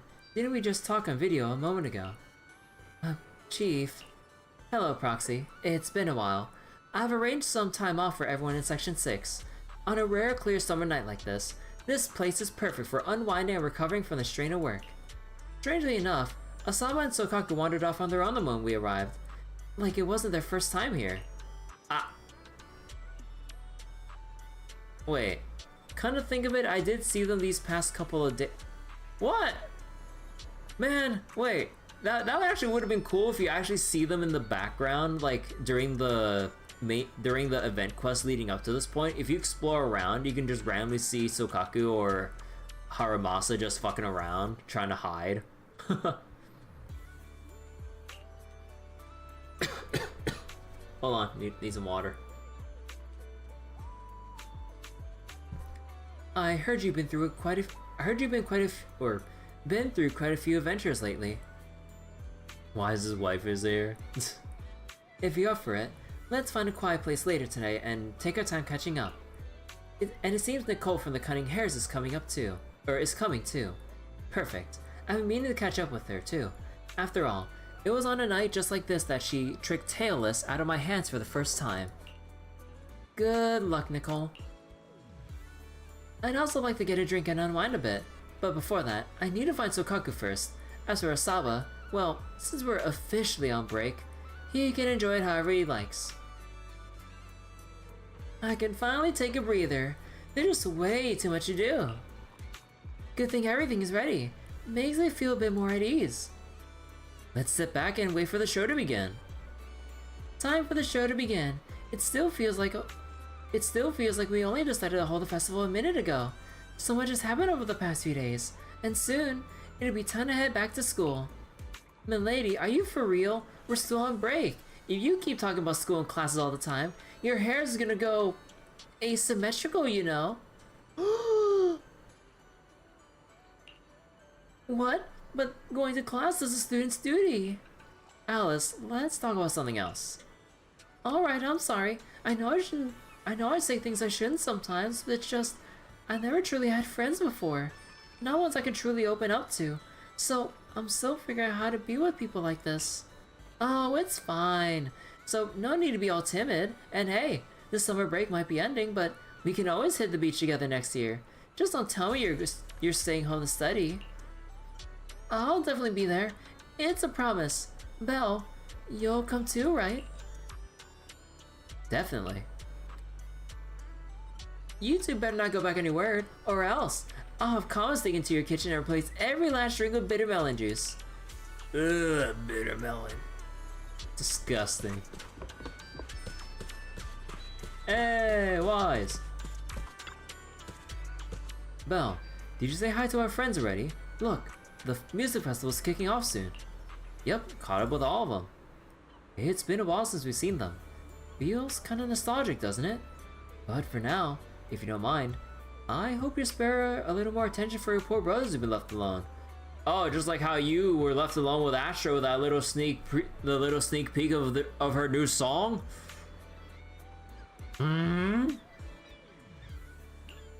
Sure thing.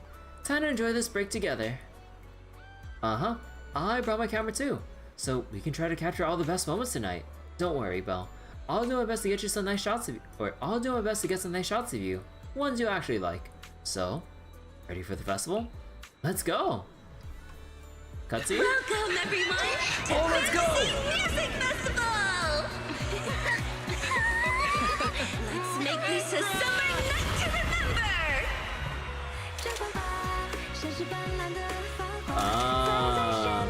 Hey, Pokra!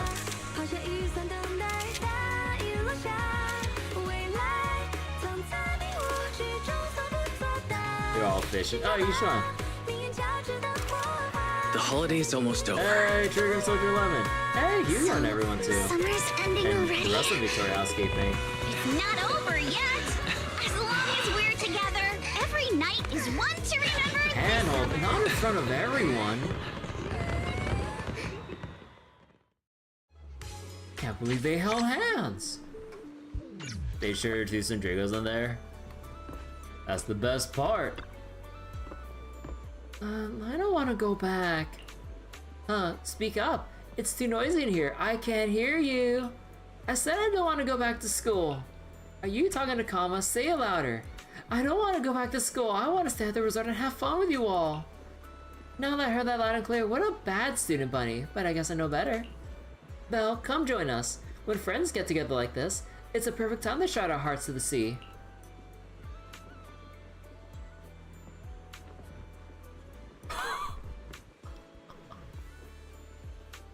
Wise, I play with your model! Wow. Belle, Wise is nearby, and he's heard everything, you know. Oh shit.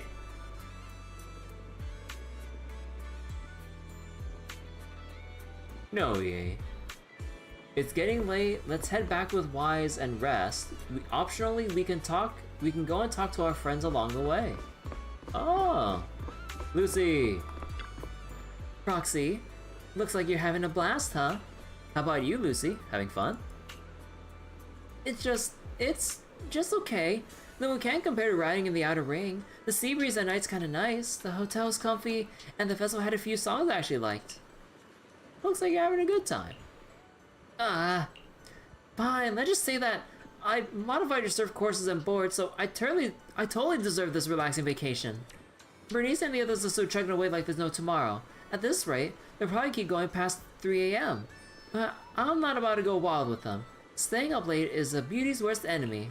So, Proxy, when you're free, let's take a stroll by the beach and feel the breeze.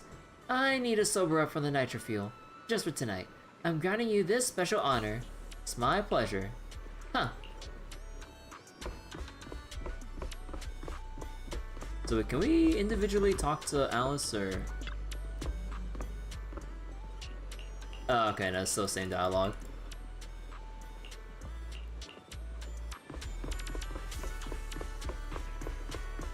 Alright, let's see what everyone else is up to. Oh, Trigger and Soldier 11. Wait, why is there a Bang Boo here? Delivery Boo. Hi, your delivery has arrived. Delivery? Whose delivery is this? Wait, isn't this the Fantasy Resort? This is Fantasy Resort. Oh snap, did I get the wrong address? Hey, why'd you just leave with that take? Wait, or hey, why don't you just leave that takeout with me? No way, I'll deliver no matter how far it is.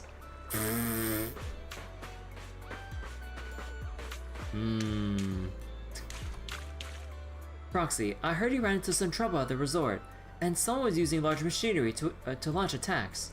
Are you okay? Did you get hurt? I'm fine, but how'd you know I was at the resort, Trigger? Go on. Anyway, hey! Go on. I think you forgot. I think you left out a couple things there, Trigger.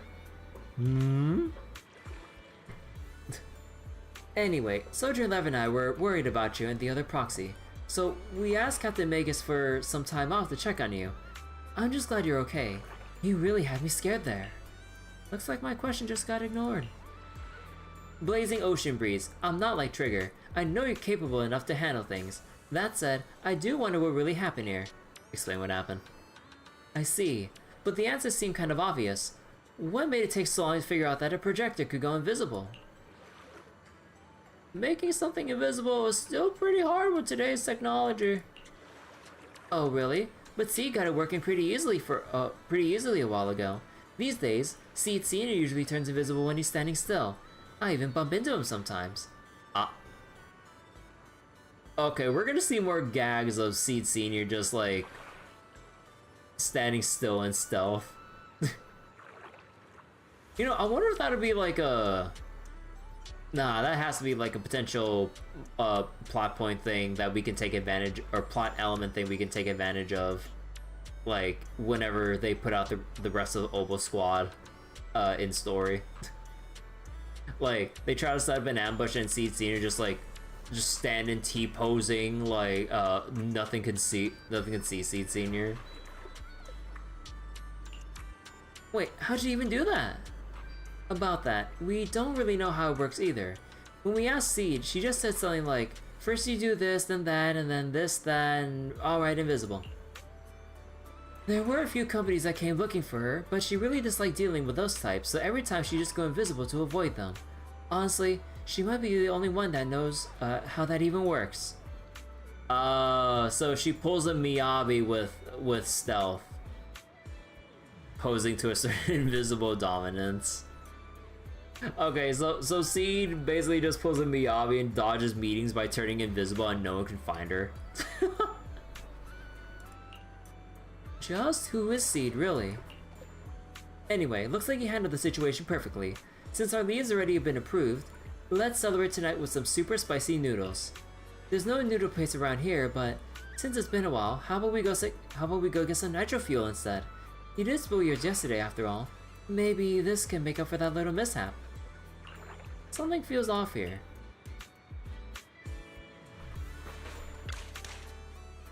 Okay, hold on. Maybe, okay, like, this is definitely a habit from playing Trails and shit, but I keep imagining that they have different dialogue after you talk to them for the first time. Let's see, no one here.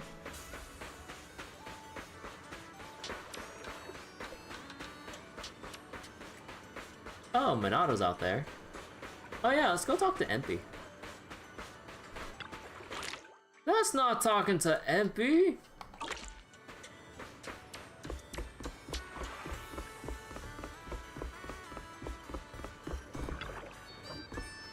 So it's done? We went through a lot, but I'm glad it all ended well. Did you have a good time, Minato? Of course. Spending a rather peaceful day by the sea. With a breeze in your face and a cold drink in hand. Who could possibly say no to that? Are you actually gone today rather peaceful? Willis and his gang can be a real headache when they act up. But with you guys around, dealing with them isn't much of a hassle. As the first team building event since Alice joined Spook Shack, you saw her really pull it off perfectly. Belle, I hope you're enjoying everything we planned for this summer too. Let's hang out again next summer. Uh-huh. If you got any more plans coming up, just let me know. I'll make time.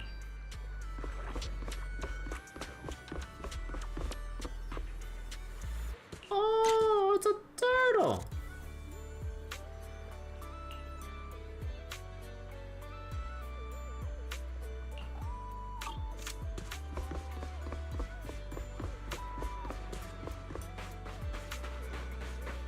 Okay, so there's Wise over there, so let's not talk with them.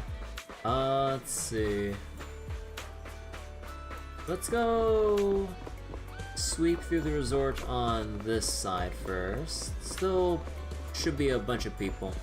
What secrets does the turtle know?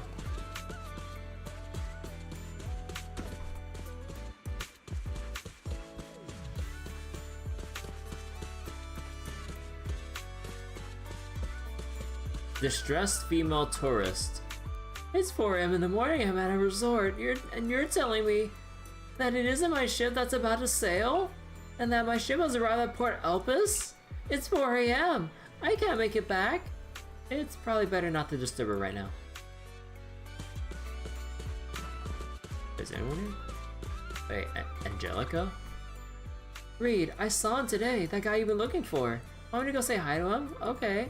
You good in there? If you need money, just let me know. Okay. Feel free to explore at your own pace. Nia. Have you heard? There's a mystery star. Wait, they say a mystery star is invited to the music festival.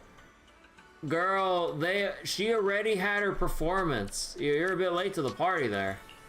What rank? Are they gonna invite Astra Ya or whatever? No way that's happening. Oh, they don't know. But you're the one who insisted on dragging us to this music festival. And Sheila, I know you're super excited about it. No way, I was just curious. Oh! Rina and Sokaku. Sokaku, would you like to try their new product, Hollow Gazer? I suggested it during development. Oh, thank you, big sis from the housekeeping company. Rina helps the waiter carry a dish where 4 or 5 fish are sticking up vertically from the center of the pie, helplessly gazing up at the sky.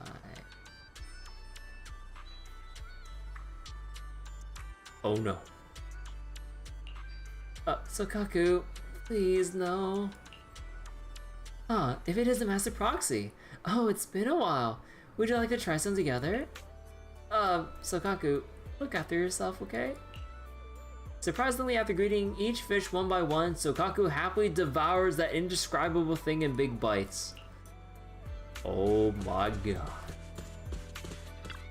Shark shake? You come across a milkshake in a super stylish cup.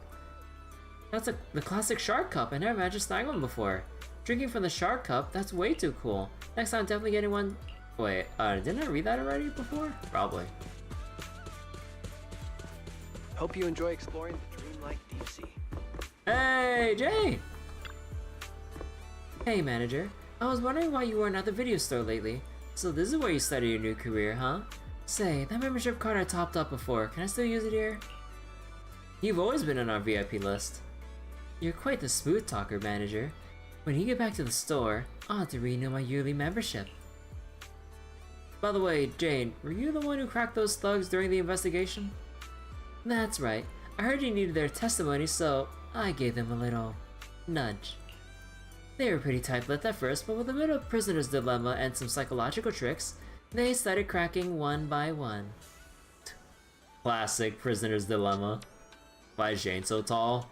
That's the best part. Thank you so much. Glad it didn't ruin your vacation. If trouble comes up again, feel free to find me.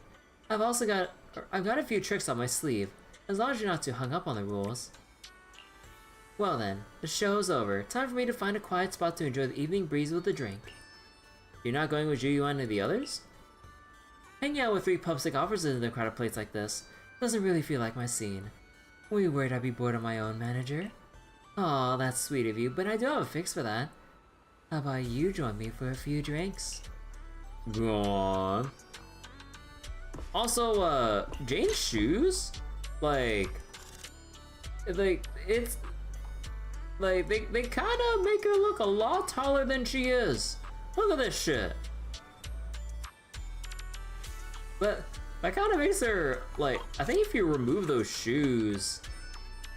No, she'd still be a bit taller. Everyone wants to get Belle plastered. Don't worry, we have pup sex supervision. It's all fine. And then meanwhile, like, the Goudas get away not drinking alcohol, which actually end up saving their lives in Fairy Britain. It's like, oh, they're not drinking, so I guess we won't drink too. And then they all lived. The end. Hello, shy girl. Wow, I shook hands with Astro Yao. Took a pic together, added her on Knock Knock and got her autograph. And she even said I'm a super talented composer. It was like a dream. Just wait until I tell those two. They'll be totally jealous. Huh, that's what they get for not coming to the beach with me. On the other hand, Tamama did roofie them. Belle, did you have fun tonight? I feel like this totally makes up for missing out on that vacation during Camellia Golden Week. Guess all my excitement's finally catching up. I'm actually a little drowsy, even with all that nitro fuel. Should we call it a night? Sure. It's the Idol faction predicted to be after Obel. Yeah, it looks like they're shaping up her up to be the next faction of characters or whatever. I'm not sure how it'll actually go with her, but yeah, I can't wait to see. Alright, good night, Belle. Sweet dreams. And a moment together, friend meetup. Oh, the billboard for Blazing Waves is done? I think it took Yuza forever to finally convince Alice to take this ad. So this is what it means to be a rich family's daughter. She looks stunning even with a casual shot from a TV cameraman. So wait, is there anyone else around here, or is it just, Yeah, no, it's like just all the other... Wait, you actually have a name? Hey, I want to have dinner with you. No, Helen might think that's too full. Oh, right, another NPC was just talking about this dude. What's all this? Are you rehearsing? You got. We gave him some encouragement. It's like, you got this, dude. Okay, that's nice. Oh, Belle, good morning. Morning. What are you talking about? We were just talking about how the resort short-term operating rights are about to expire. Oh, yeah, I guess it really is almost up. Regarding this matter, according to the agreement, your short-term operating rights to the resort will soon revert back to us, but might I ask you to reconsider staying on and helping us manage the resort long-term? Of course, there will be no further fees involved this time. We sincerely hope you will continue your connection with the fantasy resort for many days to come. If it weren't for your help, this place would have likely fallen into Willis's hands a long time ago. You're not just friends. You're the ones who saved this resort. Miss Therese, the staff, and I all believe that this place needs you. Alice, what do you think? Mr. Egg, Miss Therese, I suppose we don't really need any more revenue from the resort. We prefer to cover Spookshark's expenses through our own efforts. But I also believe the connection we built won't simply end with a short-term agreement. We really enjoy being here, and we love the atmosphere. It's not a place we can just walk away from.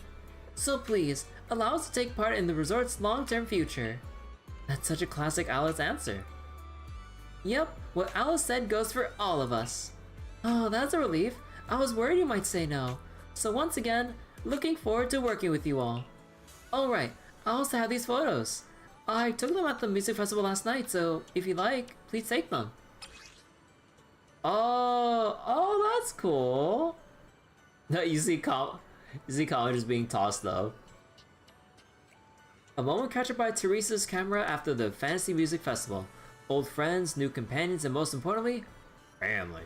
Though the summer night may pass, our smiles will forever be frozen in this most beautiful summer memory.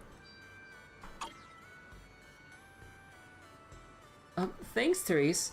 These are really good. Just looking at them brings back all those moments from last night. Hey, Bunny, quit the silly grinning. Everyone's watching you. I wasn't. I mean, okay, fine, I was smiling, but only because I'm really happy. I'm going to hang this photo by my bed, so I can see all of you first thing every morning. I'll do the same. Well, great minds think alike. Wise being the Chad. I don't know. Guide boo. Welcome to Fantasy Resort, everyone. Watch your belongings and stay away from the deep water area. A bus will be waiting at the hotel entrance to take you back to the city.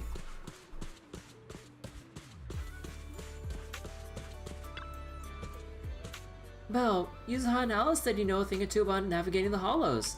Is that true? A thing or two.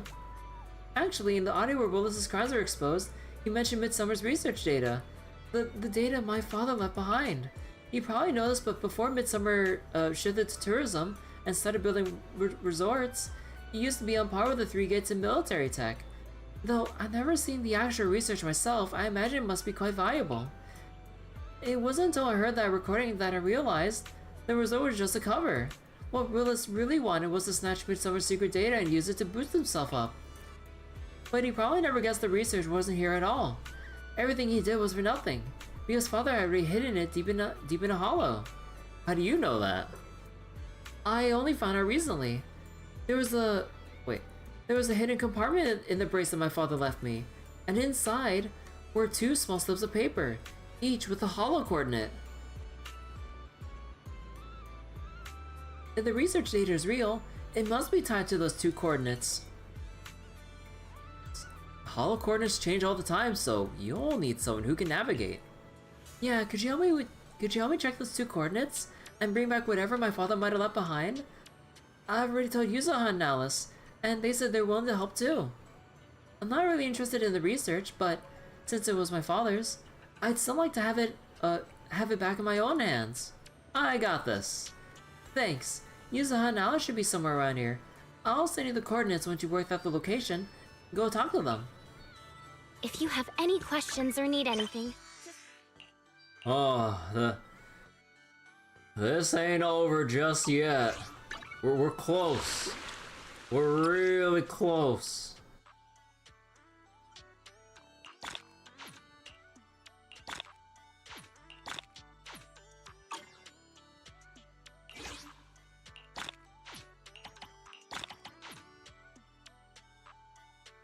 Oh, alright. But I'm going to actually leave it here for tonight because it is getting a little late. Also, I need to claim the summer outfit. Oh yeah, we got 37 days to claim it. Hey, there we go. It's official. But yeah, okay. So I'm just gonna go leave it here for tonight. If you have any questions or need anything, I'm getting kind of tired from all the reading earlier. Honestly, we can do another Zenless session tomorrow and wrap up the summer event, and I think I still need to do, let me see. Yeah, we can also, oh wait, no, there's still several days left on Shield Defense. Maybe we can either screw around with Deadly Assault or do some weeklies and stuff, because weeklies reset in roughly an hour. we're caught up with Summer Gotcha for a few days. Second Grand Blue Summer event of the year soon. Yeah, Grand Blue Summer coming up. I'm really kind of just mad when it comes to playing Grand Blue, but obviously I'll still stick around for the event shenanigans or any like serious stories that I'd be interested in or still invested in seeing through. But yeah, all right.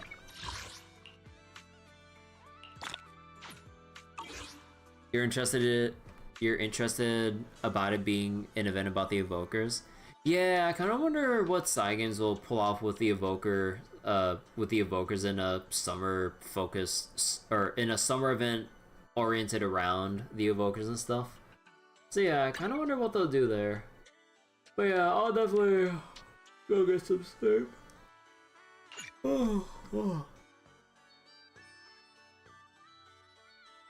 Evoker nudity even. Yeah, like they had like a goofy ass disclaimer for warning. Evoker nudity like will be present or some shit. I'm just like, More so since they should all be in different timelines. Yeah, because technically we interact with them like our meetings with them are all like mutually exclusive, right? Have the Evokers ever interacted with each other aside from Katzelia and Haselia? Because obviously they're related. Have they? I don't think we've seen them interact, right? Or am I not remembering? Because we see like Geisenberger do things with like the stand-up comedy stuff, but no one else was around. We don't see Nier, we don't see Frau. We don't see... What is the third part of the Evoker storyline? Maybe. Like, maybe the summer event's just a cover, and then we'll actually have some serious lore drops regarding the Evokers partway through the event. But I don't know, because like, if this is the summer event in your typical format, it's still going to be the usual 6-chapter format, so I don't know how much they can cram in to develop the Evoker lore, unless they just wanted this to be a silly event involving the Evokers, but I don't know. We already got lore drops in the last event and last summer. True. So that makes my previous point moot. But yeah, I'm gonna go get some rest here, so thank you all for watching. We'll go wrap up Zenless summer festivities and, you know, go do some weeklies and do some other stuff tomorrow. Again, I will, just to remind everyone, stream will start around the same time tonight, you know, like as this night, because I will be out. So I probably won't be able to start at the usual time, so probably have to wait an hour longer than the usual start time, so yeah. They could have it end with us fighting the world, having to recover and everything. Maybe. Yeah, I kind of wonder how that'll all line up. Maybe they'll do some timey-wimey bullshit to intertwine everything so we'd actually have the whole Evoker ensemble or some shit. Because technically, it's all supposed to be separately handled, which is kind of weird, but they gotta bring it all together somehow. Even if it's like a kind of a slapdash, like haphazard way of just going like, oh fuck it, just merge it together when something goes wrong after we collectively beat up the world or some shit. But anyways, good night everyone, thanks for watching, bye bye.